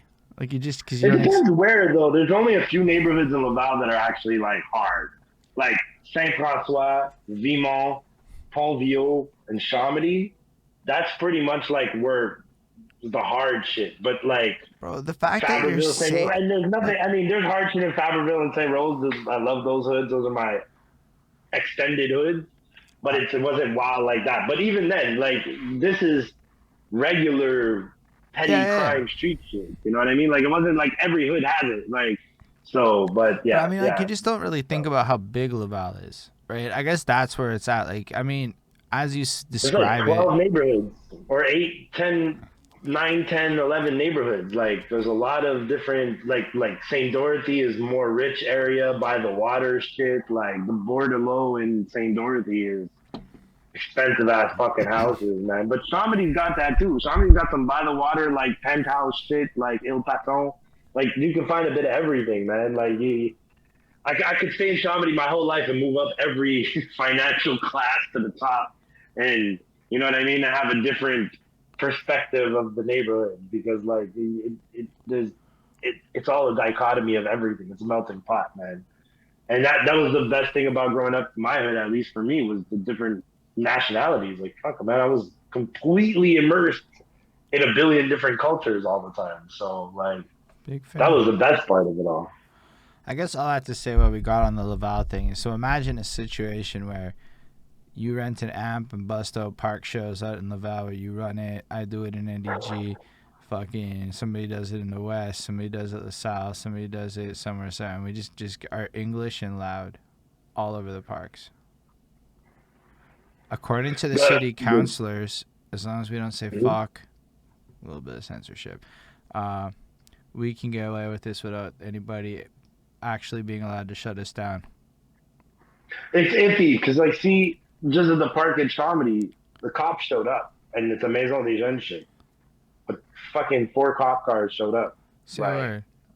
We ran this shit in NDG, no cop showed up. But Montreal and Laval has different like legislature too. Like on that level, that's where the difference. Like we can turn right on a red light, bro. Fair. Like there's just so this shit applies to Montreal. Don't take what I'm saying to apply to Laval. I don't know Laval legislation. I've never once looked into it. But I'm sure it's doable. Like I'm sure that after what the city saw was possible with these events that Monkey and my DJ did, I don't see why they wouldn't be down. Yo, nobody's issuing permits for COVID reasons, so there may be some like shit like that where the city gives a fuck. But like according to like how it works here, as long as you're not doing it for profit / you're linked to it. Okay, if you're linked to a charity, you can charge, but otherwise, as long as you're not doing it for profit and you're honestly not too big and disruptive, you can kind of do what you want. For sure. I mean, listen, at the end of the day, that's how hip-hop started. Hip-hop didn't have permits when they did the first block party. Like, Kool Herc wasn't worried about that shit.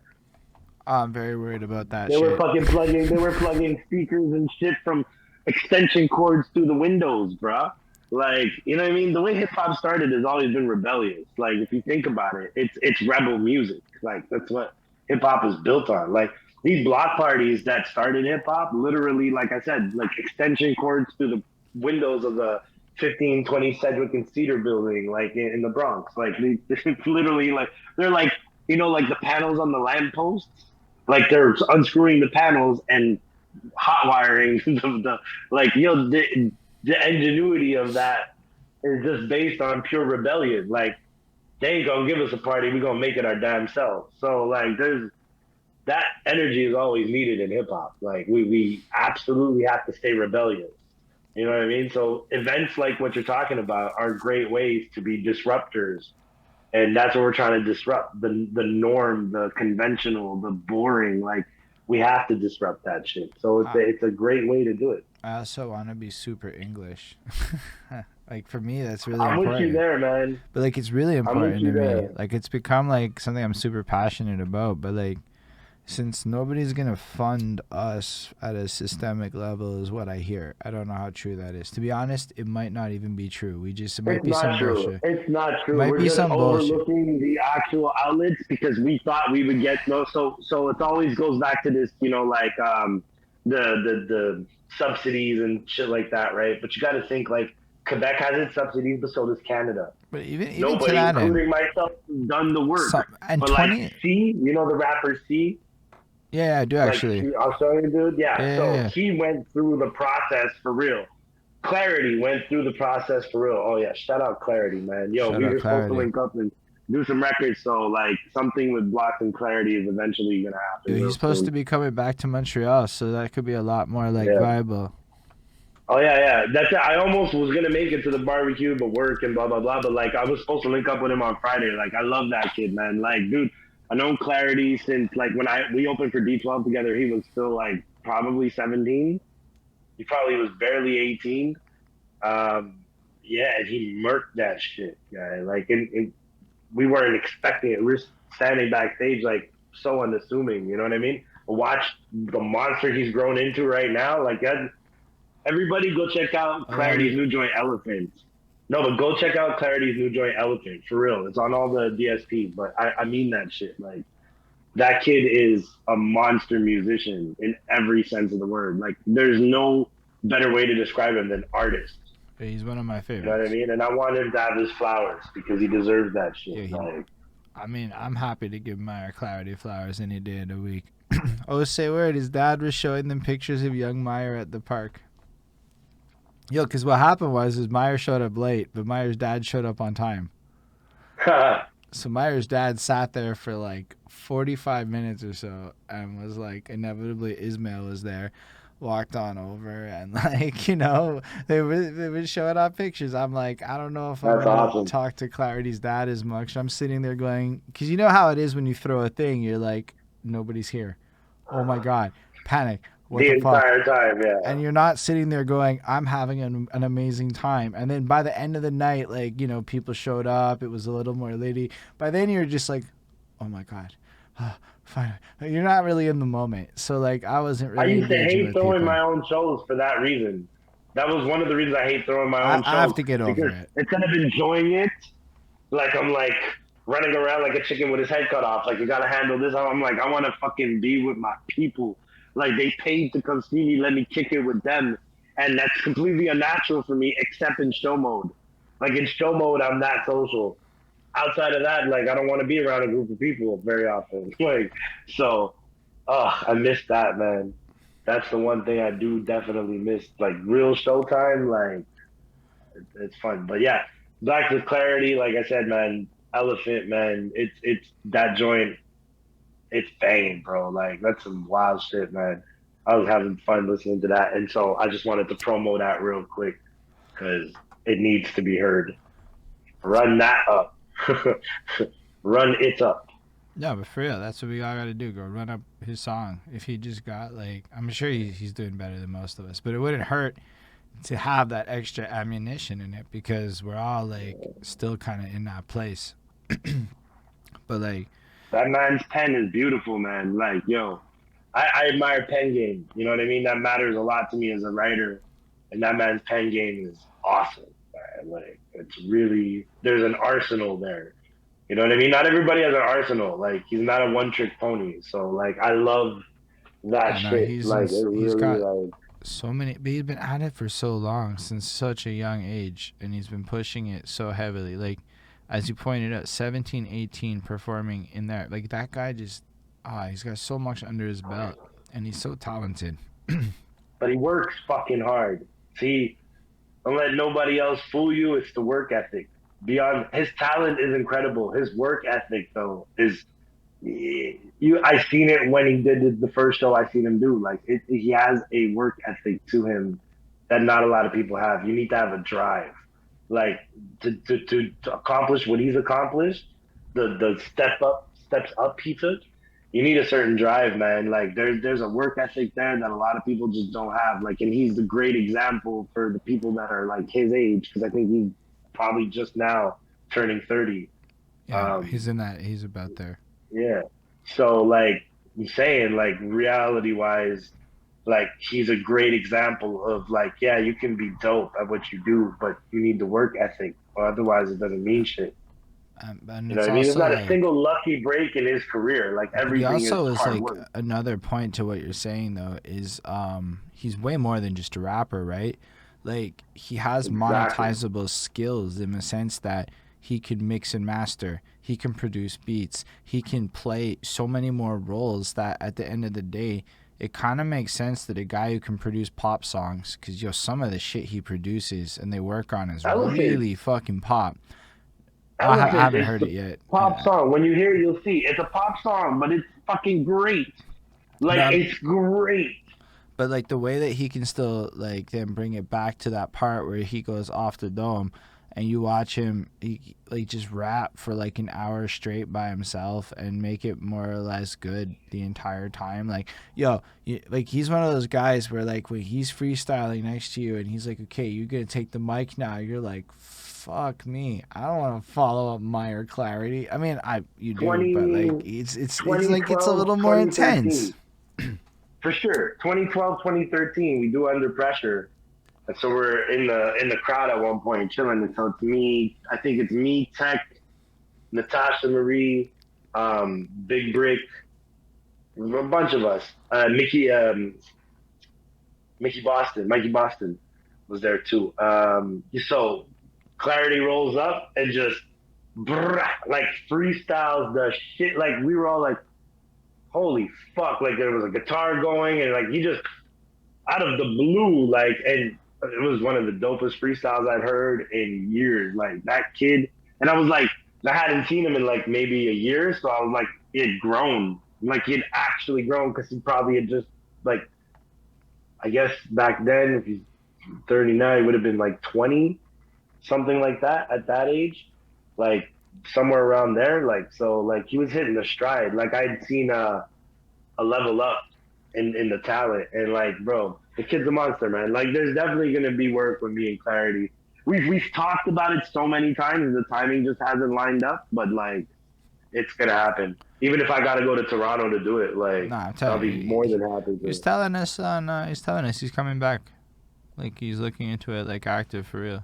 You don't have to go to Yeah, Toronto. but there's no downside to going to Toronto and being in the element that he's been in. You understand? Like, you're going in that work mode.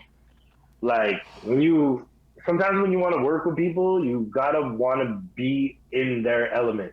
You know what I mean? Like I, if I work with a producer or even another artist, I enjoy like going to the place where they record or they mix. Like I wanna be in your element and Okay, absorb I can the appreciate energy. that. Like for I, me, that's there's something special about collaboration that like it's all energy. And I know it sounds very like ephemeral to talk about it like that, like, but it really is. Like when you collab with artists and you're doing it the right way and you both love music and you both appreciate your shit, like you want to immerse yourself in that. Like I'm a chameleon. I can go wherever. So why wouldn't I want to catch a vibe? I also want them to come into my vibe too. Like it goes both ways. Like I don't want to just go and leech on that energy. Like it's both ways. But there's something special about going to somebody's environment to do the work with them. Like you go there for a reason. Like I could record at home and send mixes to Cali, but it's much more fun to work in the studio with him as an engineer.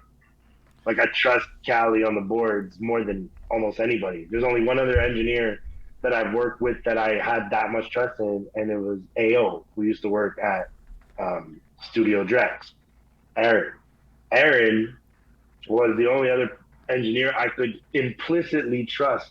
Like these motherfuckers are cleaning my shit as we go. Like they're the only motherfuckers that'll tell me, "Hey, you don't need to take another take. That take was right. That was perfect. Keep yeah, that. Punch this."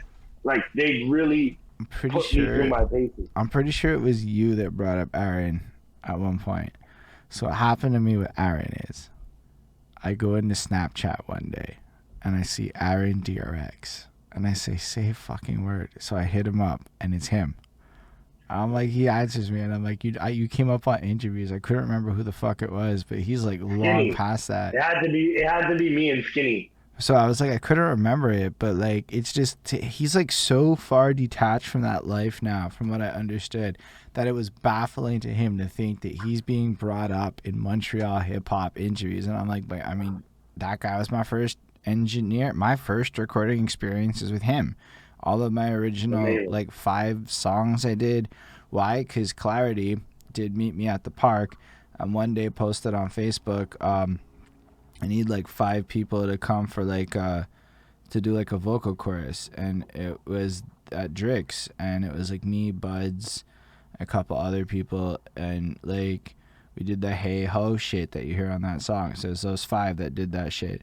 And so I'm like, yo, this is a real studio. So I booked sessions like right away because I just didn't know that they existed here like that. And then I met my dude Matt, and then he was like, I don't know. When you meet somebody you connect with, you're like, yeah, there's a different vibe.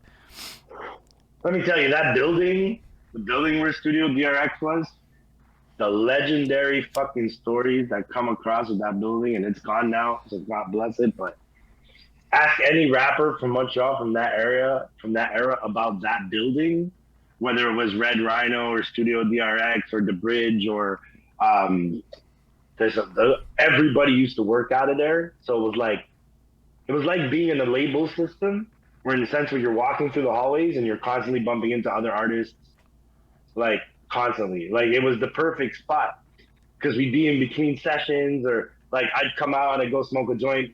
Oh, Boy Blues there, or you know what I mean? Like you just bump into each other all the fucking time.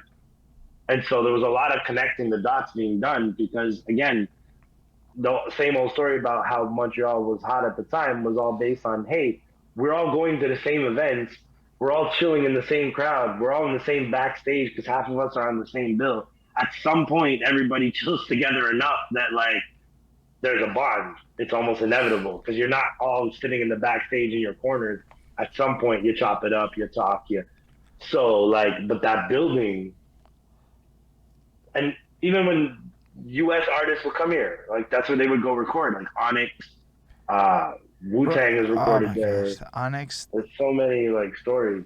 they came in like right before, right? They had the session after mine.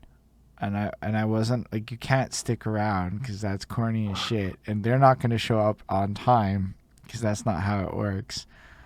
And that was like a moment where I'm like, oh man, just to think that like that Onyx is coming like right after to the same fucking studio, even if I never interacted with them, psychologically speaking, that was wild for me. That was such a wild you feel thing. like you're working somewhere important. That's the thing, that building gave you that feeling. It was like I'm going to the office, like I'm going to the label, because all basically the little mini labels existed in Montreal needed an office space and a studio, bro. So they all took it from the same building. So that's an interesting element that nobody's really brought up that I think is a component that, because for one thing I'm invested in is clearly trying to create something that's more interesting with regards to community elements in a scene, and it seems like the geographical location of a hub is real estate, my friend, is literally an important thing. Now, since we can't have that in real life, maybe there's ways to virtually create this kind of collaborative space. I don't know. Like, I'm just thinking out the box here because, like, it has to be, because that's the energy that. Well, that's where some VR shit comes in. So imagine motherfucking engineers. Like, imagine if all the people that you mentioned and you were able to put on a headset and be in a room and go through beats together, and nobody had to lead their crew. Yo, I just thought of something. You ever heard of the producer Ill Minds? Maybe. Well, okay. Do some Googles, because you're gonna want to probably. He's a big producer, like, so I don't know, what the process of getting him for an interview, but because of the VR space you're talking about, so Illmind has a thing called Black House, and it's literally like a virtual hub for his fans and people to come, and they share beats and they do all things. It's like with avatars in the works. Like, he's actually doing something like that active right now called Black House, BLAPHOUSE. Illmind, though, like he's been early on the crypto. He's a producer that's really early on technologies, and he might have some interesting, because I follow him on Twitter and I see a lot of the updates and on Instagram and stuff like that. Now, this guy's produced for legends. Like, he's a fucking huge producer, but he's onto something, and it's in the realm of what you're looking into.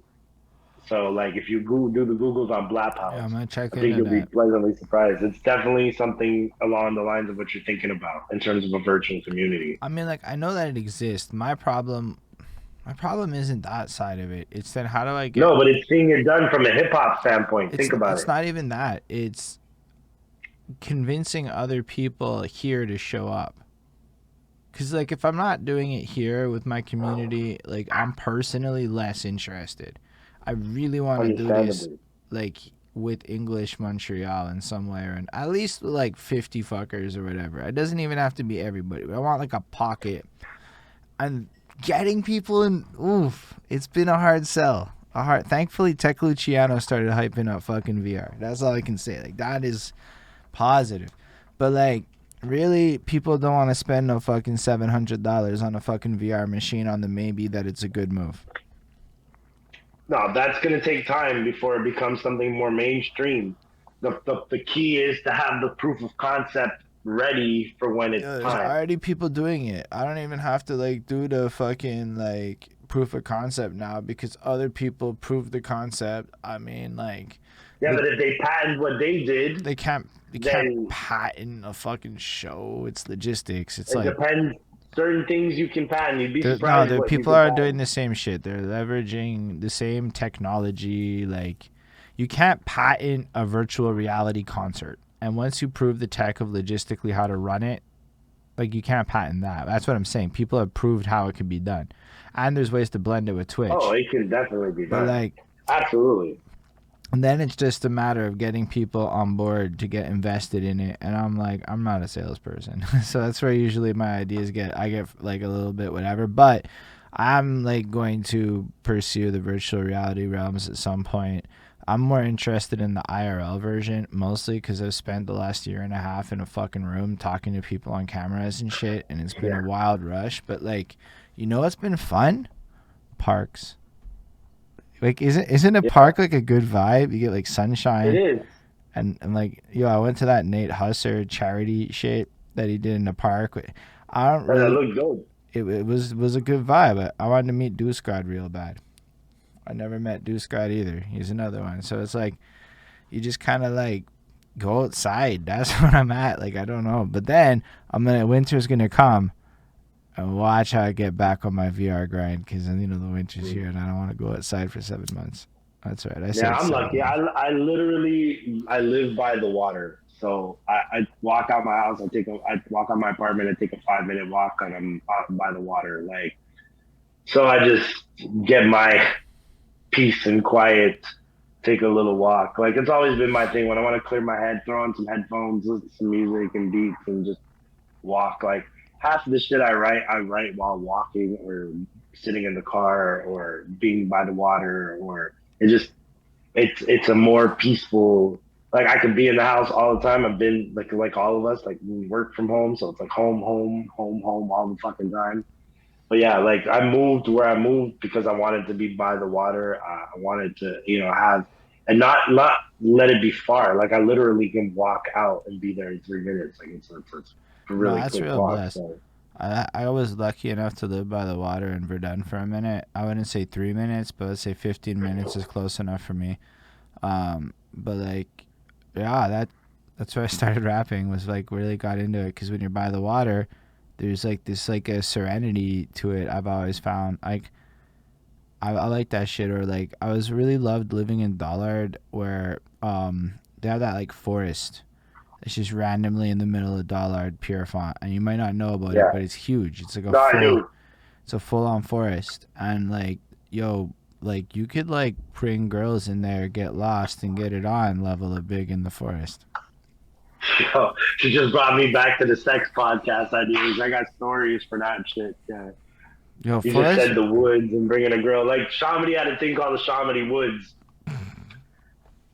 And so Shamedy Woods, there was like now parts of it have been developed, but back then, Saturday nights, we used to go do a bonfire. And so like there'd be like a section where everybody's chilling from the neighborhood, all in the same place around this big ass bonfire. But of course, during the night, people be spreading out to the woods because it's big enough. So it's like you never know who's doing what, where. But yeah, like I get the principle of the dollar thing. We used to run that in the woods too, man. That's fucking old flex. Well, I mean, oh man, I remember having the car. It was great. I would drive out to like there was another forest in Il Bizarre. I don't know, like it was just because you wanted to go somewhere that you could like if you did get caught, it wasn't like Yeah, like in your area. And so, man, going into the middle of nowhere in the middle of a forest in a car, that's a good ambience. It's a good move. It works pretty yeah, fucking good. very good, man. And it's a cheap date. Like, you know, you have to wait. Back in those days, you're waiting. Like, do I get the telly? Do I get the 4 hour joint? Do I get the whole night? Like, can I afford that shit? And then the woods is right, like a 5 minute walk away. You're like, yo, what if I could convince her in the woods instead? Like, I $80 saved in my pocket. Like, you're like, yeah, like, dude, there's a Real lot of shit. convenience to that shit, man. Yo, when you're young and you're broke and you don't have a place of your own, you gotta make Bro, moves I had and a figure shit Lincoln out, man. had a Lincoln Town Car, and I'm 5'7", so I could fully lie down in the back seat of the car, and Yo, shocks that weren't car's great. a boat. What the shocks were not good by the end of my run. To be fair, okay, so what happened was it had nothing to do with sex. So I got the car, and I would go over a speed bump at 40, and you don't feel it. And I took that as a flex point. I was 19 and not considering what I was actually doing to the car. Let's just say it didn't last forever. But yo, that's the state I got. Yo, that car was wonderful.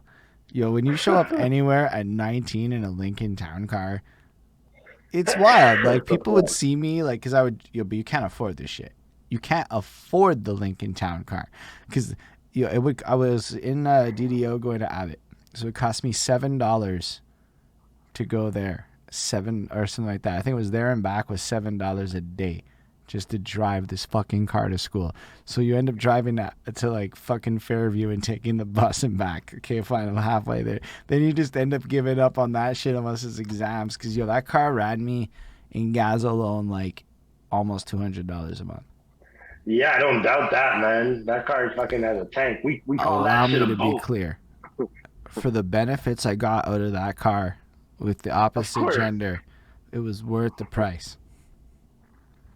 Of course, bro. At that, hey, yo, in our younger days, bro, like everything is worth the price, bro. Like we was making whatever moves we could make. I don't know about y'all. Like I used to be like in the after hours days. Like we used to do a lot of red light and circus and so like even then, like 17, 18 years old, going to these places, pilled up all night, like you just thinking about how you're gonna pull a flex. Like it's like which girl can I pick up? And you fucking don't realize like when you walk out of the red light in the morning, you all look like crackheads, like zombies. Like it's fucking retarded, man.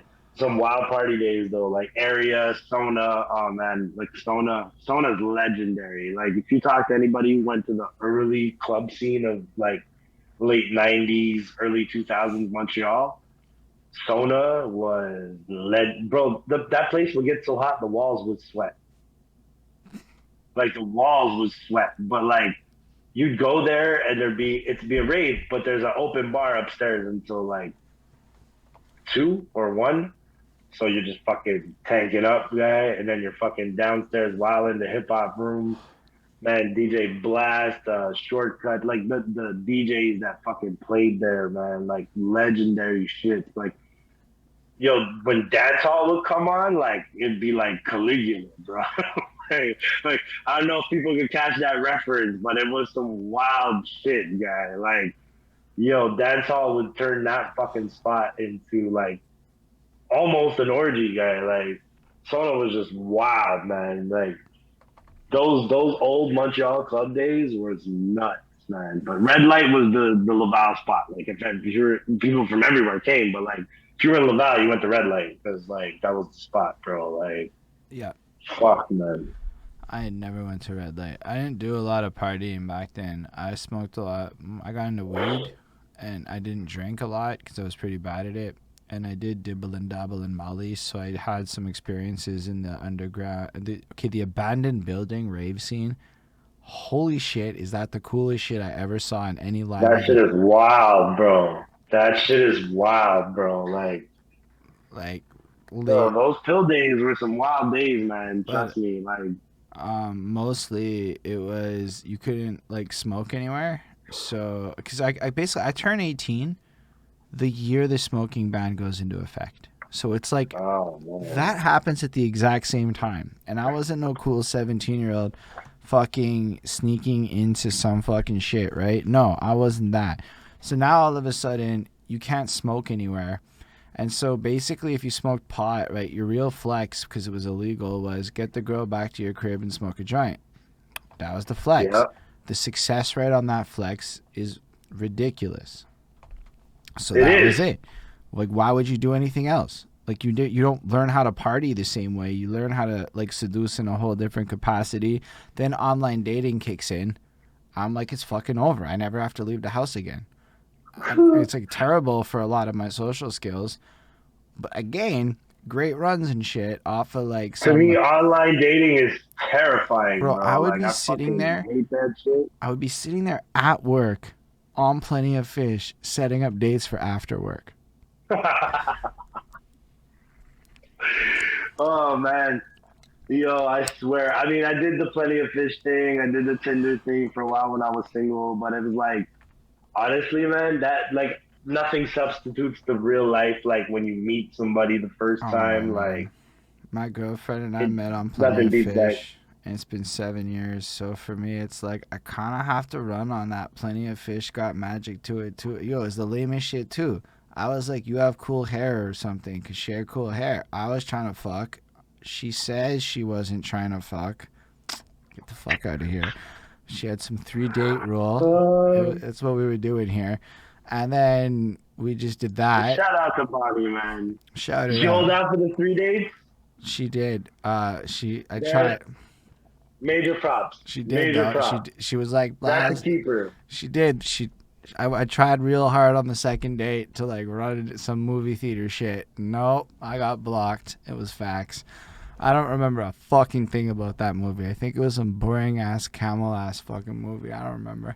It might not have been that one, but at some point we saw some These boring days, if ass. the girl holds out on her 3 date rule, she's a keeper, bro. Yeah, she did. Like, And then we're still together, so I just remembered that there was a boring ass camel movie. But yeah, so like, I mean, wow. I met my girl just living. She lived across the street from me. I mean, So like, I just, that's something.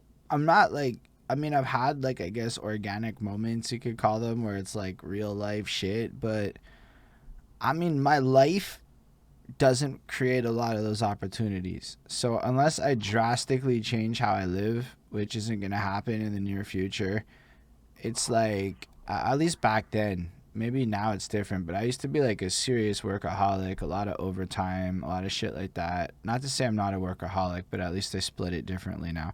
But like, you don't necessarily, and I never partied like that. Like, I would go to parties and I'm like that weird dude in the corner. And unless somebody introduces me to you, like, I'm not good at that shit. I'm working on it. It's like I understand the role I play in life. Now that's not the best habits, but like for real, even like 15 people show up at a thing and I'm like, nah, I'm gonna be over here in the corner watching. I'm gonna be like the watcher dude. See, I'm like that. Like, see, I got game, but I don't like the breaking the ice part. So I used to rely on the introductions. Oh, My girl was different because my girl came to talk to me when I was just outside smoking a spliff outside my house. Like, I'm just bunning a spliff, and she just straight up made a move. Guy, like, I respect that game. Like, I enjoy that because like the ice breaking, once that's out of the way, I'm good. yeah, easy You know what I peasy. mean? It's the It was ice. a different challenge for me though because she's French and she doesn't speak English. Now I speak French. I went to French school my whole life, but I can't stand speaking French. So that was a little bit of a Let me ask you a learning question. curve. Did she What's tell you up? that your accent helped? No, well, she doesn't understand anything I said in English. Anything I say in English, No, but in like French. almost No, but you're French. exclusively. Because when you I don't have a French accent. Oh, you I got don't like have an accent. natural. You got like. I know English and French. I learned them at the same Oh, time say my whole life. word. So you're just like proper I went to French bilingual. school my whole life. Yeah, I went to French school my entire I life. I guess never you're been to from English school. Laval. That's a big difference. Well, it's my parents, right? Like my dad, when he came to Canada, only spoke Arabic and Italian. So you had to learn English and French. My mom grew up bilingual. So there was never a reason to not know both, but English was always my preference. Like it was my go-to because Right. like movies suck in French and TV suck in French and everything. Look, and I'm not hating on French things. It's just I don't enjoy the We know, movies but in French. it's Like, more like, you but know, it's in the it same way loses the that like, translation. but also like the A movie translation. made in French though is amazing. Yeah, that because I mean that would be the same for a lot of stuff. Translations is kind of wild when you because yo, a lot of times on Netflix nowadays you get to like there's a lot of French on Netflix now. Not like French stuff, but like English shows where they just speak French. And Yeah, if you ever like check but the you can subs, choose French or French Canadian in the language. but When you like change it, there's French and there's French But like Canadian. I don't know if you've ever actually read the subtitles against like what you're hearing, but like you understand it different sometimes than like what the subtitles are saying. Like I understand French like I'm like 90% bilingual when it's being said to me. So like I can be in like a pretty French environment and it all makes sense. So like I'm long past the point where I need it, but I just like having subtitles on cuz it lets me read while I watch TV. Hey, it's a way to get a little more reading in a day. Why not? But But yeah, I mean that shit like the English French shit. It's funny, right? Like that served my purpose the most, even in this music shit. Because here was the reality, right? So when I was coming into the game, like making my first mixtape, the amount of English rappers that were known in Montreal was fairly low. The ones that were known were well known, but there wasn't like there was on the French side. And so everybody I would meet was always on the French side. So I came up doing English bars on French songs. Like I'd be on featurings like my boys Banlieusard. There'd be like always I'd be the English rapper on a French song. I've worked with a lot of French producers. Manifest, Rough Sound, Comacut, all French producers. They run the French side. But I came up on that side only like 2008, 2009 did I start touching the English side. so So my basically name was built in a different environment and I can mold in because no, like but like that's super interesting still is because like what you yeah, just said is you effectively came up in the French scene as an English artist. That's a pretty wildly much, yeah. different perspective than like a lot of people put out. Because even back to that like Grant thing, what I was going with that a bit is, I mean like yeah, Grants is out there, but like it's not the only option. We could just like come up with a business plan and like actually make money as a squad. Dude, it's a tool in the toolbox. That's all it is. It's it. People have to start looking at things for what they are. Money is a tool in the toolbox. That's all it is. And None of it is the end all be all on its own. None of it. facts, but like, and it's having like that mission or that goal or that like collective desire to grow something and then create culture. Like for me it's about culture, right? Like at the end of the day I realized I don't know if you're familiar with End of the Week. Yeah, of course. So like I got really I was involved. just with DJ Manzo 2 nights ago. Like, it's so weird. I met him face to face for the first time. DJ Manzo, like, that guy's a fucking legend and like involved in End of the Week. And like Screeb, the producer who does End of the Week, did all my did some of the Slick Jack shit I did. So Screeb is one of the illest producers. Screeb will take a knack of like Slick Jack. I'll tell you some inside info. Check this out. So Slick Jack sends me a song to do, and it's on the fabulous girl, you killing them, you be killing them. Like, and he's like, we record the verse. And so I sent him back on that, and then Screed took the acapellas and made a new beat for it. Just because Slick didn't have the time to get the beat before. So it's funny because then like I get the beat back with the Screed beat, and I'm like, this is the illest shit ever. It's on my Spotify. It's called Robin Shit. Slick Jack featuring Rico Blox. Like that song was not recorded to that beat, and you could not tell. Like like his game with playing with acapellas. Screed was one of the Bro, illest producers I've ever seen. can I shout out Zamanel right now? Because he took my Lose Weight acapellas and he turned it into another genre. It's another Shout genre out to of them now. music. Okay? Another fucking genre. I can show it to you after so you can see what the fuck I mean, but like It's dope. I'm not gonna do it now, something. But like, like it's just like, but yeah, but like, so I actually don't even know the end of the week Quebec people very well. So shout out all of them, but I barely know them. I know like a couple of them. Olivier plays like Olivier, like he has a very deep vested interest in it. So Mm, like when you want to talk end of the week Quebec, Ollie is the best reference. He facts. can give you the lowdown on everything. Like But why he's like? absolutely the dude. But I ended up linking up with end of the week New York. So that's kind of where Mm-hmm. I'm more familiar with now at this point, Yeah. and I've been like documenting their stories. Dude, like there's lore to this shit. Like you know when you're playing a video game cuz you like your open world giant fantasy RPGs, and when you go and find the people who make videos about the hidden shit that you didn't care to look for but you want to watch their hidden shit videos cuz we don't want to actually do that work. We like that's what I realized like an Atlanta hip hop scene has when you start digging beneath the surface. And all these places that we praise, they created like almost a lore for themselves. That era, that 2008-ish Yeah. era that you guys all describe, there's like this feeling of a lore between this top 10 list that like, yo bro, we're watching your live videos and you're like plugging it and it's all tied into it, and like it's all like everybody either knows what you're talking about then and you don't know what the fuck you're talking about now unless you know. Mm-hmm. And then it's like, Yeah. so when you try to dig in, there's not a lot. But that's where I'm like, there's lore that in the scene today, I don't know how to fully do it. But to me, that's the thing that we need to focus on. I don't know how else to put it, but to create culture. It's a mythology, man. That's Like it. it literally is Like, its look, own actually, the mythology. Marvel Cinematic Universe is a much more accessible example. I'm just not a Marvel head, so I don't think of it. But the MCU is a much more translatable thing to what I'm trying to describe. If we Yeah, a connected web of how the stories weave together to create this one mythology. And the interviews have been doing have been building a lot of that web, even without the parts that you're noticing, but even the parts that you're not. Like the intricacies is like everybody played. There's a moment where everybody was playing a part in each other's success in some way or another.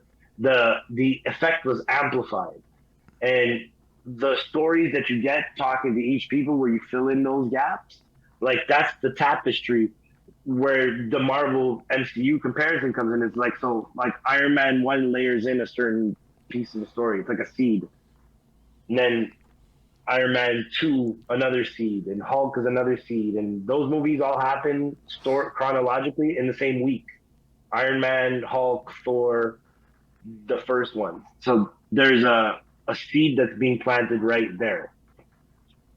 Then they built on that. Like, sure, they built on the fact that Thor's brother was a bad guy in the first Thor movie. So then why wouldn't he be back in the Avengers? Okay, cool. But then all of a sudden they plant the seed at the end. Oh, there's somebody behind Loki. That's what all these stories layer into. Like when you start talking about like, so when Don Smooth is saying like, you know, his the battle of the tracks every week, or when Nick Fury, who used to do Real City Countdown, like we were watching fans vote music up the fucking chart. So for the first time, artists in the city were getting a kind of an idea of like where it's, you know, it's not an official of how where you really stand. Like it's just a portion of no, people. but it's But culture. it gave you some sort of, yeah, but exactly, it gave you almost like a home. Like if you were in that list, yet people had to respect you because you were there, and the more you got voted up. But So like, regardless of but like, that tapestry is how it was built up. To all these stories are intertwined between all these artists from that era. You'll notice there's links in those chains. There's Bad News. There's Dutch. There's people's names that are going to come up all throughout this tapestry bro, it actually goes as because far of that. back as youth centers in fucking Outremont. Do you know what I'm saying? So like, I hear what you're saying. So to me, it's like, okay, the thing is that those platforms got people that were not connected to the music scene to buy into the lore for a minute. Now don't know a lot about that era because I don't even really start music until after the unfortunate events take place, and then things go in a bad way, and that's just kind of what Yeah. happens. Well, streaming, honestly, yo, the beginning of streaming fucked with the Montreal scene because no artist was really prepared for it. It took a while. You'll notice there's like a dip. I think Montreal, a lot of Montreal artists was like 2014, 2015 by the time they were starting to get on the DSPs. Like not No, everybody bro, it jumped fucked. on the You train gotta quick enough. understand, like, how much that for somebody like me, it was wild, right? Because here I am doing my shit on YouTube and SoundCloud and Reverb Nation, but like you're online and shit, right? So you're not on Spotify because nobody's on fucking Spotify because it didn't exist. At that point, yeah, exactly. But like you are on YouTube in the present, so like I had YouTube shit running since 2012, and I was like trying to like not necessarily good shit, but I ran like I've deleted a lot of shit. Okay, like I deleted a lot of shit that if I had maybe kept going with certain projects would have been really different for me. But what I realized is it was super like there were examples of certain people like SRH and Clarity that had like this internet presence, but a lot of people didn't, and so they almost didn't exist in my radar. Yeah. And so like I started performing, I started doing my thing, but by this point a lot of stuff disappears, like a 514 Smoke and stuff. These things aren't around quite like they were. And if you don't know or have an entryway into like this scene and its culture that was existing, like yo, you don't know it even exists. So then you're coming through, and then Mook Gang I think distracted a lot of people, to be honest. The the only constant has been DMS. I gotta give Feezy the love for that because out of that era, it's the only website that's been still pushing Montreal music and the narrative that goes with it, expanding the culture. Like DMS has been doing a consistent job for over a decade in whatever forms it took, from the magazine to like he still does the magazine. Like he still takes that shit that seriously, Yep. where you can put a magazine. And so, you know, and 514 Smoke's coming back now. He's got a new podcast. There's things I know he's working on. Like, you know, I think a lot of people needed to readjust, reassess, figure out what the next move was going to be. And a lot of us took longer than others to really get acclimated to what it was. But like, so I'll put it to you like this: we could separate different classes even then of those artists, because some of the artists really killed YouTube. Like Blue is a great example of going viral with the hometown shit. Like the Adele had just came out, like the timing was just so perfect that when he did the hometown video and it got the millions of views, like Montreal rappers was not doing millions of views. So Blue had that. I was on a lot of the blogs. Pesci was on a lot of the blogs. iBlast was on a lot of the blogs in the United States. Like Smoking Section from Uproxx picked up It's All Good. Certain, and some of it was organic. Like some of it I submitted, some of it was organic. But like somebody like SRH was also hitting all the American blogs. I can't forget that. Very important because a lot of his come up, he moved up from there really. But like we still had Hip Hop Canada, and to this day, like Hip Hop Canada is still a strong supporter. But I think a lot of Montreal artists don't even bother submitting their music. Hip Hop Canada is a strong force. I don't think anybody submits music, honestly. Well, that's their failure. That's the biggest mistake you can make. Like I have friends, artists. I'm not gonna name names to put them on blast, but they're like, "Yo, why am I not on this site? Why don't they ever post my shit?" And the one question I always ask is, "Hey, did you send them your music?" Sometimes, to be fair, I know of one instance, and again, will go unnamed, but they did send their project in, and the person came back with yeah, I like your project, but I don't think I can cover it. So instead, I'm going to cover what I feel is more brand friendly. And there is that side of it. As a music reviewer person, but that's editorial. But that's an editorial decision. You got to kind of like. The problem is that a lot more of these places have taken on such editorial decisions with greater frequency due to the nature of shit. Like, I used to have people hit me up and be like, and these were the only ones I would interact with, because, I mean, I didn't get a shit ton, but I probably got about 100, can you review my albums? I got one the other day, so it's on my mind. But somebody hit me up and was like, flat out, can you review my album? You're like one of the only platforms that even talks about like issues. I'm like, wait, say a word.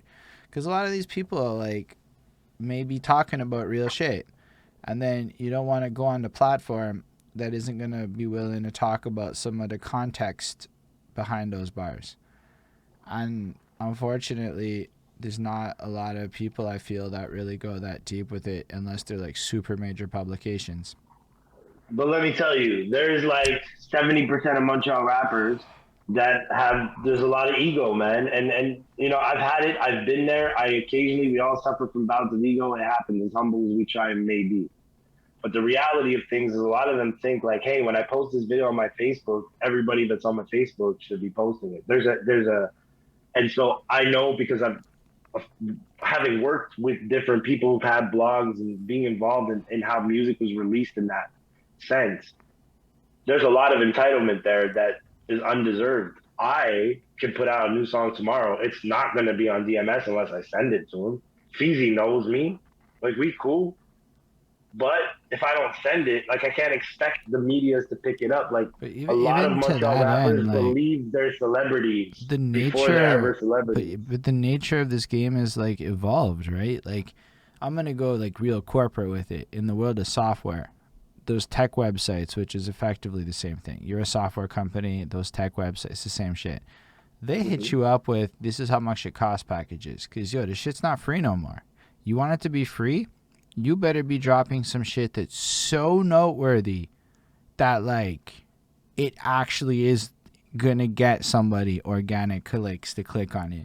Otherwise... But you kind of have no choice to kind of, like, that was always my call. My fallback to that was always that. I didn't have the budget, so I couldn't do the payola. I couldn't, even if I would have wanted to. Well, I guess, sir, what I'm going is if you're the website, if you're the reviewer, you could afford to do shit for free back in the day because of how ads work. That's dead. You basically can afford to charge people, or it's not really affordable. Like, there is no platform. Of course. See, listen to this. Like, so if somebody wants to charge you for an interview, let's say, or promotion, right? You got to look at what the promotion package is. I'll never pay somebody for just a post, but if there's a proper package involved, like it's a full court press, then I can sit down and listen to a price because I understand the work involved. Like, that's where it's tricky. But not all the websites should have the right to charge. I mean, if your viewership outweighs that of the artist, and your services to keep that on that level require you to charge, then the package for that price better be worth it, regardless of what the value. So this is where value comes in. I would argue that there may come a time where I go, nah, this exact interview, regardless of my viewership, has a cost. Because if you're smart, you can flip this interview. And I would say, or like an album review. I don't get fucking views on my album review. But to be fair, those same, like if I reviewed local people, right? Nobody would click on the review because nobody's clicking on the song. So why would they click on the review? Like there's a bit, so it's almost like, you know, like there's a bit of a, who the fuck cares about my 90-minute, 48-minute video review of your project? That's almost longer than your project. I mean, well, I would say to artists though, you have to think about what your rollout is. Like, it's not doing the interview with every single person. It's figuring out places where you're not doing product placement, but you're going there and you're appealing to people that relate to you on those platforms. That's going to make the people connect. If you're going to do proper promotion, you might as well do it that way. But some people just remember that we're in a clout-based universe. Clout is almost credit at this point. So people are fucking desperate to be on the website that'll get them the most views. They don't care how they get there, number one. But number two, at the end of the day, is that site promoting what you're trying to do? Or is it just letting you be a character chasing clout? Because so I appreciate what you're saying, because so the other hand of the coin, I feel like what I do provides a value. You may agree with it or not. Also, I'm not charging anyone yet, but maybe you agree with it, maybe you don't. I'm saying it for the general. But however, there was this other person who will go unnamed, because I'm in a group that will go unnamed, and I get tagged in it. So I was literally about to hit man's up and go interview for interview, because he does text interviews, and then he didn't even say shit. He just gave me a price, sent a link. It's a text interview, so he just sends me the same fucking questions he asks everybody else. I'm supposed to do all the work here, write the answers, and then pay him to be on his site. And so what he doesn't know is I have access to search engine tools through work. The guy's organic reach is under, like, it was like under 100 It was like really small. I don't want to say it was like under 10, but it was definitely under 100. So if less than 100 people are clicking on your fucking website, I mean, what is the actual value of that? That's me writing some shit down to share so I can feel good. To me, I might have even done it if we had, like, he let me interview him or something. But nah, I just got so annoyed by that whole situation. I don't know why. Sometimes I'll get something and I'll feel like away. But when I looked into it, I'm like, and then it's so You're many human. But there's so many people I know who paid the guy, and they don't actually. Like, to me, maybe it's because I do this, and sometimes you look at a version of what you do. Maybe it's old head shit, but it just feels like, yo, that's some cheap and dirty like shit. Where honestly, that guy makes money, and those artists don't really get a plot. Like, it's not a platform, it's just some shit to share to their people, and then I know nobody's clicking on it because I checked the fucking stats on his page, which you can do.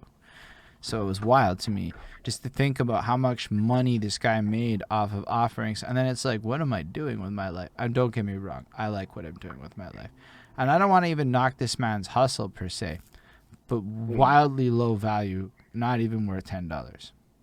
You see, that goes to something. So check this out, right? So when my short time interning for Trilateral Entertainment, my sole job basically was to find all the American blogs and websites that were popping, and then submit Bad News Brown's music to it. So it was Excel sheets all day, learning who was the contact at that website, like building the relationship. It's the reason I was able to progress later with these same tools that I worked on, creating value, building bridges, knowing who to talk to at a website. Like, basically what I did was I figured out where was everybody going to check their music. So at that time, New Music Cartel was like 6 blogs. Was Not Right, You Heard That New, Two Dope Boys, On Smash, I forget the 2 others, but so like a conglomerate of blogs that work together. They covered every new release. So if that's where people are gonna go, let's say to Not Right to see Nas's new joint, that might be where you want to be. That was the mentality. That was what built that. Because at the end of the day, why wouldn't I want my music to be at the place where everybody wakes up in the morning and hits their favorite things? Like, that's what Not Right was. Like, Two Dope Boys was. That's what You Heard That New was. Like, it was the place where everybody, like, even rappers, like other rappers, like fucking Joel Ortiz would tweet about it, or like they would all say like, hey, downloaded this from Not Right. Yo, just heard this on Not Right. Shared the post from Not. So you knew that this is where you were going to get the attention. It may not have been where you're going to get the views. You might not attract the views. That's totally dependent on your music, your video, whatever you're releasing. But the reality was, you have better chance of getting eyes on you if you're at the place everybody's looking. If you're on a website nobody's looking at, and that's where I'm feeding this into your story. If you're on a website nobody's looking at, of course there's no intrinsic value. There's none. So that falls on the artist and his promo team to do the research, though. You want to figure out these aren't where people. you belong. Like, it's almost. I don't want to go too far with it just in case people see it, but to me it almost feels predatory. The value is so low, charge-wise. It's $10. This guy's effort is nothing. He copies and pastes, puts it into a WordPress or whatever site he's using, hits publish. Artist feels really good, gets a dopamine hit, shares it with their people, gets a bunch of likes, but nobody reads it. Again, I looked. And like, it just moves on. And then these people get this sense of like, yo, I'm crushing, and I'm like, oof.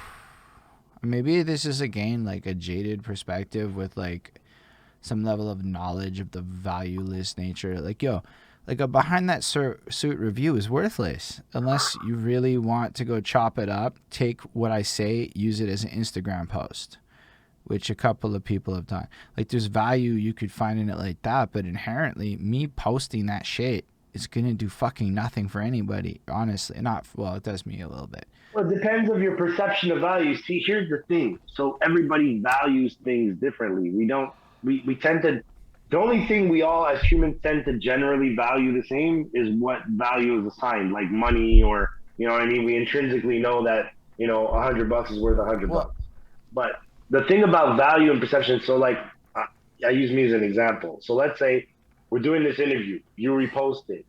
Even if it does numbers, does it do something for me? Does it not do something for me? The third question and the better question is, but what am I doing it for? And the reason is because I enjoy the interview, I enjoy the platform, I enjoy the back and forth. I think a lot of jewels get dropped on both sides.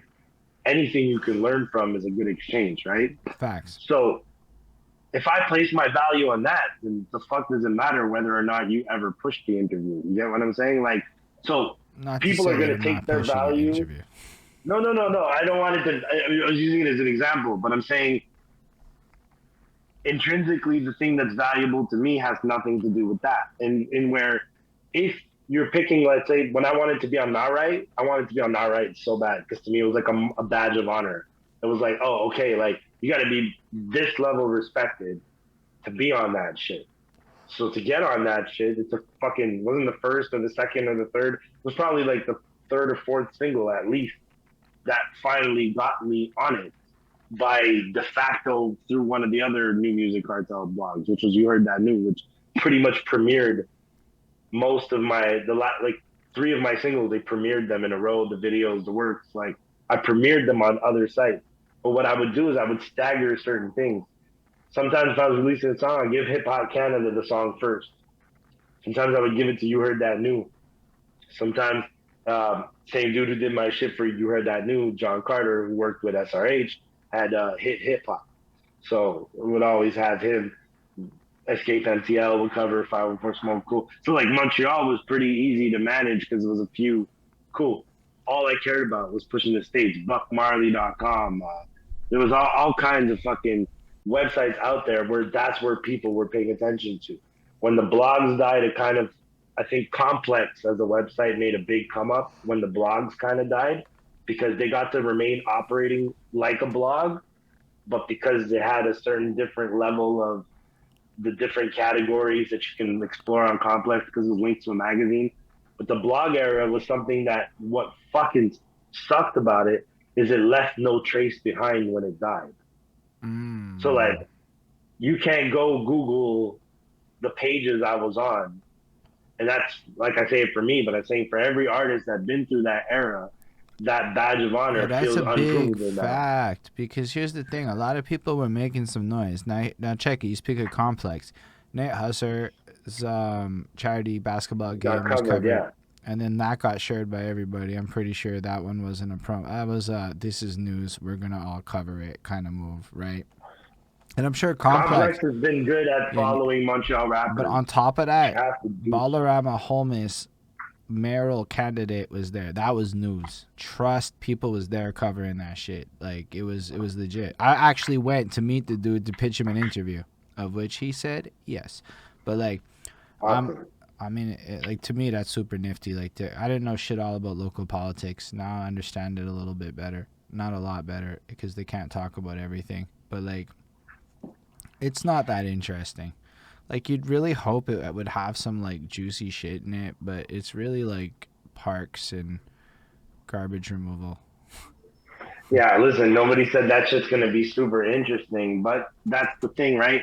Some people got to do the jobs that nobody want to do. Like it's not exciting. Like there's a whole world of dirty work to do, and you know what I mean. It takes a lot. Honestly, I could never get into politics because like to be a good politician, I believe you need the level of dedication you need to have. Like that's your end all be all. It's got to be your priority during every electoral run, in between, backing up your promises, making effective change. You're getting calls at like 3 a.m. from constituents, but they're paying you, and that's the reality. And the salary is decent, so like because of that, like it's kind of wild, right? Like I don't know. But I thought it would be cool to learn about it because it was like local and there's an election this year and shit. So I was like, I don't want to walk in knowing nothing. But I've told you this in private. Like I think what you're doing with that is super important. Like that is something everybody should get behind. In the principle that like we tend to look at the big elections, Trudeau and all this bullshit, and what we don't do is ever look on a local level And what we forget is the change that actually affects us is almost always on a local level, like, not a national level. here's like another part of the story when we talk about the transition of the Montreal English hip hop scene. Nobody talks about the Cordair administration and the Tremblay, or I think it was him before, and these different administrations and their prioritization of big scale tourism. So all of a sudden you went from not having to compete with every festival every weekend to literally, it's almost a joke if you think about it, how much shit there is to do in Montreal every night. So this whole like how these people want to approach the local scene versus how much they want to bring in big names, and these kind of things should be issues that I feel like local artists should be pressing their local politicians on. So like maybe not the Canada election, because that's not the right election, but I've been asking all of the politicians why they don't pay rappers for like fucking like, yo, a politician, commercials. they can do that. Yeah. They're like allowed to. They have like they fundraise, they get their money, and then they could throw you like $5 to basically write a song summarizing their fucking like platform issues, whatever they may be. Mm-hmm. And it's like, as rappers, it seems like a bag that you could probably get pretty easy in the progressive era. It's a great bag. The danger is social media and cancel culture, in the sense that like politicians are terrified because they can try and they'll vet whoever, and then somebody will dig up that artist said some shit on Twitter that was not okay. Local politics, I don't see that going down. You'd be surprised. There's dirt everywhere. You know what? Like right. I take that back. I don't think local politics is anywhere far from the dirt. Like we just don't hear it the same because we don't think about it. The majority of people do not observe their local politics at all. Like that's not what they're looking at. Okay, but like end of the day. Actually, a lot of Canadians probably spend more time watching the U.S. politics than Canadian politics. But I don't think that paying a rapper in a community service kind of oriented, like, yo, I'm trying to give money back into local culture moves is going to make you look bad no matter what rapper you pick. Well, Denis Coderre took the picture with, what was it, K-Goon? I'm trying to remember. I think it was K-Goon. And they took the picture, totally innocent picture, whole backlash about it because dude had a criminal record or whatever it was, right? Like, politicians are always scared of that. The politician's biggest fear, whether local or big, is a skeleton in their closet in any way or a negative association that they can't spin. And so they shy away from the shit that could be positive for them. And then what are they going to do? I promise you, if they ever open that door, the first thing they're going to go do is get a white rapper, which is just as much a slap in the face because it's just out of the principle of he's a safer bet. Politics works in a way mentally. Politics is war. Like the way we think it operates versus how it really operates, there's so much more plotting and scheming and backstabbing and backdoor shit. Like at the end of the day, that's why like they're all terrified of shit they can prove. So a politician takes a picture with a rapper and all of a sudden there's a backlash. Like it was bananas. Like you understand? Like so it's the type of shit where politicians are running from the same thing that could actually help them connect with their community. Because they don't have their ears plugged to the street. Now, there's going to be some that are young enough now, and it's starting to happen more and more. And like, hey, like, look at Sterling from Under Pressure and what he did with Verdun. Like, he stepped up in a major fucking way. He was deputy mayor, like, or I think he still might be. Like, Sterling, I watched this dude when I did the Under Pressures. He's the boss of Under Pressure. Like, he's into the graph culture and skateboarding, and he's the coolest dude. He's connected to his community, and that's why he's moved up in a prosperous way. You have to have that, and so while we still get politicians that were like sheltered, and this is a lot of them. Think about it. A lot of them is family legacy shit. You know what I mean? The way I understood it is that young people do not want to apply for the roles of politicians. And I say that right now because Balarama's party is pretty fucking open. Pretty much any of us could run if we had a case. You have to want to do it. I do not want to go through that process. But, me neither. But that's where it's like... It's a brutal process. But like, let's say you you could like go run. And then it's like, how do you make young people... Because that's a huge problem. everybody that is your local politicians kind of old was made clear to me the other day. This guy I was talking to, he's Peter McQueen in the other part of NDG, not my part, but another part of it, the east side or whatever. And like, he was describing how like Christian Arsenault was the only guy in his 30s. Everyone else is like above the age of 58. And you're like, whoa, right? Major disconnect. Like you got to think about that. So it's like, if none of us run, then how does it change? And that's where I'm not saying you and I have to do it, but like, No, but there should be a push for people to want the people. You can't want change and not want to try and affect it. Like you can't just want it. Wanting it is not enough. You know what I mean? So like, me honestly, like, if I had a political bone in my body in the sense of like the willpower to deal with the bullshit that comes with it, I would definitely look at that option, because you're not, you can't just talk about it. You gotta find a way to live it. So I'm lucky. I work with a company that, does a lot of volunteer work and shit like that. So like, I do it from that aspect instead. That's how I operate my change. Like I work, like I said, the company I work for, has a major emphasis on volunteer work and charity. And so like, not a lot of telecom companies operate that way. And so I try and dive into that as much as possible when I can, because like, you can do real good right there for somebody immediate. yo, I don't have to worry about the red tape. but even like as rappers, we can do more. So like my company partnered with Make-A-Wish for their Hero Day thing. We go hang out with a kid and do like fucking wildly fun shit. It's actually really amazing. Then I found we were failing on our fundraising goals, so I got really fucking mad and I said I'm gonna throw a show. And then Make-A-Wish was like down. I said, "Are you sure? We're gonna swear and shit." And they're like, "Yeah, go make that money, my guy." And it made me realize. So like technically, that show I was gonna throw before COVID fucked it up was partner with Make-A-Wish, with all proceeds going to that. And it made me realize Awesome. charities are way more progressive than we might think they are. Of course, because the end game is what really matters. And the way of getting there, as long as it's legitimate, there's no issue there, because they're focused. A real charity, the ones that you can like Make-A-Wish, for instance, their focus is always on the end game. They understand, like they accomplish things that nobody else is accomplishing. Like they're fulfilling dreams. Like that shit has you can't put that in money. But they found a way to do that shit, from what I can tell, because I've never seen anything bad about that foundation on such a big scale. Like, think about it. Like, at the end of the day, to me, I don't think there's any better form of charity, at least for me, than Make-A-Wish, in the sense that what they're doing and who they're doing it for, like, that's changing lives. That's ultimately super life changing, and you're giving somebody something that they can take with them, like one way or another.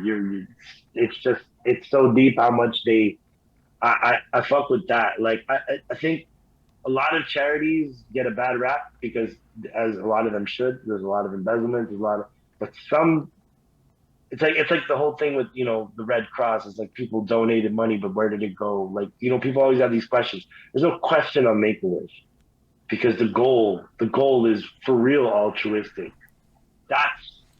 You can't ask for better charities than that. So it's amazing. I just wanted to give props that you even thought of doing that, because it's fucking great, man, and it should be definitely commended. Yo, but it's the kind of thing where if we all start doing stuff like that, let's say a whole bunch of us hit up the same charities, well, then if you took a picture with the politician later, at the very least, you're doing charity work. Yeah. And I'm not trying to, I don't know anything about K-Goon to say if he does or does not, so I just want to make that abundantly clear. This is just where my head's going with it, from the optics of the scene. No, but the whole optics to me was just the reaction of people going, first there's a picture, and then people look him up and they're like, man has a criminal record. So what? You can't have a criminal record. People be wildly fucking ignorant sometimes in that regard, but I didn't even know about that. I vaguely remember it now that I think about it, but like I didn't really register with me. But when you say that, it's like, yeah, I suppose you're right. There's unfortunately the part where I'm kind of privileged and some of the options available to me are not the same as everyone else. That's a fucking big And fact. you know, that was in Kagun is a good dude. Like I don't know him, but I know people that work with him. Just I've never heard a bad thing about the dude. Like criminal records don't mean shit, guy. Like what is a criminal record mean? I could have a fucking criminal record. I don't, but I could have had many times. And honestly, would it make me any less of the person I am today? No, because motherfuckers go through shit and they learn shit. Like you know what I mean? Like the Yeah, only downside sometime. is if you haven't learned from it. Like, but if you learn from it, you can be better. I know people with criminal records that are the coolest, smartest, smoothest, nicest, most loyal, fiercely hardworking people. But you know, a bad circumstance, whatever. Like, I don't know what the story is there, so I don't want to, Yeah, you know, yeah. more That's not. That's generalizing. not. But I'm saying like the judgment that people have, the prejudices, it's crazy. It's like if if we're not to grow, are we like? Isn't that the defining trait of humans? We grow, we evolve. Or even the Like idea, we don't like, evolve physically, but we evolve more like emotionally and and mentally then they, than like, most species. just to like piggyback on that, if somebody serves time, and they serve their time, doesn't that mean that they did their thing and they should, like, on an ethical societal front, be off the hook because they did their time? Like, is like, to me, the whole thing, Well, that's the the whole system they're concept is asking us to like, understand, it's right? fucking wild. So, Like, the whole thing to me, like, when I think about it, it's like this stain that gets put on you. Like, my dad had a record, so we couldn't go to the States or anything. Like, it wasn't an option. Like, something about he never bothered with the pardon, but like, yo, I remember that being a real thing. Like, you couldn't do some shit. I know, like, yo, it's incredible just to see. Like, I remember being my whole, like, early 20s, like, I can't get a record. It'll fuck up my whole career plans if I get a record. Like, it was a huge defining thing of my, like, earlier 20s and how I chose to live my mhm. life. I'm like, and it was like, but it's like a real thing, and it even goes the other way. Like, there's a lot of Americans who couldn't get into Canada, Yep. and it's like, Yep. If you're thinking of being an artist, you have to think of those things, right? Like it's something that still weighs on you because it could happen anytime. I don't, the only reason I'm on with criminal records, I got fucking lucky. Like, God, thank God for that because there's been a lot of close calls. But, you know, there's a reason. If it happened for a reason and I'm safe from it, cool. But man, like nobody wants to have the criminal record. It's not like it's a badge of honor for anything. You know what I mean? Like the problem is circumstances can happen that are out of your control, man. and then Sometimes like the other part of it is that, like, there was more than one, like, there's more than one version of Montreal, and a lot of mhm, people who come from, let's say, a side of the tracks I'm comfortable and familiar with aren't cognizant that the other one even exists, and that the circumstances that lead to certain life choices may be real here in our very own backyard. And so, like, people just look at shit at a very superficial, safe level because there, let's say, for like most people here, there is really clean and easy life paths forward, all things considered, but not for mhm. everybody, just for most people. Yeah. Your location can be a lot of things, man. Like, you know what I mean? Like where you're raised can change things. Who raises you? Like everything is a variety of little itty bitty choices and things that happen to you in your life that become your path. Like these things, forget like predestiny or all that shit. It's just simple facts that like everything, you're always a product of your environment. Then there's a point in your life where you choose to be just what made you, or now take what you learned and make yourself. Because that's what everybody goes through. By the time they're 18, 19, 20, when you start going into your 20s, you're now taking everything you've learned in your life socially and emotionally and mentally, and you're now figuring out how to make yourself who you are. Because usually most people are who they are by the time they're 30. Like realistically, if you look at the timeline, like until you're 30, you're not fully really who you are. You're still living experiences that are shaping your perception of things. Now, throughout life, when you get to 40 and you get to 50, and it's going to keep happening, you're going to keep getting stuff that changes your perceptions. But there's that first 30 years of your life, it's stages, if you think about it, right? Like things are imprinted on you before you're 10.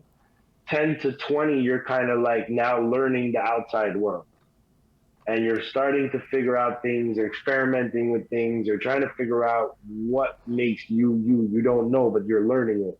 And then 20 to 30, you're not taking everything you learn and you're trying to apply it to become the person you've been envisioning the last 10 years since you've been able to be old enough to emotionally be thinking about that. Like, who are you going to become? So, by the time you're in your 30s, now you're developing everything that you've learned, the person you are, you've taken all that, and now you're applying. It's like an application part of life. Most people are just applying every skill they have in their 30s because that's what it's all been building up to.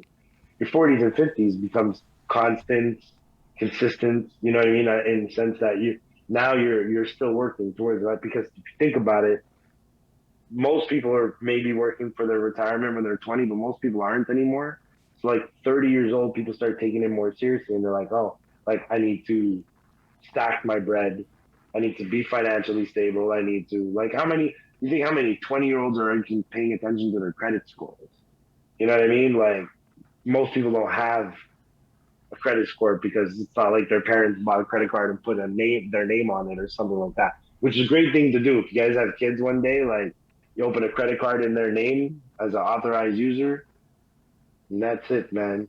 You build up their credit. When they're 18, you can give them that card, but their credit will be built, like, because you've built them a credit score.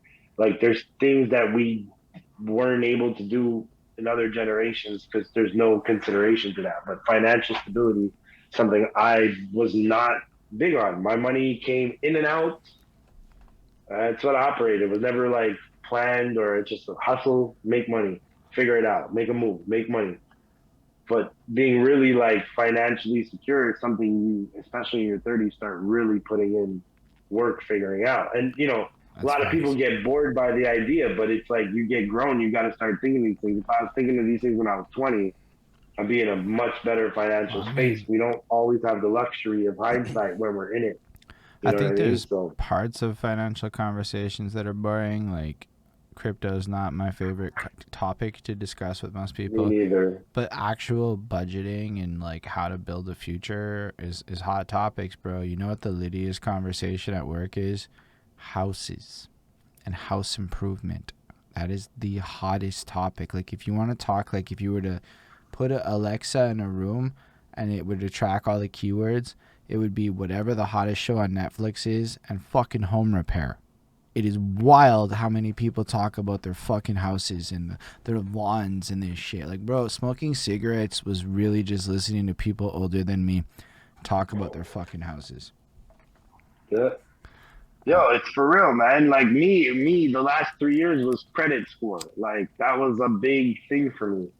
I wanted to have the luxury of getting what I needed when I needed it. I didn't want to have to worry about co-signers and like the things you just don't fucking think about, man. Like, so like that, people tend to forget. They don't think about how important your credit score actually is. But when you want a house, when you want a car, when you want certain things, even an apartment, at some point, like, your credit score's got to be up to this shit, guy. Like, you want to be in the spot where you're fucking taking care of your shit and have access to things, because all your credit score is telling you is what you have access to.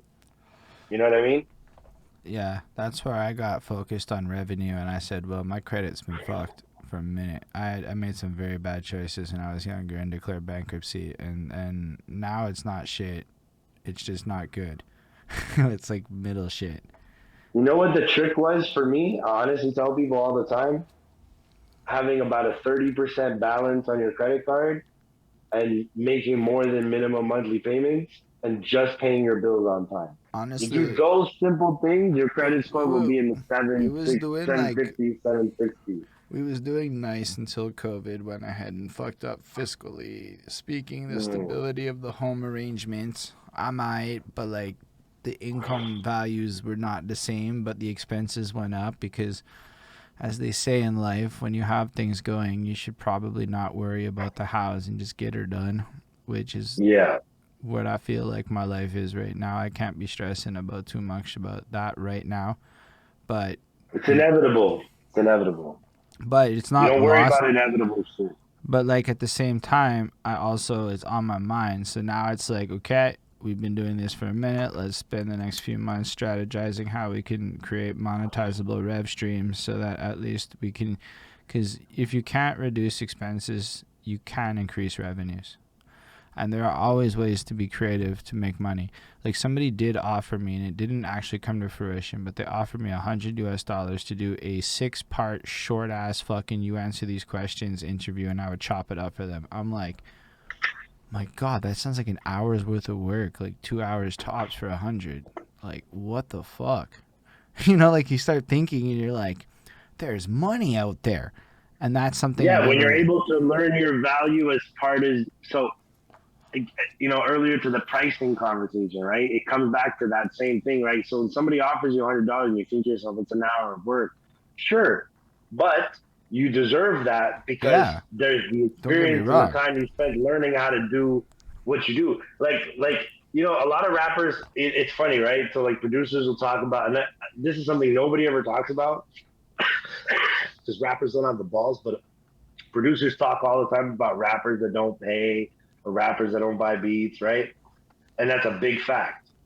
But here's something that people forget. Like, so producers do projects, don't pay any of the rappers that are on them.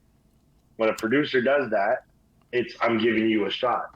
Like, I'm giving you exposure. You get it? Like, so there's an inherent lack of people being able to find what their worth is, because here's what a producer will tell you. A producer will tell you, I charge because this is how much money I've invested in my life and equipment and time, right? So a rapper doesn't know how to properly execute knowing his value. Like, what is my verse worth when I write 16 bars? If I write it in 10 minutes, is it worth less than the verse I take 3 days to write? Where's the value? The value is in how long I've been spitting, the quality of what I'm going to spit. Like, if you're asking me for a verse, it's likely because you want that energy, that lyrical shit, that shit you're used to hearing from me on one of your records. So where do I inherently decide what the value of that is? Am I calculating how much time I've been doing it? Because I've been doing it for 20 years. I don't think that's a fair assessment. Yeah, it's actually got to be way. So here's the thing. Fair is an interesting question, but then it becomes more like, let's talk actual business plan. Who is it that you're charging? My impression is there's not a lot of money floating around from external sources into the Montreal hip-hop scene. So I would argue that at a local level, the value is going to be less in terms of what people can actually get. Not what people can charge other places and have a higher value, but what people can actually get will be significantly lower if nobody is making, not to say nobody, but if the vast majority of artists contributing in the scene that I talk to do not make money, then who the fuck can afford high prices? That's my like real question to like everybody. Here's where it gets tricky, right? Here's where it gets tricky, because when we start talking about charging for services, you got to think people are looking at paying for services under the idea of what's the return on their investment, right? Like business 101. The problem is inherently we're in a business where there's no guarantee you're going to get a return on your investment. Unless, let's say, like, it's like, okay, if I'm spending $5,000, let's say, for a DJ Premier beat, the return on that investment pays itself, not financially, but what the equivalent is going to be from the attention. Like almost quite literally. It's like sometimes, and I don't want to like go into specifics, but I'm like, man, if nobody can afford $200 beats, well, then maybe people should just charge $50. And then more people would buy the beats, because they're not buying the beats, they're stealing beats, or they're going Amino Domini or something like that. So it's like, let's just all have a reality check. There's this like this like idea of what everybody wants, but when you talk about like what you can afford to charge, like I'm in the PDF industry at work, and I can't go very deep on this, but the facts of the matter is the whole industry is going free, which means what you can afford to charge is really not in your control. The value you believe based on a decade of development is irrelevant. The market is the market. The market is not determined based... I'm reading fucking Wealth of Nations by Adam Smith, y'all. I'm on my macroeconomics game right now. But like, that's a fact. So it's like people talk value all they want. Here's the truth. I can afford what I can afford. You can afford what you can afford. Everybody can afford what they can afford. Now, maybe people don't want to negotiate on prices on value, but if I was in a position like that, I would have two rates. I would have the Montreal rate, which I felt would be like probably running some losses, and then I'd have the everywhere else rate. Kind of like how Montreal universities run that shit. Do you know how much a foreign student pays a Montreal university versus how much a Montreal student pays And if we had that kind of an attitude, fiscally speaking, a lot more people could do a lot more things quickly. It wouldn't be as slow, and I think things would bubble faster, because it is an era of. Somebody said something to me wildly interesting, and I can't remember who it was, and I feel bad. But their whole strategy is to be everywhere, to constantly put out content. I don't think it was music per se, but to constantly have content out. Because even if nobody like watches anything you do, inevitably they might. Like, the average person Googles something 8 times before they even go to a website. Like, there's so many of these real life factors that kick into shit. So unfortunately, the artists kind of need a year or two to go do the spam, but smart spam. Lots of releases, mixtapes, like fucking shit like that. Yo, we here, we up in it, we Montreal, let's get it. That kind of shit for, you know, to build up the reputation so that local Montreal shows up to the fucking shows and starts buying the merch. Now dollars is circulating. At that point, up the prices. I don't give a fuck. Columbia House did that shit. Everybody did that shit. Joe, yesterday's price is not today's price. It's the illest thing he said all year, but it's a fact, man. Like things if change, all of man. a sudden everybody's getting paid $250 to do a show because the market sustains that, well, now, okay, you're going to get your return on investment, so you're going to put up that 2 bills on a beat. You're going to, now all these things flip together. But, like, without that ecosystem to sustain it, is, like, wildly just trying to copy what other realities are to be. Yeah. No, it's listen, right now, especially with the COVID thing, like, it's a long time before club promoters are paying people to get the live venue, when it's actually cheaper for them to do the whole, like, live stream thing now. So it's a difference. It's like the pay scale keeps changing. We keep having to adapt. What's the market like? If an artist does a live stream versus the live show, and you're selling the tickets online, for instance, then okay. So if the ticket price is the same as online as it would have been in person, fine. Now what happens if the show's for free but it's on a subscription-based platform? Who gets the money? What percentage are you getting? All other story. You create your own platform to live stream it. What are the maintenance costs? Like, the one thing I can tell everybody in the world, don't do that last option. Y'all think you want to do that last option. Y'all don't want to actually do that last option. No, you want to partner up with somebody who's successful at live streams. Honestly, if you're going to live stream a show, like for real, like do like a, you know, that, I don't want to say a virtual show because I don't want to mix with what we were talking about before, but if you do a live stream of your show, work with a reputable live stream company that has done this. At least do it on Twitch or some shit, because you can do it like that. What I'm saying is, people don't really know. Like, you don't want to be the guy holding a live stream, people register with their emails, your shit gets hacked, you violated European law by accident. Like there's shit that really goes down when you're the host. This is the hugest reason why I don't really host a lot of my content. I'm not as subjected to the same rules as YouTube and Facebook and shit and whatever. Like, there's a lot of things where copyright rules protect you. There's a lot of things that people get mad at that are built-in systems that actually, as a content creator, it's better to maybe not host your own content. Do you have the lawyers? Yeah, see, like, I forgot what Royce and Lupe both did it, but recently did like live stream shows a few months ago, within the last few months. And so Royce partnered up with a company to handle the live stream, and it went beautifully. Lupe's done the same thing. Like, a lot of artists are opting this, but the trick is it's all, you know, this game, again, it always comes to partnerships. The best successes you see are partnerships. But we live in a tech capital. Like, Montreal is full of tech startups, and that's something where, like, people maybe don't realize that when they talk about the real city. The real city is tech startups, because Quebec put so much money over the last 20 years into investing in this sector that there are almost, when I last checked this, because I was talking to Preach Kobe and he called Montreal a blue-collar city, and I was baffled, right? Because to me, it's a white-collar city. And so I Googled it, and currently there are twice as many white-collar employees as there are blue-collar employees. So it's actually... But downtown is white-collar, but a lot of the boroughs is blue-collar. That's why Preach feels that way. Because the white-collar it's been kind of all regroups downtown. That's the hub. And so it becomes a white-collar hub. But realistically, when you look at all the boroughs, it's a very blue-collar place. Like, I would consider... But it's not even like that no more. NDG's gentrified. It's all white-collar.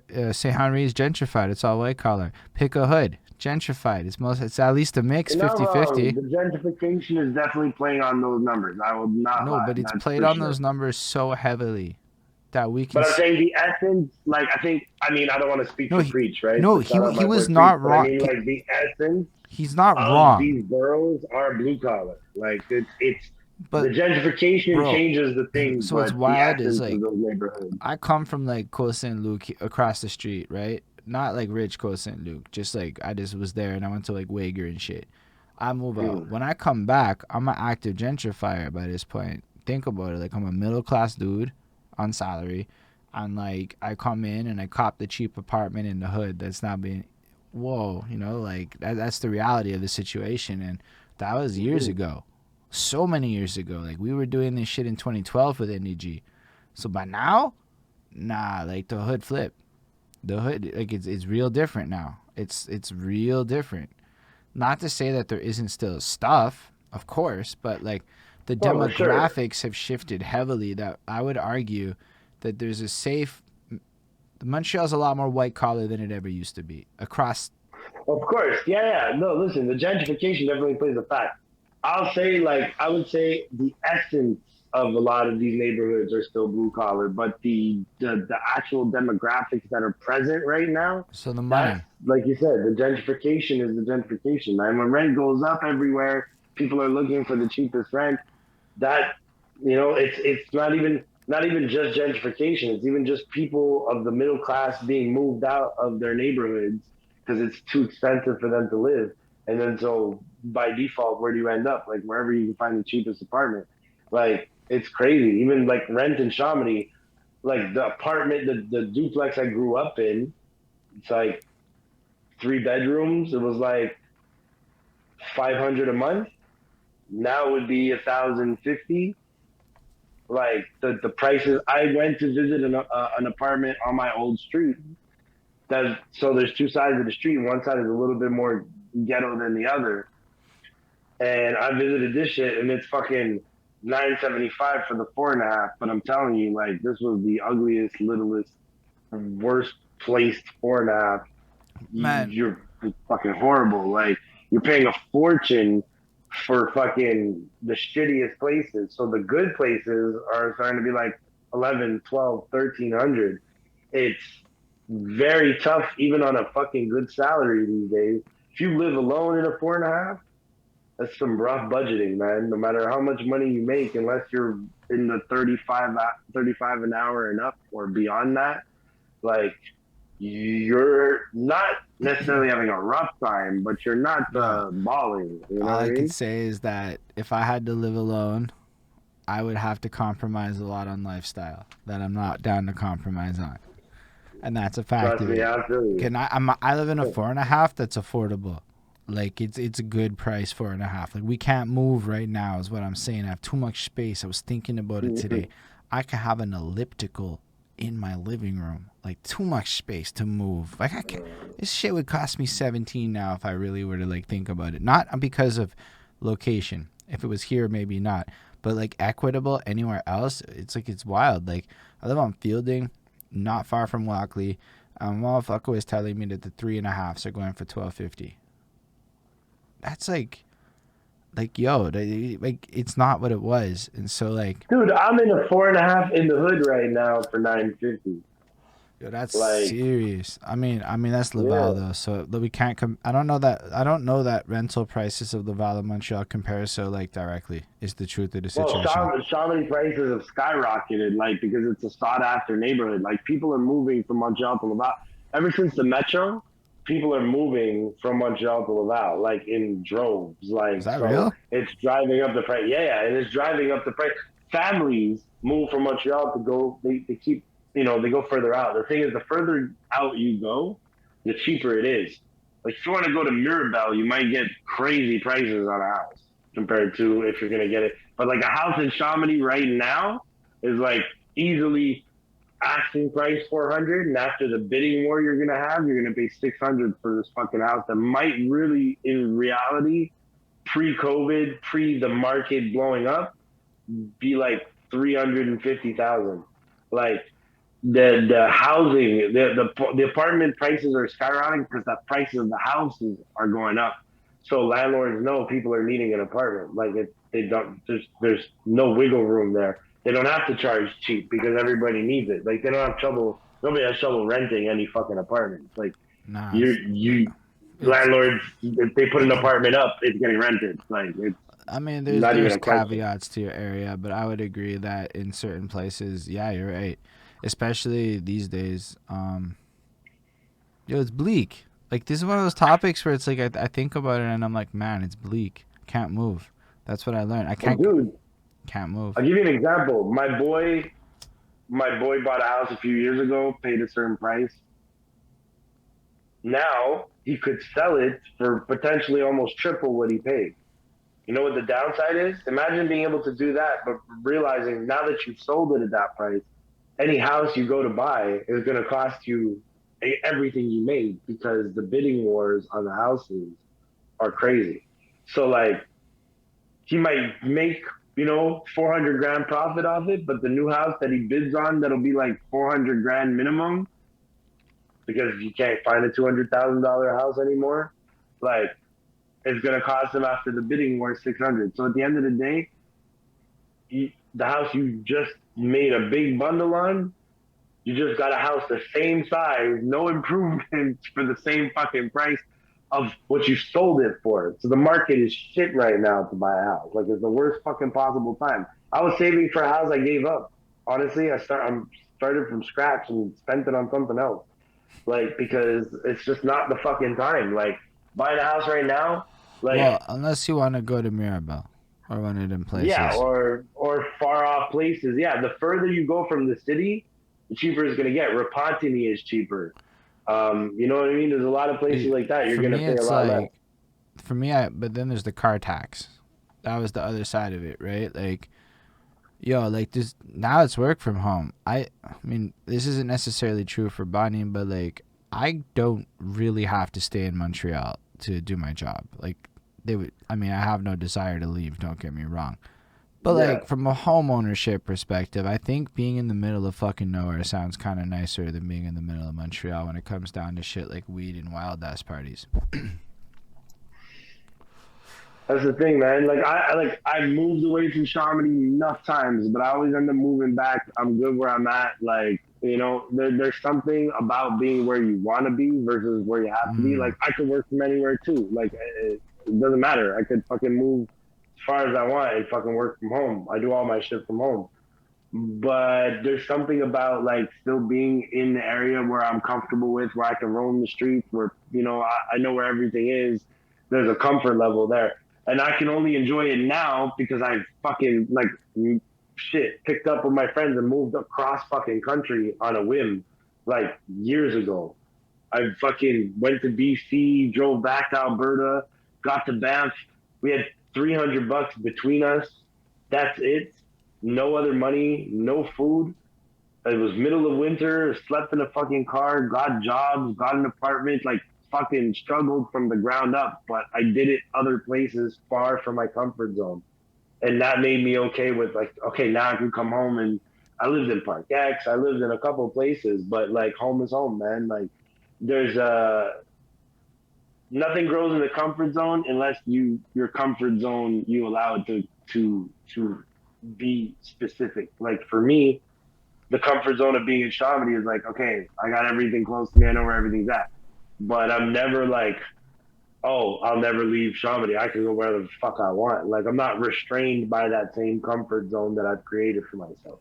But it's always a danger. But you could fucking with rent prices, you can go anywhere, like to what you were saying. So you can go anywhere, but like when you got it good or you're in the right place, that's Yeah. just good for your mind too.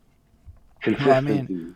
I would like to have the utopia where a fucking house on Rosedale didn't cost $500,000 for like like I would love that Right? reality. But so if I want a house, it isn't like I have a choice. I mean, I don't want a condo. I want a house. So for me, Same here. it's like, what choice do you got? You got to leave Montreal to get a house. So it's like, it's a weird one for me because it creates like a whole new lifestyle. Like I'm kind of really into my bohemian Montreal shit these days. Like I'm fucking with it heavy. Yeah, it's different everywhere, man. When I used to be downtown a lot, like I got accustomed to downtown lifestyle. Like, but like when I'm back in Chamonix, it's different. Like it's just a different energy. Like downtown is life, there's energy. So you walk out the street, there's always something popping.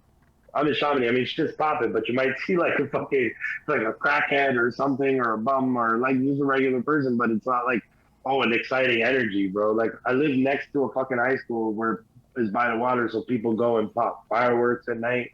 Like it's like different energy everywhere you go, man. Like I got accustomed when I was living in Banff, the energy is fucking way different. I'm in the middle of the Rockies at a different altitude. The air is fresher. There's no pollution. People's vibes is all super friendly, and like the first stranger you meet will shake your hand and give you whatever you got. Like if you got a spliff extra, he gonna give you that spliff. It's just different energy than I was used to.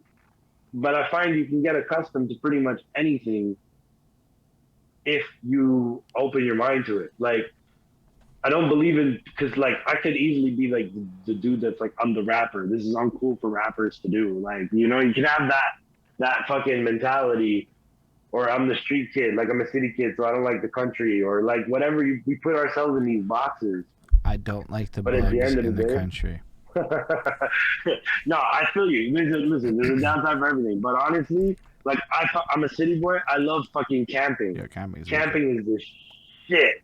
And if you go with the right people, like, dude, I would do a Montreal hip hop camping trip. That would be some wild Yo, shit. I think that Freestyles around the fire, all honestly, that is a lit idea. Once next summer comes and we're that. allowed to do things again, that should be set up. Yo, I would be down for that, like 100%.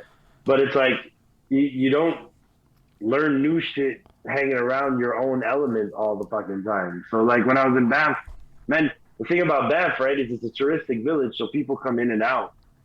So the friends I met was Japan, New Zealand, Russia, whatever. So you hang around with all these different people. They all have a different way to party or a different way to chill, or and so you learn little bits. And then my experiences gave me, you know, so much clarity in terms of like being open minded and just trying shit that maybe I don't think is for me. But what's the harm? As long as I'm not gonna physically hurt myself. I'm not a big fan of hurting myself at all, but like, you know, if it's something I can try that's different or learn something new, then great. Like that to me is, if life is not about learning, then what the fuck are we doing it for? Like every day I try and just learn something new, even if it means open up YouTube and pick something. Like it doesn't matter what it is. Like I picked up video editing the other day. Like I was just studying how, what kind of apps exist for an Android phone and video editing. I'm just randomly picking shit. Like yo, it I'm doesn't telling matter. you though, you can do the whole video process yourself on a phone if you really run it. It's just not my cup of tea, but it's viable and it's like, yo, your phone's I gotta good, learn man. how. That's all it is. Because like Learning your how. phone is, no disrespect to the people with the crazy cameras, but to like me watching it, I'm not gonna actually care about the difference. To you watching it, you'll care about some of the difference, but not enough of the difference between your phone and his. You know what I mean? Like, to a certain point, it's Either like, way, it's the camera plays a part, but a lot of it is the director, the angles, the and the editing. editing. Like videos are made from the angles and the editing. The cameras is just like it's like recording. Listen, you can have the fucking greatest mic in the world, or you can have an okay mic, but if you've got a good engineer, it won't matter. Facts. Like there's a bit of difference, but realistically speaking, it's the person working the tool, not necessarily the tool itself. You know what I mean? Like so. I see all the time engineers make the world of difference. Like Callie said this to me, and it's true when I think about it. Like he's the 2-track king. Like how many people you think bring a beat to have the full stems of the beat? You get what I mean? So when a guy's when Callie's mixing, like if he can mix your song with the MP3 of the beat and your vocals and make it sound dope, then you can tell it's not the equipment, it's the engineer, because you didn't give him all the stems. What normally an engineer would need to mix. Like you would want to have, like if you want to properly mix the mastered song, you need the stems of the beats. Like a lot of rappers record on 2 tracks and don't even think about it. Like, you know what I mean? But it takes a good engineer to make a 2-track sound good, because your vocals sit on top of the beat instead of in the beat. There's no way to make it in the beat because you can't mix every layer of instrument in the beat or Okay, the samples or I know the. for a fact that nobody knows what the fuck that means when we say that shit. I know for a fact. What they really mean is they're gonna take some sounds like guitars and pianos that are fucking piercing and competing with the voice and drop them. They're gonna make your drums and shit mesh real nice, and basically every sound you hear, whether it's a talk, whether it's a whatever, it gets a track, and the engineer goes sound by sound in the beat and make sure it goes real nice with your voice, versus But that's having it. this the because otherwise you just get the MP3, which is already mixed, and then what he does is manipulates that file to kind of sandwich around your voice to emulate that effect as best as possible. And the MP3 is already compressed as it is. So on top of it all, like there's sound issues that arise from that. But the best way I can describe it in the layman's terms, the way I look at it, it's the difference between sounding on top of the beat or in the beat. So when you listen to songs that are properly mixed, the artist's vocals are just as much a part of the instrument. It plays like an instrument. It's you can hear it. It's in the beat. Whereas when you listen to freestyles, like that quality, right? Like a lot of the time, it's on top of the beat. You can hear the beat in the background, and then there's the vocals on top of it. So that's the difference between being able to record a song when you have all the stems for the instrumental, or just the MP3 of the beat. Like it's going to totally change the sound quality. Like it's all good, for instance, is a 2-track. I didn't have all the stems when I did it. Stop Frontin', I had all the stems when we mixed it. They sound sonically very different in terms of the quality of the mix, where Stop Frontin' is superior in every way sonically because my voice plays into the beat like an instrument. Whereas it's all good, I'm on top of the beat. And it's clear, like you can hear it's on top of the beat. That's nifty. I mean that. I like the way you put that. I'm surprised we're still running. Rico hit me with this like we're gonna stop at 10 p.m. shit. And Yeah, I figured too, but I didn't have to go do what I had to do, so I just, for now, I was kicked like, it. fair enough. No, I'm not hating it. I'm like, I was just surprised because I was like this last half hour going, at some point this guy's about to cut me off hard, and I'm like, nope, that never came. That's dope. Hey man, we had an interesting conversation. Like sometimes the stuff about the music and like we did the life story interview, which is why it's fun because we got that out of the way, and it's like we can chop it up on some real shit and Yeah. drop some gems on how things work. So yeah, I'm here, man. I'm good. It's whenever you want, but like yeah, I mean, mixing is such just to finish on that and then step into, what the one conversation we're getting into right after we talked about. But so like, again, always the mix is always about like the more of the stems, the more of the vocals and beat parts of the beats you can manipulate, the better the mix is going to be. So as far as that goes, so that is what we were saying last time, the manager, booking agent, like I think that was a super interesting conversation. And I think, what we were saying is like, so like managers handling your day-to-day business. A manager's job is to make sure that you're operating as an actual business. You're an employee. Like the manager works for you, yes, but you have to treat the manager like he has the power to direct you, like, hey, like you got to go do this, you got to go do that. There's a certain level of day to day. The booking agent, when it comes to shows, is such a different thing because the booking agent is looking out for festivals, is looking out for events, and they're talking to the promoters and getting you booked for the show. Now, there's booking agents that work for promoters and there's booking agents that work for artists. Because booking agents that work for the promoters usually are the promoters. Like Ricky D pretty much like probably has, people that assist him in building the contracts when he brings somebody down, for instance. But at the end of the day, it's like a booking agent, right? Like he's gonna promote the party, but he's gonna book the artist. He's gonna do all that. So a booking agent is important. The thing is, you have to be able to generate some kind of interest for a booking agent to have something to work with, right? But if you get the right person, like a lot of people start their businesses where it's the homies who never did the job before and learn on the job, and a lot of people knock that, but that actually works out for a lot of people because especially because like at the end of the day, it's like the problem with business people is they're the quickest people to figure out how to charge people, right? Like, how long is it going to take for a man's to go, say a word? I can make money from a guy who's more successful than my homie. So it's hard to like necessarily find somebody that knows exactly how to do their craft that's going to be like, yeah, my guy, I'm going to come work for you for free. And then we get back to that money debate where all of us is like, yeah, we don't have that cheddar to go pay you to go do everything proper, which maybe is a problem. Maybe like we have to go pay more people to do more things, which is probably fair. But here's the key about managers. Remember that managers don't get I meant more paid the from booking you. agent. Oh yeah, well the booking agent's supposed to book you, make his money off your fee. Like there's supposed to be at some point there has to be a consensus in your team to what your show or what your presence at a show or at an event or at this is worth, and it has to be your bottom line. Like it has to be like no exceptions. Like hey, like this is it. This is the asking price. Because in a professional business, the promoter is going to ask for a bid. Like what's the bid? Like what's your price? They're going to place a bid on that price. You know what I mean? Like at the end of the day, that's where the negotiations come in. But the booking agent, the manager, they're all supposed to eat on what they bring in for you. So, you know what I mean? Like that's a lot of managers will ask you for cash up front. If a manager asks you for cash up front, turn that guy the fuck down and send him packing. Because that's not how it's supposed to work. Like maybe that dude will do the work for you, maybe, but you should never ever have to pay a manager up front when the job is not done yet.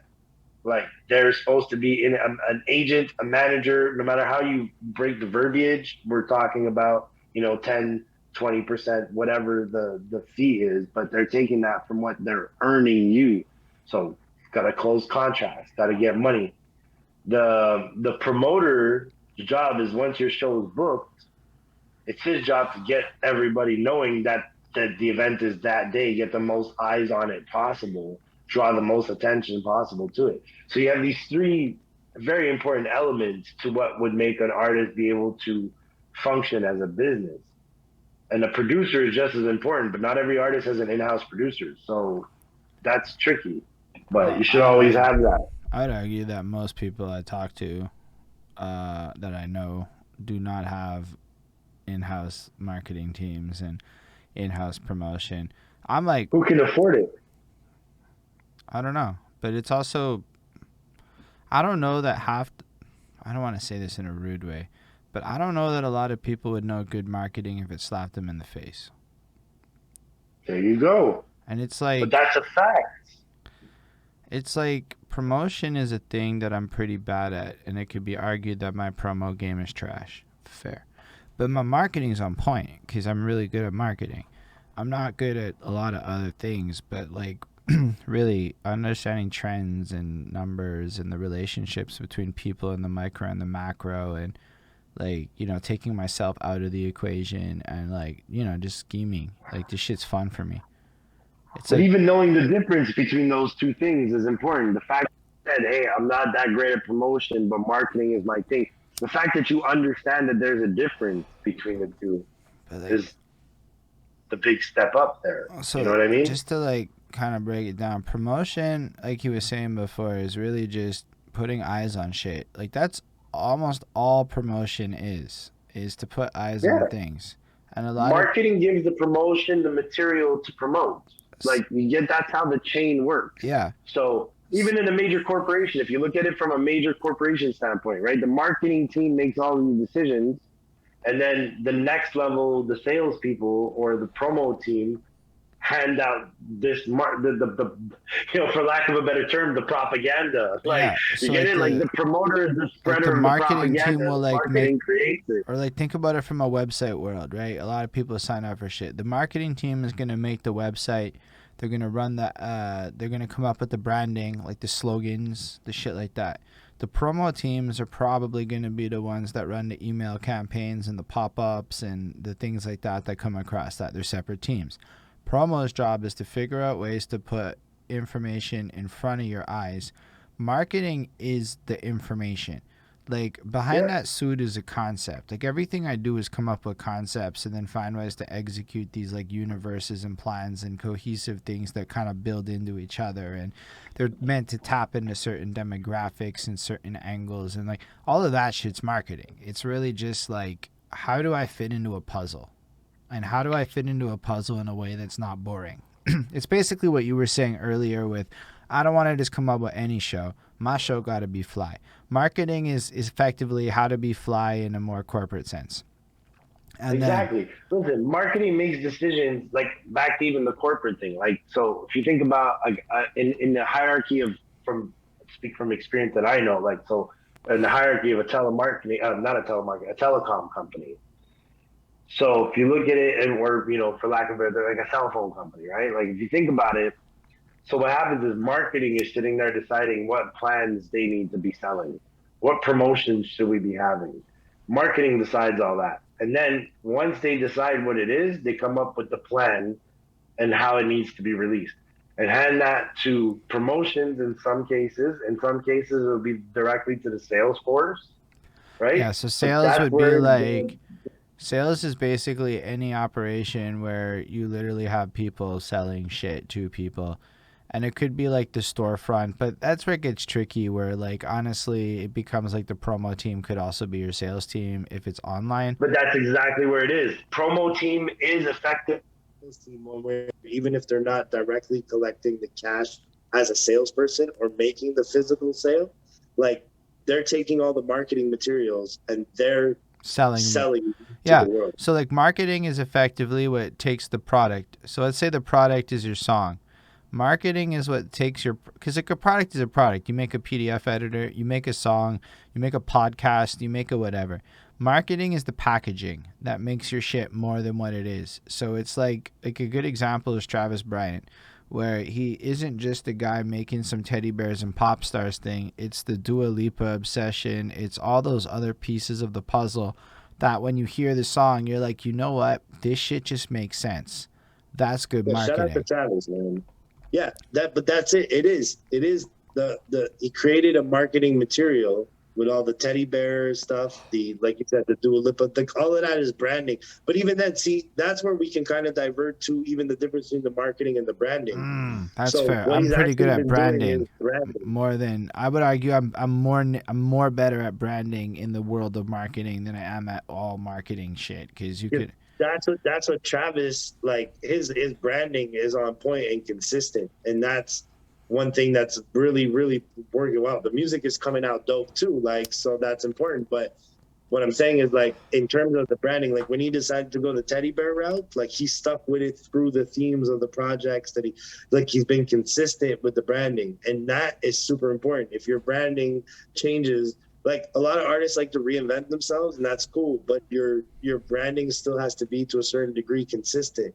You know what I mean? Like my branding has been the authenticity. Like on the simplest level, my branding only works as like I haven't worked any other angles, but the branding that ends up being beholden to me when it's feedback from other people, it's authenticity. Like people know, like the people who used to listen to my old shit, I would make songs like about being broke, about window shopping. Like I redid 50 Cent's Window Shopper, and I was like talking about how I'm window shopping, and it connected with people in that way, where But it's other almost rappers like, would rap about guns. so like, I didn't. so in the sense, like from a marketing perspective, the authenticity thing really is that you were able to like connect with your demo of people who related to you in a sense. You saw what was out there. You obviously heard what other people were saying and were like, nah, that ain't my life. And in a One a really great example, Marlon Craft. You ever heard of Marlon Craft? I think so. I feel like I know the Look name. into this dude. His branding is super on point. He's a white rapper, minimalist. He's not out there like flexing crazy clothes and jewels. He's a minimalist. Like that's kind of where I fall into, the spectrum. Marlon Craft is a great example of how you can use that to your advantage. Like he's a dope fucking rapper, but like his branding and his everything has been so on point this last year, especially. Like, and it's all just branded on authenticity. It's just Marlon Craft being Marlon Craft. Like You don't need a gimmick if your gimmick is you. If you have entertaining enough point of view or personality, or you can find shit that you think about that other people relate to. I mean, that's all the branding you need. Now it's transforming that into monetization, where like you're Well, that's trying to where figure marketing out value goes. to people. The branding's really cool, but let's be real. What you are doing is you're speaking for this group of people, and that's where marketing comes in. So I guess I am pretty good at marketing too. But like that's the truth of it is your branding matches this demo. So now it's a matter of like, because I'm in my head going, who the fuck can I perform with to optimize the overall reach of it, right? So I'm trying to think of the names I know. Like if I'm gonna go charge $25 a ticket, which is what I would like to get to a point of doing when I really get to it. We're doing the early work on the parks to build loyalty on the brand and putting in that grind. Because who the fuck am I? But at the end of the day, we're gonna get to that point. Who the fuck am I bringing on a stage that makes sense with my performance? Not to say all of it. I'll book shit that has nothing to do with me performing, and I'll be there hosting. Well, that's what I was gonna say. Find artists that not just let's say match, but complement. That's like it. you Like, want to, a good show. If you ever notice, watch any good show from beginning to end. You realize like it's like a roller coaster, and you need that. You need to get into those different vibes. like I realized so that's the Coolman matching of Logan. artists on a show build. Coolman Logan going after me makes a lot of sense because I come with a more different energy, and then he brings you back down and grounds you, and I was like, say a word. He shouldn't go after me, like in the sequence of things. I was like that makes sense to me. Plus, like he'll be happier with that choice, but it's more like it just made sense to me sonically. So it's like you got to sequence the event. So and then I thought Clarity, shit. If he comes back, we throw him in the mix too, because that's a blend. Plus, nobody's really stepping on toes, right? But the people that would come consume the content of all of our bars is not that wildly different. Well, Coolman Logan's a bit out there, but you can tell like it's gonna resonate with the same crowd. And like Yeah. not to say that you can't cross over and do events with other things, but the reality is I have performed at many shows with a bunch of trap dudes that rapped about cocaine, and my audience got scared away.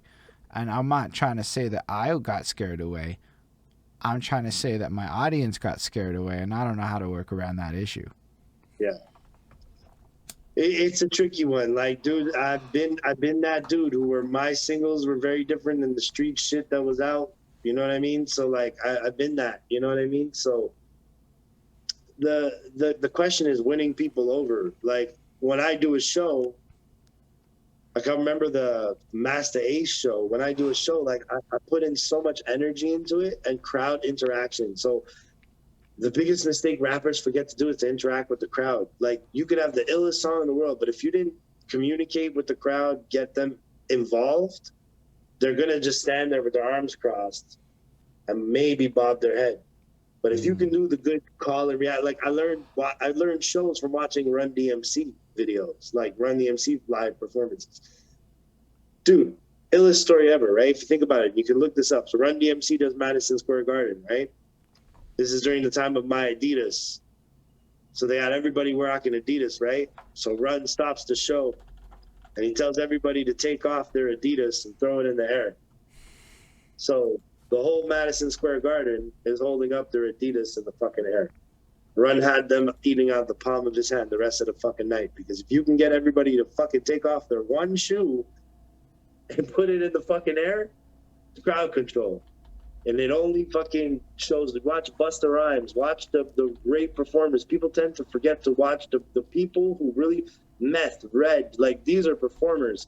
Watch them. That's everything you need to learn about controlling a crowd. You learn that shit, and you can take a crowd that does not even fuck with your shit or vice versa, like, and have them fucking down because they'll feel the fucking energy. Performance is such a unique thing that the song is only just a part of it. Your performance is what catches people's attention. It's what they never forget. Like they can forget a song, they'll never forget when you perform that song live. That's big Especially truth. the energy Yo, I even remember this one time. I performed my song Jimmy Says live. I was doing it live before it was recorded. And then I recorded it, and the guy heard the recording, and he said, "This is trash. The live version's better." And I will never forget that for the rest of my life. It happens. I have songs that the live version is better than the recorded version to me, because you get to deliver it less. It's, the studio is very restrictive. Not all the songs we record in the studio feel the way they feel when we write them. You know what I mean? Like Or sometimes you like, write something with a certain energy, but you go to the studio and like you can try and duplicate it a million times. But the minute you go live, I know like It's All Good. When I do It's All Good live, the first bars when I'm like, let's get this party started, like there's a projection in my voice that comes out that in the studio, yeah, I can do it. But when it's live, that has a way bigger energy. Like, so I relate to that because at the end of the day, some songs are just better live than they'll ever be or recorded, no like, matter what. You can't bottle that energy up sometimes. what's fun with live is you can fuck around with your own songs too. Like sometimes Right? I'll change the pitch. I'll just do it, or like I'll do a sing part. I'll try it out. Sometimes it sucks. Sometimes I'll be like, I know that was trash, right as I did it in the middle, like because whatever. Sometimes you perform the song so many times that you gotta come up with some way to make this motherfucker more fun for you to perform Oh this yeah. song. Million Dollar Charm is one of those songs. After a while of performing it, like I kind of switched it up, and all of a sudden I was doing. So what I was doing for the hook when I'm live is I was just doing the old school. Do my ladies run this Yeah. motherfucker? And do my dogs. And so I do that during the hook when I perform Million Dollar Charm now, and the crowd gets so into it, and that's the trick. You have to learn. Performing is all about connecting with the crowd. We can be on stage and dance around and move around and spit it as hard as we want. Well, But like some rappers can't even look at the crowd yeah, or that's they'll wild forget to their me. lyrics. Man, that's wild to me. I do this shit where I try not to blink. I mean, as much as possible, I'll keep my eyes as wide open. And if you watch me when I perform, I will blink maybe once or twice throughout an entire like song, because every time you blink, it's like you break that little connection. Yep. Now, I don't mind breaking it by doing some shit like dramatically looking down. That's an okay time. But when I'm like looking, I'm not supposed to be blinking. I don't know if that's like a real thing, but that was Yeah, a thing like no, it I is. came You up gotta with connect. Like at I one don't point. consciously try and avoid blinking, but I get exactly what you mean in the sense that like when you make that connection, you don't want to break that connection. You need Or that like, connection, it's like, but it's man, like when you slippery get slope. like a good crowd and you just like, because you can't like focus. When you have like 8 people, it's kind of easy to look at everybody. But when you have like a large number of people, mostly strangers, it's like you're honestly like bonding with each of these strangers for like fucking 3 seconds at a time sometimes, and it's like this crazy rush. I didn't even think about it till I recently started this. Like, even standing in the street looking at strangers at Cosmos, I was like, old people and shit walking by, and I'm rapping at them, and they're like, well, mostly positive. It was really like mostly a positive reaction. I think people are that starved that they'll take anything right now, Oh yeah. and it's People nice. are desperate for entertainment. Like their Netflix queues are run out. They've watched everything on Amazon Prime. Like Yeah, the home lifestyle is like used up all their entertainment, right? So like people are always gonna fiend for live talent. Like it's something that moves the spirit, man. Like it's not even something you consciously think of, but like people can walk by. When you walk by downtown, there's like a street performer like banging the drums, like a set of homemade drums, but you gonna fucking stop and vibe to that shit. Even if you don't stop and you walk on by, like you'll. It's hard to not just bob your head because the energy's there. Like you know what I mean. We connect to rhythm in a way that we don't always perceive it, but rhythm connects us big time. Music, that's why music connects people. It's rhythm. Like you can take all the words, it could all be gibberish. You can take all the beats, but as long as there's a rhythm, people will connect some way, somehow. Like some songs give you goosebumps. You never heard a word of it yet. Just the beat started playing and boom, Or like, goosebumps. Like certain here's some instruments do that. like the New Year's Eve song isn't in English. Like that like New Year's Eve song that Clit's like, I don't know what fucking it is. It's some Italian shit. Like when they actually sing the words, it's not like in English. I'm like, I don't know what the fuck you're actually saying in this song, parents and shit that sing this fucking song every year. And I'm like, so I never learned the words because they weren't in English. But there's so many like things where it's like, or even growing up, like you would hear shit like "C'est soirée là" or whatever, and it's like even if you didn't understand everything, you know, there was a vibe to it, you know, Yeah. like. And I realized, I don't know if you ever listen to Russian or German rap. That shit's Yeah. wild. It sounds like it's punching you in the face like the whole way through. Yeah. But dude, even like I'll give you an example because it just played in a show I was watching. But remember Punjabi MC? Yes.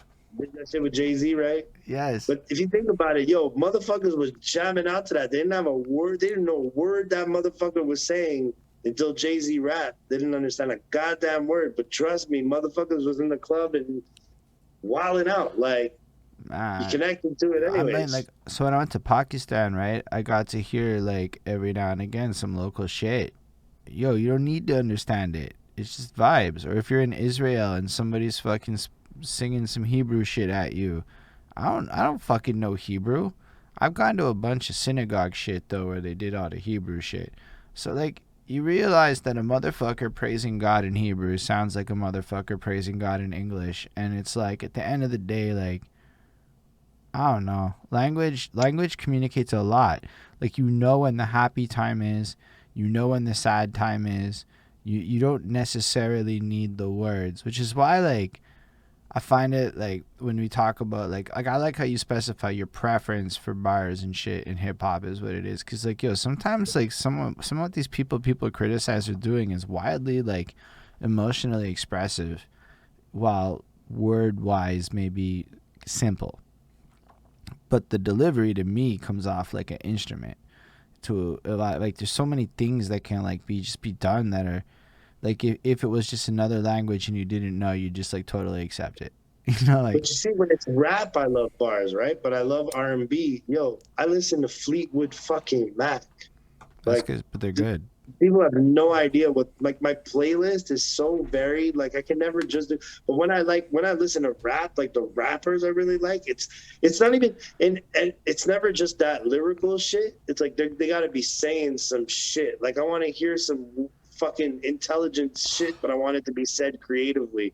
But like bars, I'm a sucker for melodies and harmonies, so I can listen to a song that's not lyrically complex at all if the melodies and the harmonies are intriguing to me, because that plays on my emotion. Like my emotional connection to music is so far beyond. Like one of my favorite songs is Green Day, Boulevard of Broken Dreams. Oh, that sounds amazing.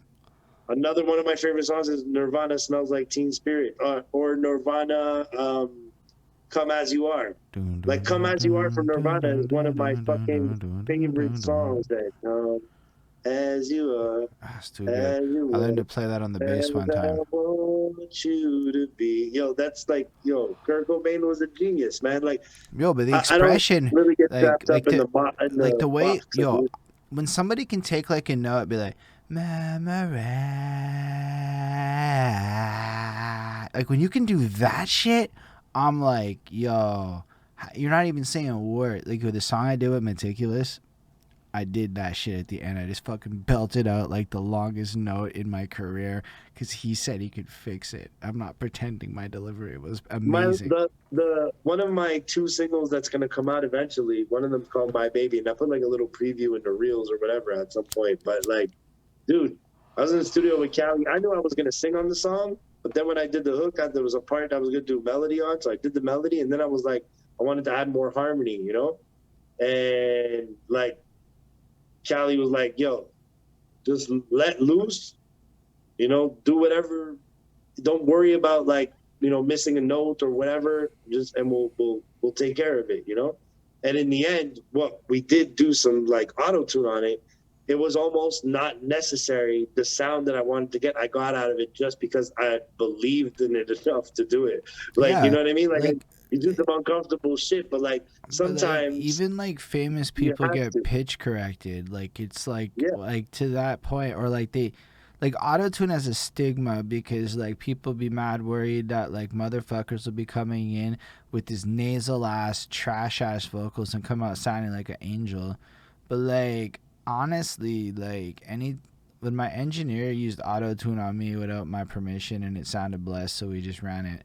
It was like, oh, say word. It really was just like what I was doing, but a little bit different. Like it was no different than but it wasn't like different than him putting any other effect on my voice. It was really the big epiphany. It was like, oh, really? I still have to deliver, because if I'm not delivering, it's gonna sound like ass with autotune. Yeah, no matter what. Like, if you're shit, you're shit. Like, it's not, autotune's not going to save you. But, like, see, when I got the Callies, I said, look, this song is mostly singing, but I need a vocal effect. And I'm not necessarily, it doesn't have to be autotune, because that's not the sound I was looking for.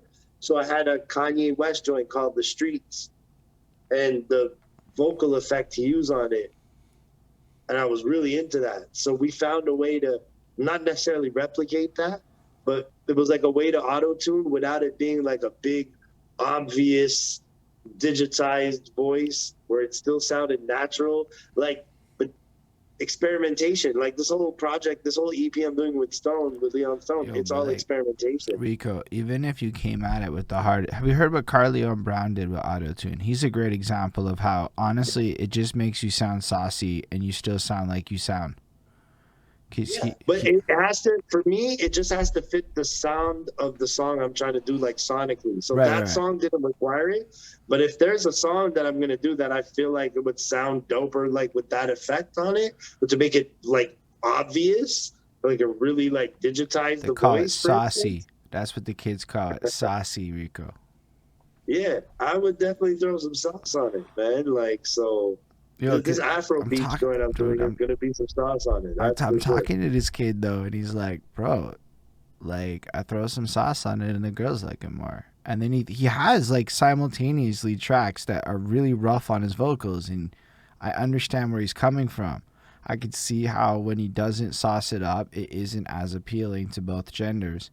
And then the sauce it up might not be as appealing to both genders. And this isn't like meant to be a sexist thing. It's just, this is why most dudes go melodic, because I mean, R&B is what it is. It does what it does. It is what it is. Dude, who wants to rap for just dudes? Like, at the end of the day, man, I think sometimes guys forget, like, rappers trying to do that tough shit, but like, why wouldn't you make songs for women, bro? When I made Stop Frontin', when I made $1 Million Charm, like, I was making that to appeal to women. Fucking right. Why wouldn't you?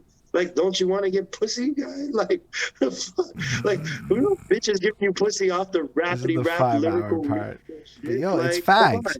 Bro, even on my earlier shit, I made sure that I had this like, my first performance. I do my, like, whatever, and then I have my song Redemption, which was written about 3 separate women melded into one song. Shh, don't tell them all. But, like, so I would perform that shit, and I was, like, really inspired, because I think I had seen Myer Clarity perform and do some dramatic jump off the stage shit. So I'm like, well, fuck that. I have to do some dramatic shit. This is my first show.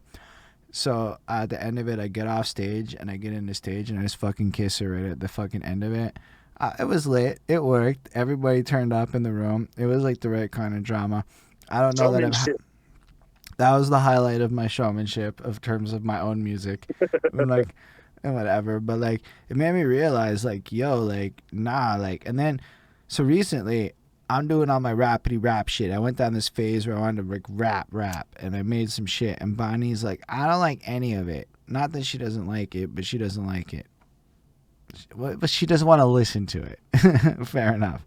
And then I'm like, okay, what is it? She's like, well, I want some shit that's home music. I listen to Iggy Azalea. I like home music. And I'm like, okay. And so my compromise was dance music, right? Just some club shit, you know, like have some at the right BPM that motherfuckers will shake some booties to.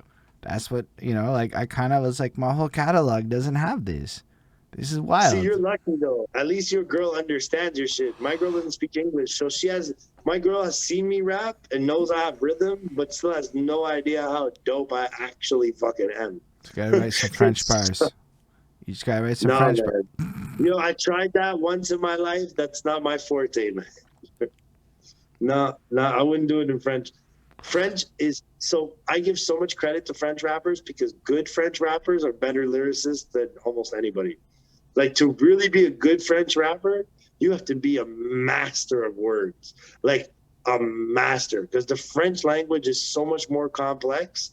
Like, to be able to really, like, the guys that I consider the top of the French rap, like A+, like Connoisseur, like Monkey, like, these are dudes that, when they rap, like, dog, like, there's some fucking that penmanship is great, dramatic.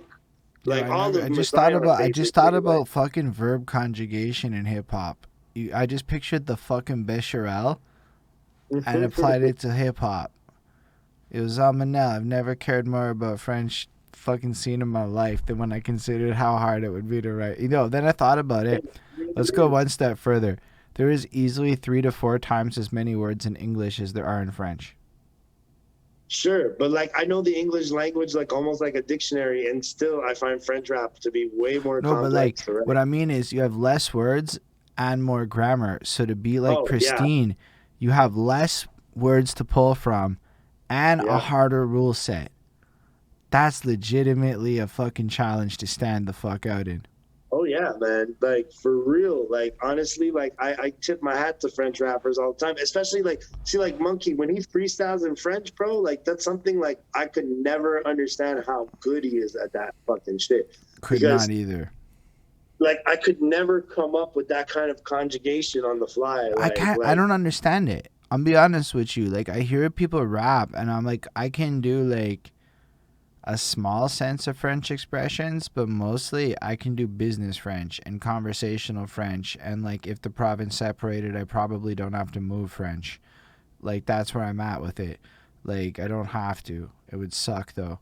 But like when we get to like hip hop, I get the like-us if I understand them, but like I don't get the doubles or triples because I barely understand the single layer of it. Like it's just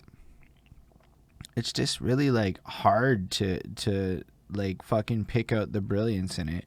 It really just sounds like a bunch of French words in a row being rapped, and that like I don't get it, and I know I'm not getting it, and I feel like as I listen to shit more, I guess fine, but then there's French slang. I've seen French text messages. I don't know fucking Quebec slang. I'm really out of the loop on my Quebec slang. So like I don't know anything really. I just know the very base level. Honestly, like if you were to like listen to a lot of hip hop and then just try to replicate it would be the best thing I could do with French. Like I don't really get it.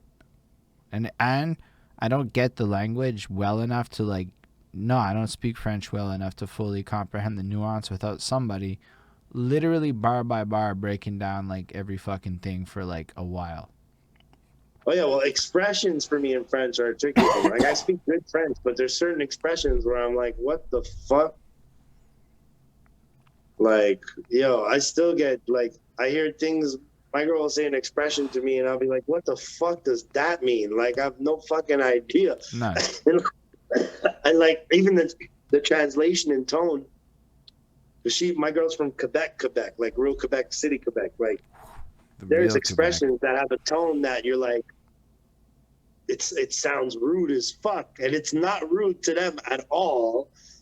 But the shit that they said to you, and I'm like, what the fuck did you just say to me? Like it was like that's fucking rude, and it's never actually meant to be rude. It's just the tone and the expressions, and it's a very different. But people from France are always shocked by people in Quebec's French because it's two different French. Yeah. Like the Quebec Dual, the Quebec like slang, like that's like another story. It's a whole other dialect of language itself. Like, you know what I mean?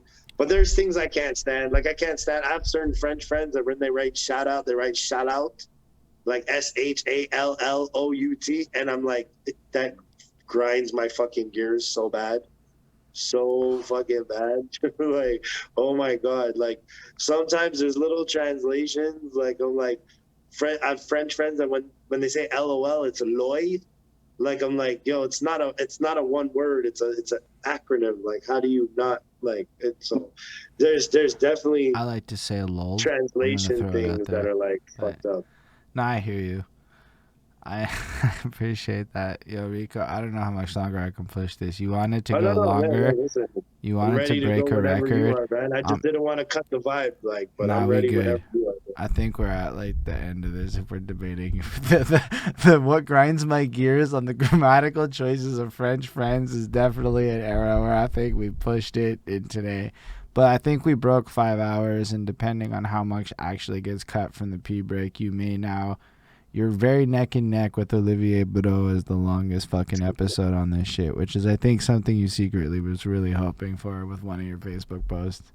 So I'm happy that we could bring it to Oh that no, level. it's because you said that was building off of what you said about breaking the record, because you kept making comments with all these episodes about breaking time records. So I was like, oh all right, man, everybody took that to like this fucking like level where I'm like, I'm okay with it. When they're like an hour, I'm like, oh man, I can play video games today.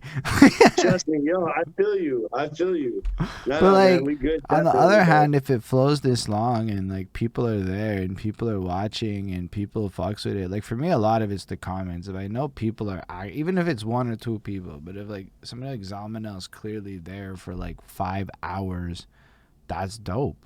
Like to me, that's a huge like. It's so worth doing it. And if the conversation flows, it's dope. Like, I don't know when I'm going to talk to Rico Blox again. We all busy. It just happens when it Whenever, happens. bro. You know you can reach out anytime, man. Yeah, but, like, we're both, like, relatively busy. So, like, as much as that's true, it's like we're both victims of our own success when it comes to the socializing of shit. So it's like a moment like this to just chop it up. That's part of why I love these interviews. Love them. Don't care if they're successful. This is fun. This is, like... Honestly, if I were to hang out with you, it would have been this in person. So it's like, oh, we gonna get that done eventually, man. We gonna get that done. But yeah, on that note, I really do appreciate having you come through. Honestly, this was really good chat. I like the part twos where we can really just kind of talk about whatever and there's not as much structure to it or anything like that. Yeah. So for me, they're fun. Like definitely you drop shit to think about. Like you did not leave me empty-handed in terms of the new ideas. And that part's also fucking blessed because like, yo, like I don't even think I'd have half the cool ideas I have if it wasn't for all these conversations and shit. Like weirdly enough, I think like, like back in November, I'm learning what a sound click is for the first time. And then my last project's called Yo Vince, the technician. I found these on sound click. Like it's wild how shit can go so full circle. But yo, thank y'all for watching it too. All the Rico Blox's links are going to be in the down belows. So if y'all, they're always down below. And y'all should go check out his stuff and follow it. He's going to be coming with like the new music, so y'all should be checking and stuff. I don't know what else to say at this point. I appreciate you too. Appreciate you in the future. Like, comment, subscribe. Do you have last words for the people? Keep it real, y'all. Like, just keep tuning in to Bridging the Gap, man. Like, at the end of the day, behind that suit, like, this is it, man. Just keep following the platform. Like, we get to come here and chop it up with Holden, so that's cool. But that happens thanks to everybody in the chat. Someone else with the shout out. I see you, bro. Like, yo, but that's what I'm saying. Like, yo, it's if as long as there's an interest and there's a platform, you keep providing that. Like, so y'all need to just keep supporting like y'all do, man. Always appreciate the chopped up session, man. But yeah, thank y'all for real again though, and live long and prosper, everyone.